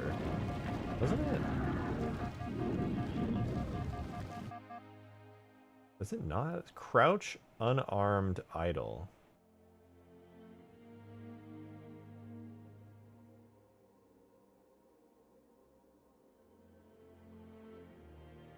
Maybe it needs to be crouched. Oh, it has a crouch idle. Maybe it just doesn't have a standing idle.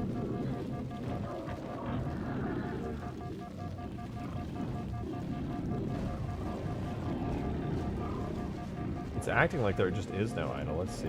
Any...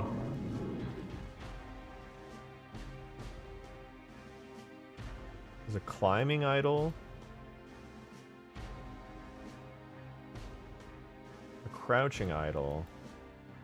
But there's no combat idle, weirdly enough. Why is there no combat idle? Doesn't have an idle in Ultimate Firefight? I'm pretty sure if there is one that was custom made. Well, the funny thing that there's a funny thing, which is that there may not be an idle, but you can see the idle pose that it goes from. So like there clearly is an idle animation, it's just not there. You know, let's see, is it in Halo 2? Do you have an idle in Halo 2? Combat. There's idle crouch. Idle to combat.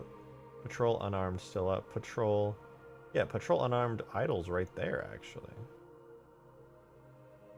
Patrol unarmed. idle.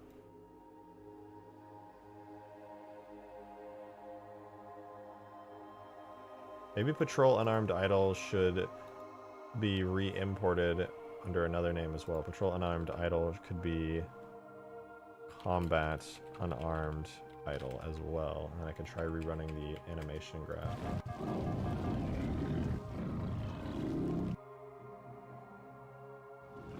Ah! Cats!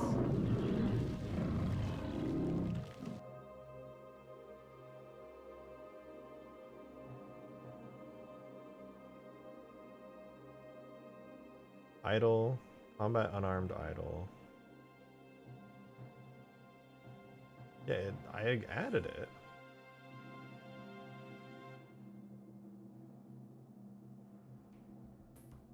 Maybe it's because it's an AI and it's supposed to... Let me just set it to... Why do we have combat unarmed? Why don't I have combat any? Combat any item. Do that. Still no dice when I do that. That's odd. Combat any... Oh, it's not importing. Wait, what?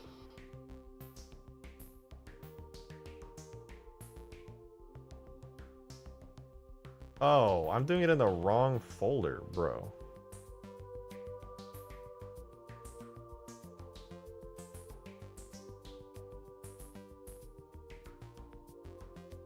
Oh. Yeah, patrol, unarmed idle. We're gonna do combat, unarmed idle. Okay.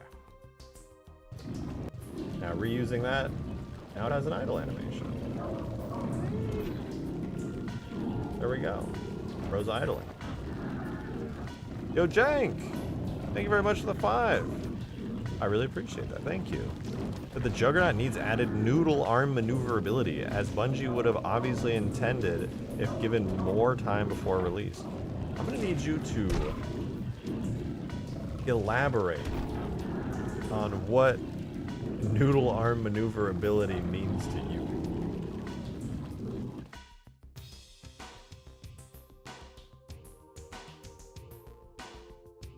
Not mean to imply I don't understand what noodle arm maneuverability means, but I do not understand what noodle arm maneuverability means. It's a very vague concept to my brain.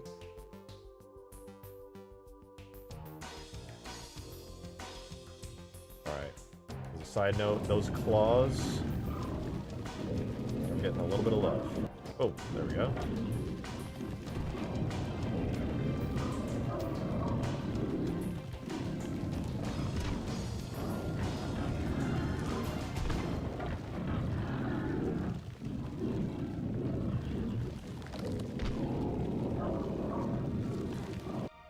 Oops. But can whip those claws around 360 degrees, just not in front of itself? I'm pretty sure it does that in one of the animations. The melees look like that, but there's also like a slam melee it does when it gets really upset, where it like starts whacking the ground in a bunch of directions. I don't think I can trigger it as a player playing as one, but it can do it.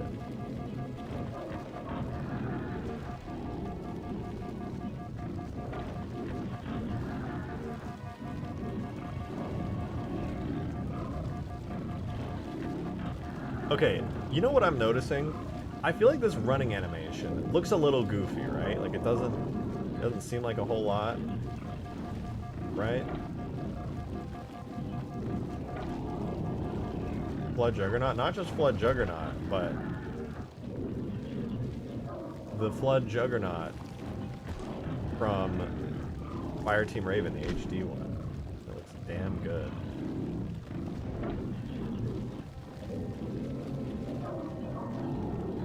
Jump. It has an airborne animation and a landing animation, funnily enough. Look at that, look at him go.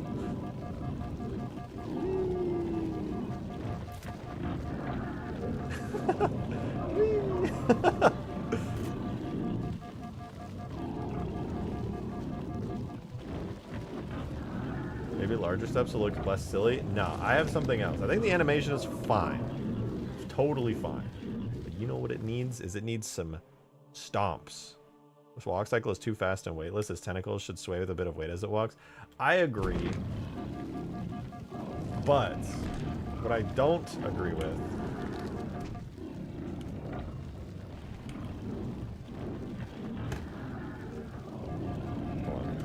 flying camera, following camera, flying camera.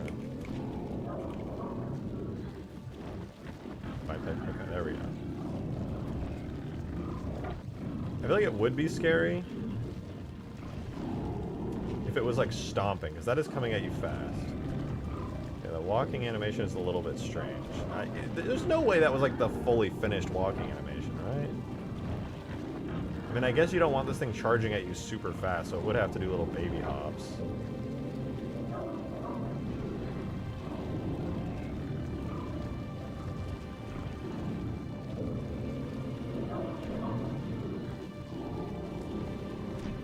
Needs red proboscis hairs. Well, the only reason it doesn't have them is because I'm using just the straight up Fireteam Raven model right now that I was so graciously given. Though I could add the weird little hairs, to be honest. I probably should just because I have it in Halo 3 and it would look weird without them.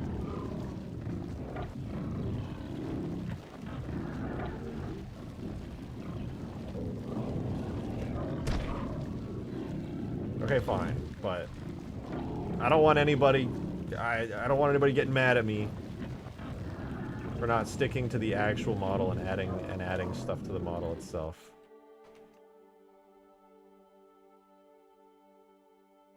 Objects, characters, flood tank, flood tank. Okay, flood tank is extracted. I get stomp. I could. I don't.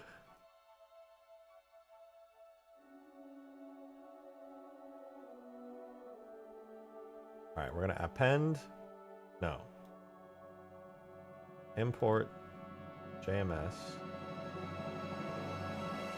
Not from Halo 2, but Halo 3. Put that flood tank in here.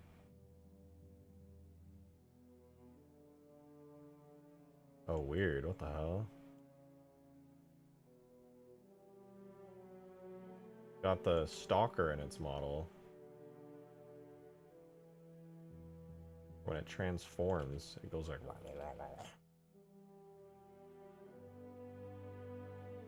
Okay, so it's got 3 fronds. Separate those out. Delete the flood tank. Separate this. Then delete the flood tank. Then, put this on the armature. We're gonna make it so it's gonna be connected to B infection head is gonna be the name of its one vertex group. But we actually do not want all of this. We only want one frond that I will duplicate a bunch of times.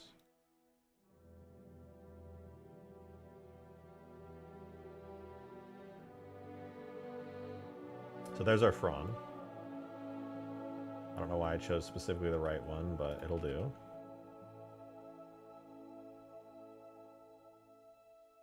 Make sure I armature select. Okay. Now that it's selected, I'm just going to make a whole bunch of fronds.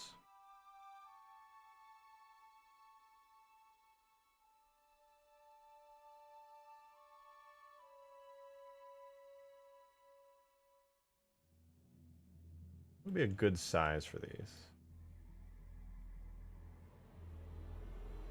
Juggernaut had pretty big fronds, right? Let me see. Open recent. Original Juggernaut. No. Juggernaut 2. Oh yeah, it had pretty big ones. I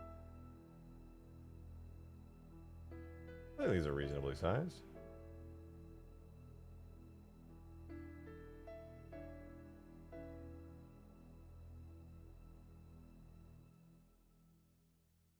The big ones, it'll have those.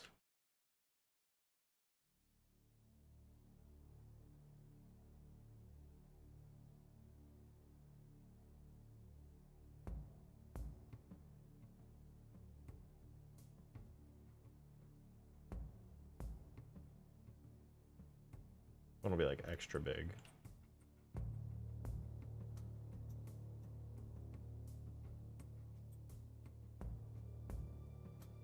And then now we gotta do a bunch of small ones. I'll start from the left.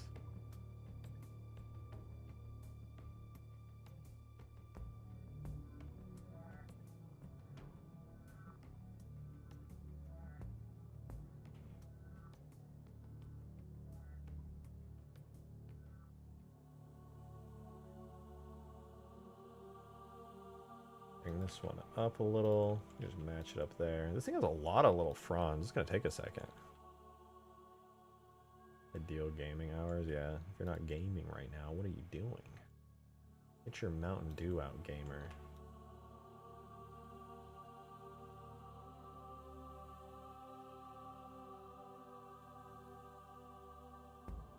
You the dew.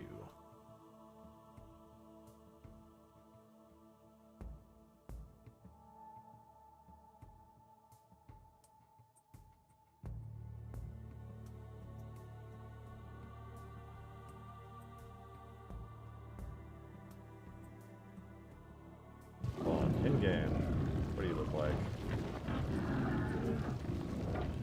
Okay, fronds are bushy at the back, so that's good. Should hide the ends of the fronds here pretty well.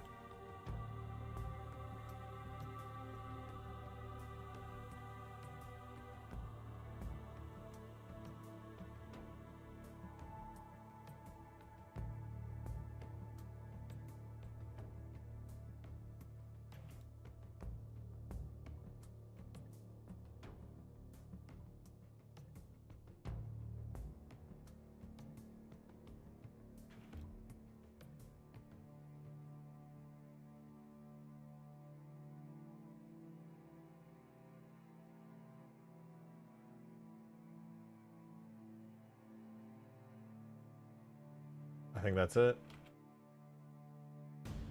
I have touched this holy relic, a once sacred artifact. I have tainted it. And yet, it is better for it. The beauty of vanilla plus modding. There's something that must not be understood but experienced.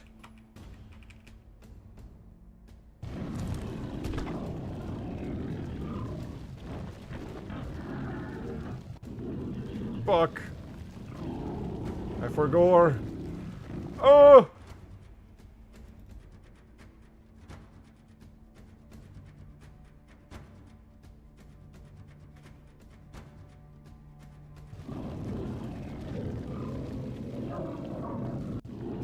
Hey, that's pretty good. Wait. No, it's not. It's fucked up. Why does it look like that? What the fuck happened to it?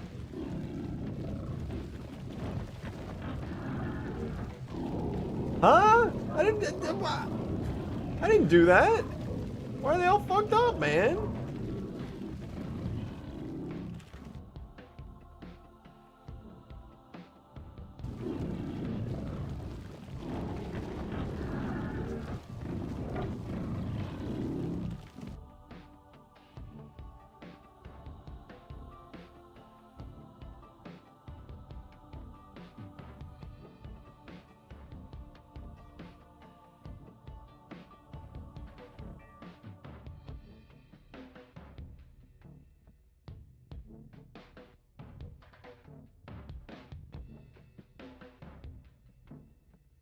I need the precision. Which one has precision? No, it already has precision on. It has precision on them. What the fuck?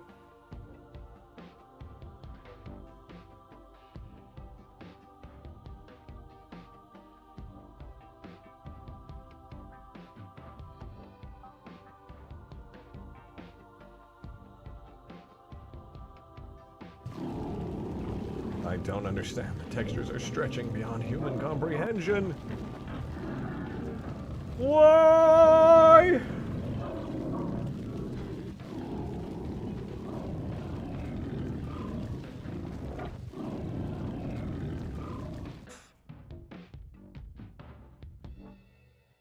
Why? Why the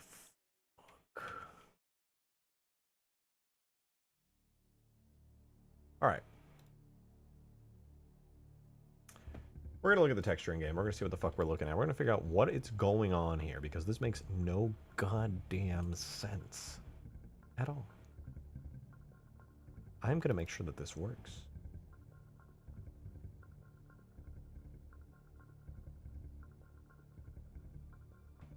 I'm going to understand it, and it's going to work. Wonderful! I'm going to take that image and use it.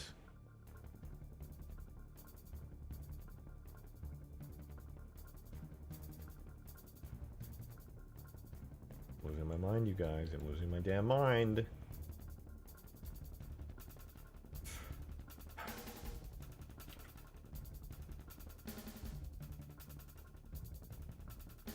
I say that like I haven't lost my mind already, like 1,000 times over.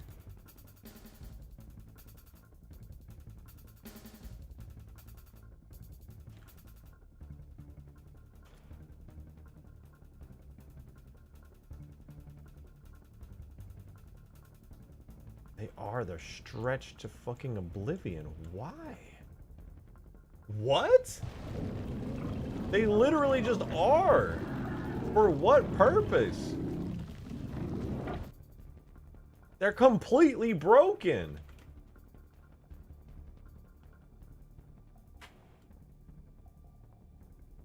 Yo, Milkman. Thank you very much for the 5, man. I appreciate it. How much for a Friday night Doom multiplayer stream? I don't even know if I have Doom, to be honest. I don't think there is such a thing. What is today? Is it Friday? Unfortunately, I don't even own Doom.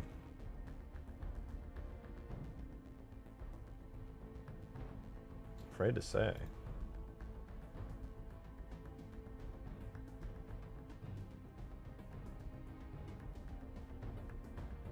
Okay, look at these fronds. Look at them. Okay? Riddle me this shit. If I turn on nodes, if I add a texture node, and I add this, and we look back at it in textured mode, why is it fucked up?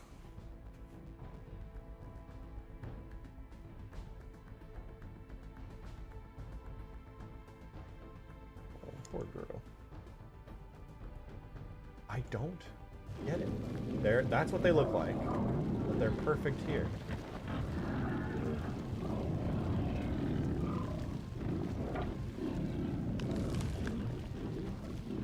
I know how to fix it. I'm just in physical pain as to the fact that they just break. For God knows what reason.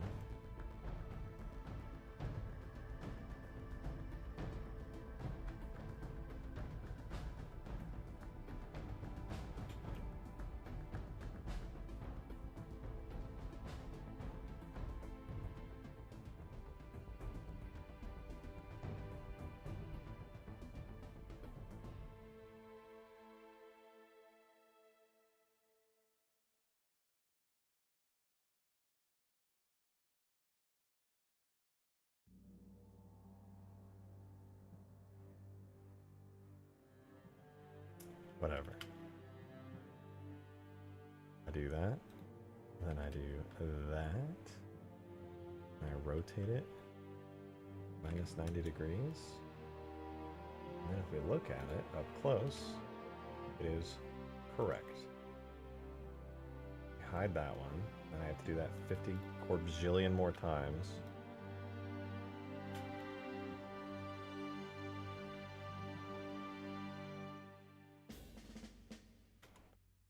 That one's corrected now. I'll do this outside one. Unwrap.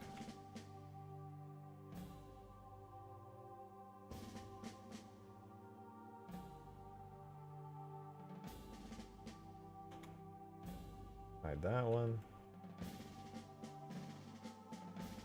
Unwrap. I don't know how the UVs got messed up. Genuinely, super weird that it exports the broken UVs.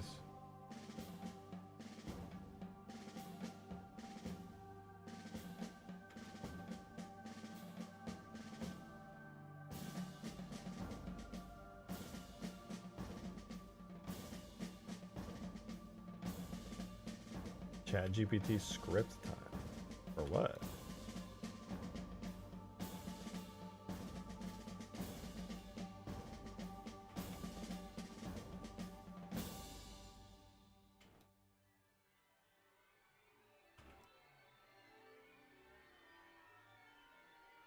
I believe I'm fixing something that never should have been broken in the first place.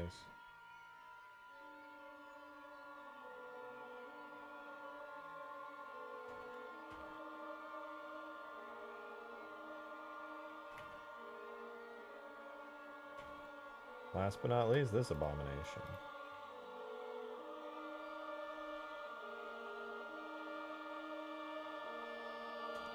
Alright. Pretty good.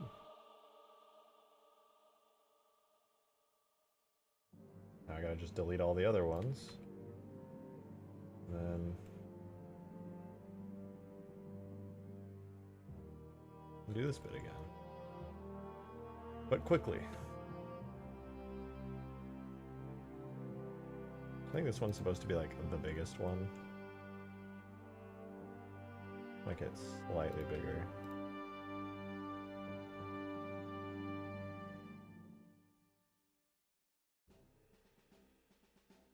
It should be slightly smaller.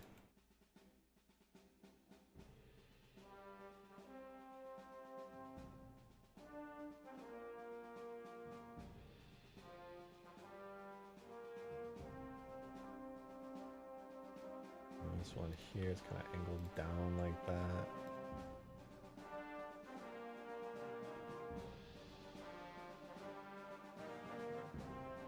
This one over here is pretty small.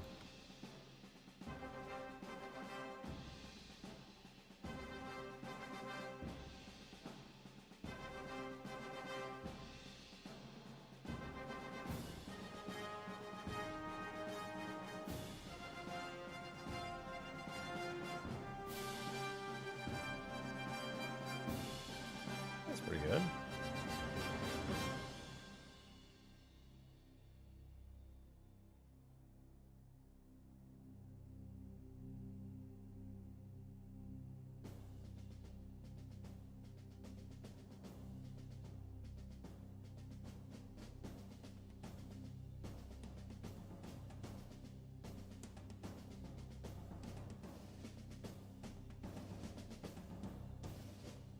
Almost there.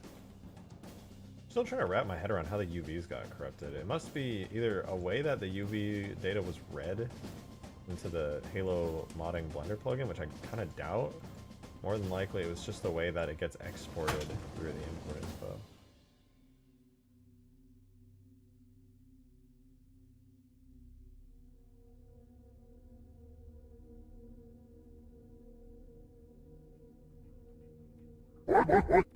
Hey, Clean Knight, the Clean Knight. Thank you for the $2 tip.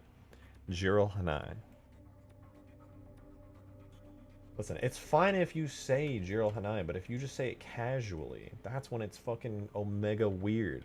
When you're just like imagine you're having a Halo discussion with your buddies. You're like around the couch, just like get a beer or something. You're like, ah, man. Yeah, it's a shame that like we just didn't get all that much in terms of like Covenant customization. But he's like, yeah, playable elites, and then you just like pop up and you're like, perhaps if we had a Jiril Hadai as a playable race, and then everybody looks at you like you just fucking spit in their face, and they're like, what the fuck did you just say? And you're like, whatever do you mean by dear friends? They're like, did you say Jiril Hanai? Did you mean fucking brutes? And you're like, what? And then they shove you against the wall and then point in your face like, did you mean to say fucking brutes? And you're like, I just meant to say Jiril Hadai, and they start beating the shit out of you because you deserve it. Ooh, hey, that looks pretty good.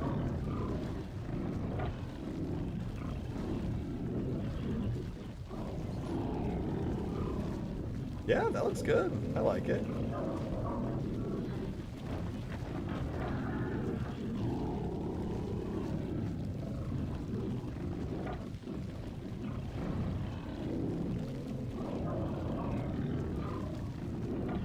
What are you on about?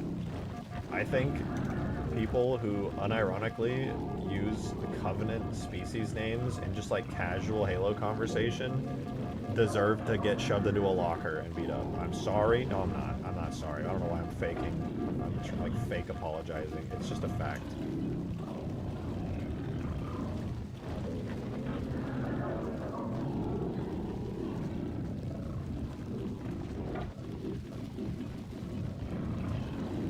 Wait, Sway should be like the other flood. Yeah, the Halo 3 flood are like all movie and itchy and blobby. Halo 2 flood are, I mean, at least with these animations, very stiff.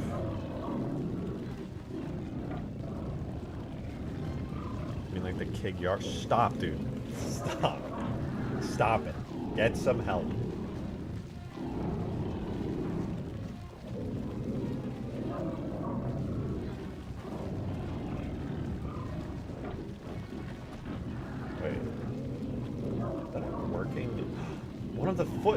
One foot has IK? No way! Right foot? Left foot? How come the left foot works? It's according to the BL2. Right foot, BR. Oh. How come the left foot works, but the right foot doesn't seem to work? What's up with that?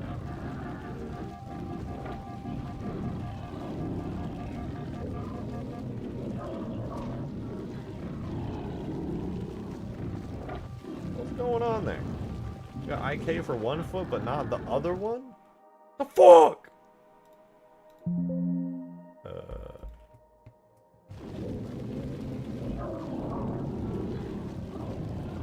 Learning out about Halo and creature names to a girl, and she yeah.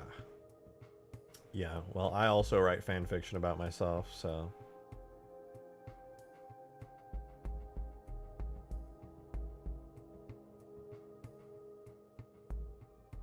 Left foot and right foot are set up. Weird. I wonder why it doesn't work.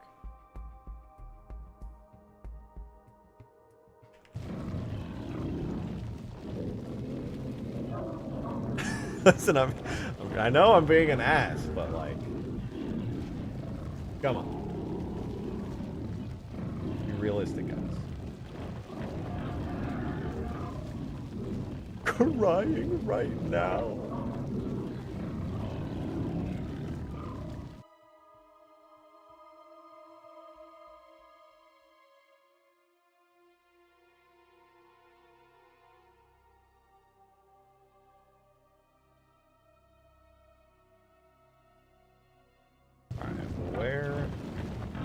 Set up some of the target markers. Actually, wait, if I shoot this thing in the face, does it react as though it's being shot in the face? Does it know? I don't even think its collision model's working, to be honest.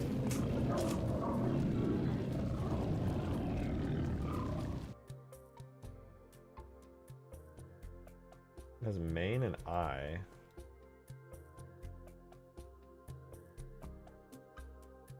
I think I'm just gonna set up its damage states real quick.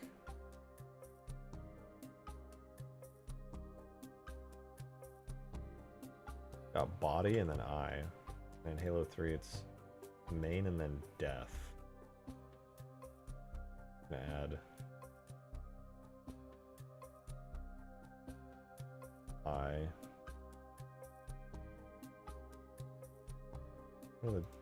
It literally just has head, damage section eye. I'm just gonna do damage section eye.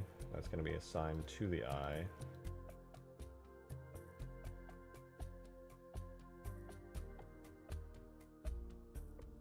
Hard flood flesh Juggernaut. Is that still a thing?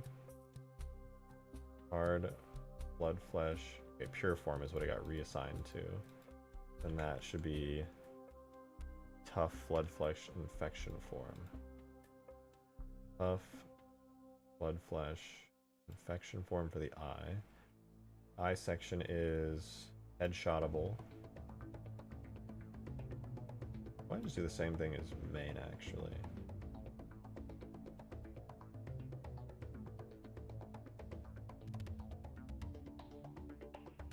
Vitality percentage of maybe like 0.5 as well.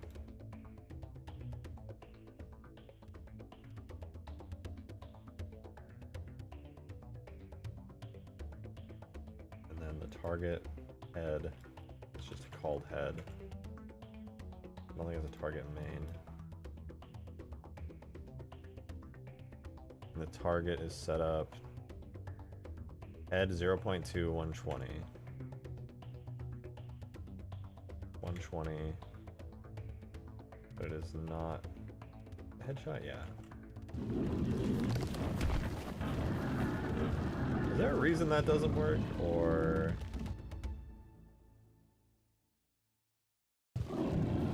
I just think its collision model isn't working at all.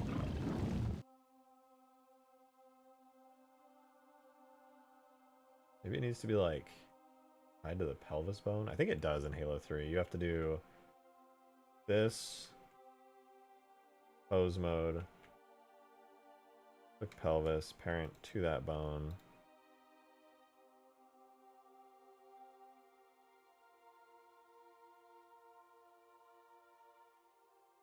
I think it's gonna fuck it up, but it might work. In my chat, but he's purposely ignoring them because he's terrified. Jesus Christ. How do you guys make YouTube accounts that quickly? Don't you need to, like, have a unique phone number or something? I'm so confused.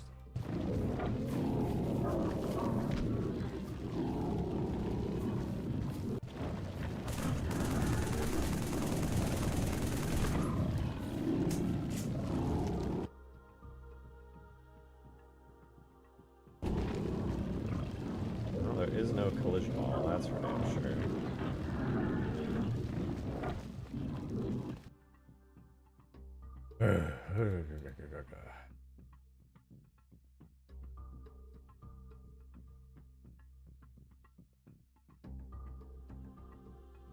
This is the collision model. It has body. Oh, you know what? Yeah, that's why. It's got regions. Probably the same with physics, yeah.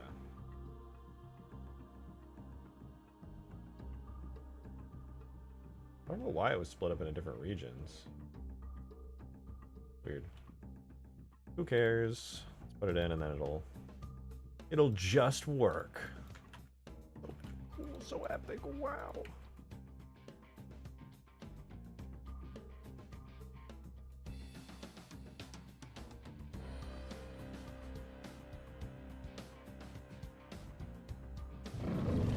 Okay, collision's in. Presumably physics too. Now I can shoot him in the face. And the animation works.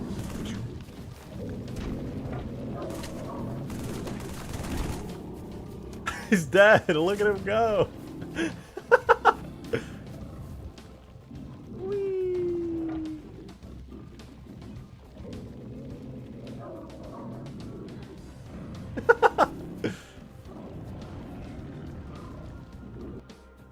This people need it.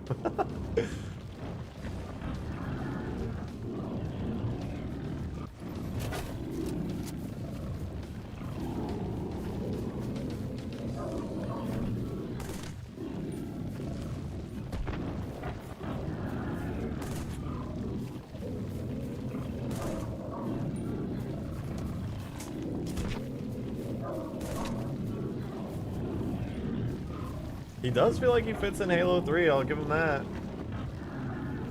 Maybe a little bit more green in certain areas, but I feel like some greenish blue on the legs. But I think, like, generally, pretty good.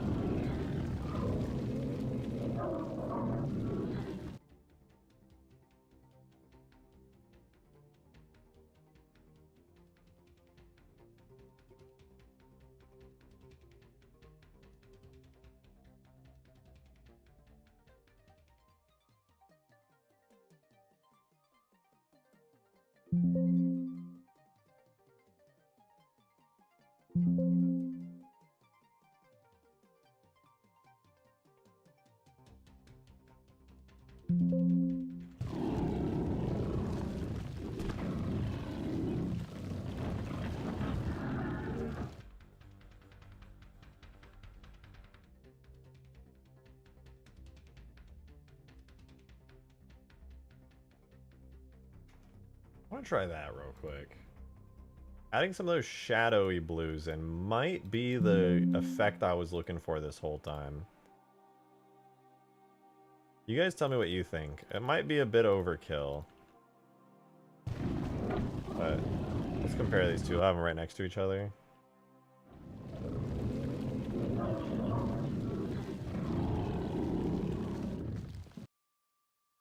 And boom. Oh yeah, that's just too much. It was on the right track, but it's just too much.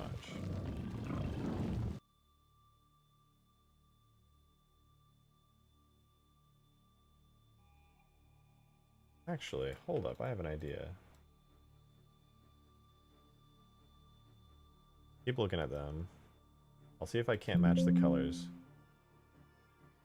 I'm just like, I want to be able to add that blue tone, that pale bluish fleshy tone, but I'm trying very much to not overdo it. Okay, so it's too green.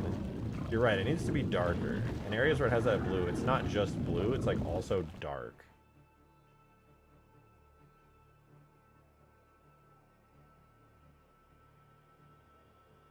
It's not just haphazardly applied, it's applied with a darkening effect. Bean Knight with the 2. Thank you very much. I appreciate it. Thank you, thank you. Portable bean cannon when? I will not be adding a portable bean cannon. I will, however, be adding my cat in as a sentinel. And I will also possibly be adding it as a cat gun still. Oh, you are sliding away. You're still sliding away.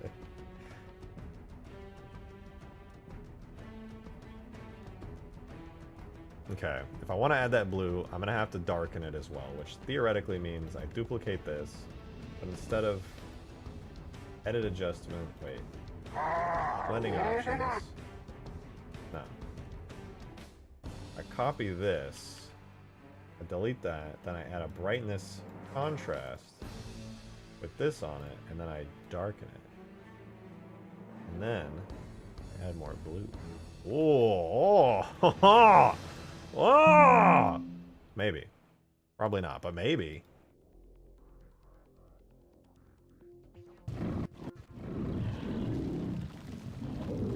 Kind of.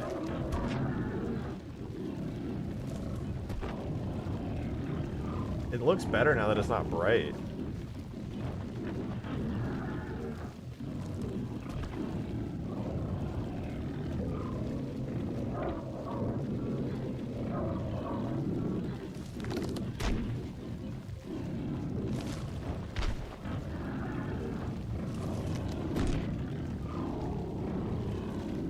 I think if I removed some of that red from the very tippy top of the arms, it might bring it all together. And then I'll finally be satisfied with the coloration.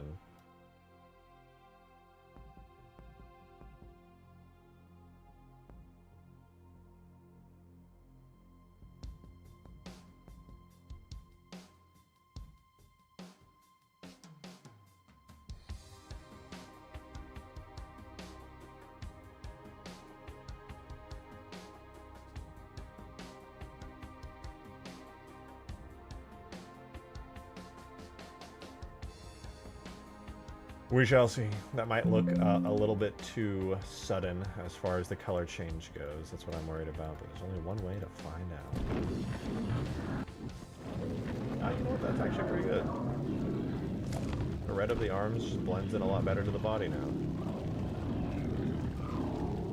Dude, that's good. That's a decent... Well... That needs to be less saturated, actually. It's decent, but... I'm gonna have to make it more pale. I like that there's this blue idea that I got going on. I like it in concept.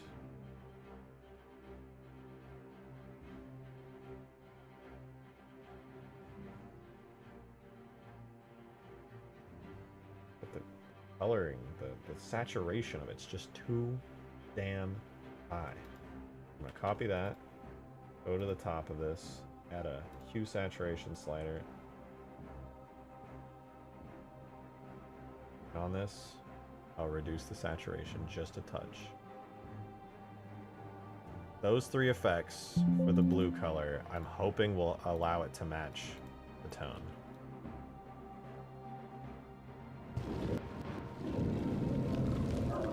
good, actually. That's really... I would actually argue I could go slightly higher, but wow, that's actually pretty sick.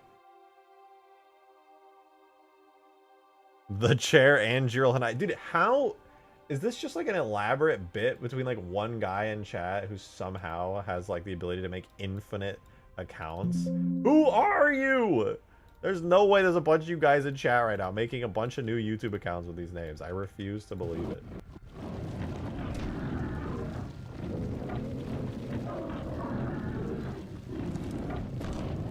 Guys, I think this is what it might have looked like.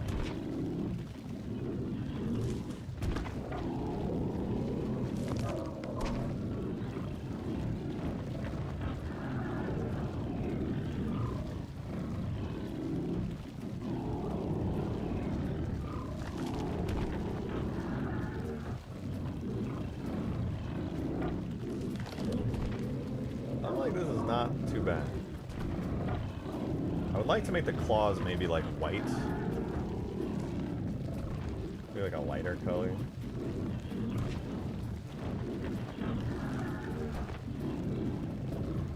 I think I might just need to tone down the red some.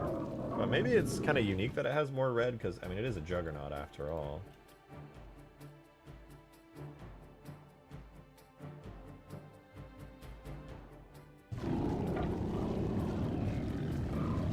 I don't know, it's pretty alright.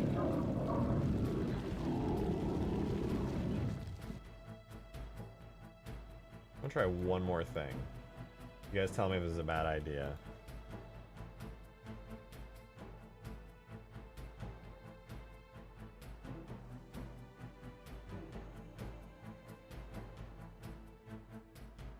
No, you know what? I don't think it's that bad of an idea. Alright, here goes nothing then. Everything back on. My new brightness contrast layer. Brightness up a lot.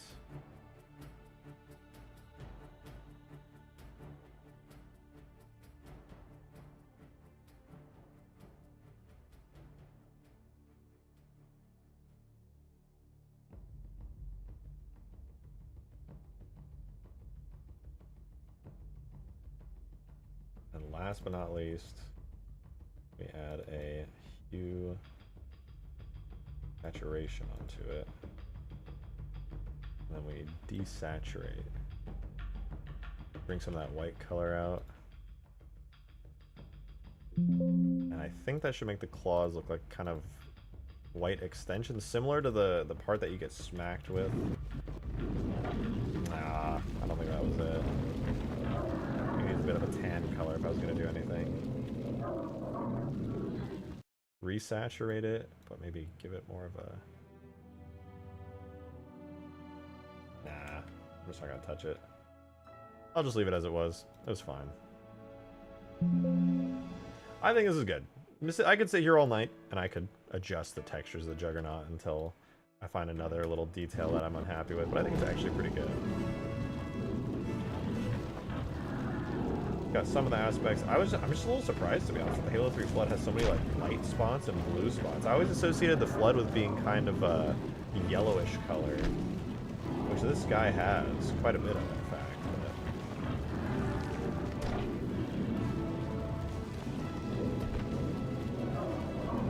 He just needs more blue. He needs more blue and white and pale and tan.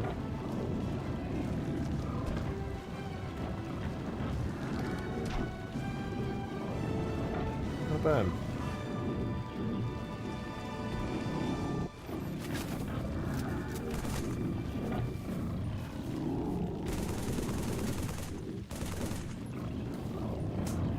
Okay, the Jugger. Okay, one thing I need to fix. This is actually annoying me. Is the Juggernaut is immediately getting stunned when I fire at him for some reason. Pings. What about when I shoot this guy? He also gets pinged immediately every single time I shoot him? That cannot be right.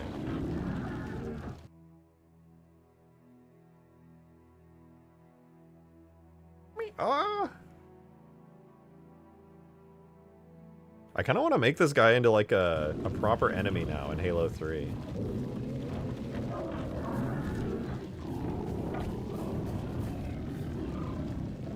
fun to just like insert him. Kitty, yes. She likes to get excited and she like jumps up on my chest and I have to sit here. I waited like an hour extra today before stream because I was just cuddling with her. I was bonding with her.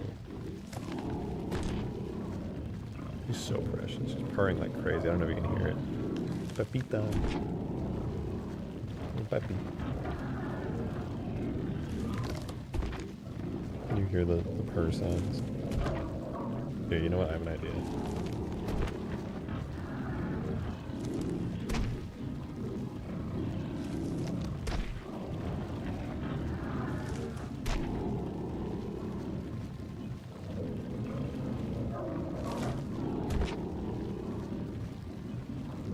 Turn the volume up a lot.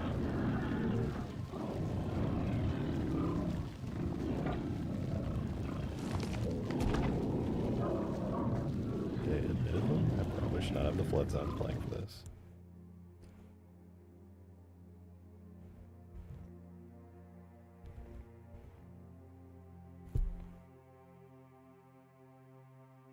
She's so sweet, little Pepita. I might keep her. You're so sweet, little Peppy. Little Peppy.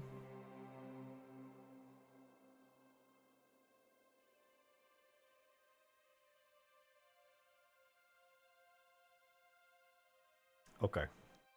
I think I'm gonna call it quits for the day. I've been streaming for almost 5 hours. I'm getting a little tired. That's a lie. I'm probably gonna keep modding, but I'm gonna go relax while I do it. I gotta go like clean dishes and make myself some food and stuff. Thank you guys very much for watching today. I hope you enjoyed. I'm actually gonna do some more Digsite. I want to dig through Digsite tomorrow and see just what's been released. I'm very, very curious. So if you want to see me go through some Digsite stuff tomorrow, that's where I'll be, when I'll be doing it. So thank you guys very much again for watching. I hope you enjoyed. Live again tomorrow, more Digsite, digging through it, like I said. See you guys then. Shout out again to everybody who supported the stream today via tips and super chats. I appreciate you. Have a wonderful rest of your night, y'all. Bye-bye.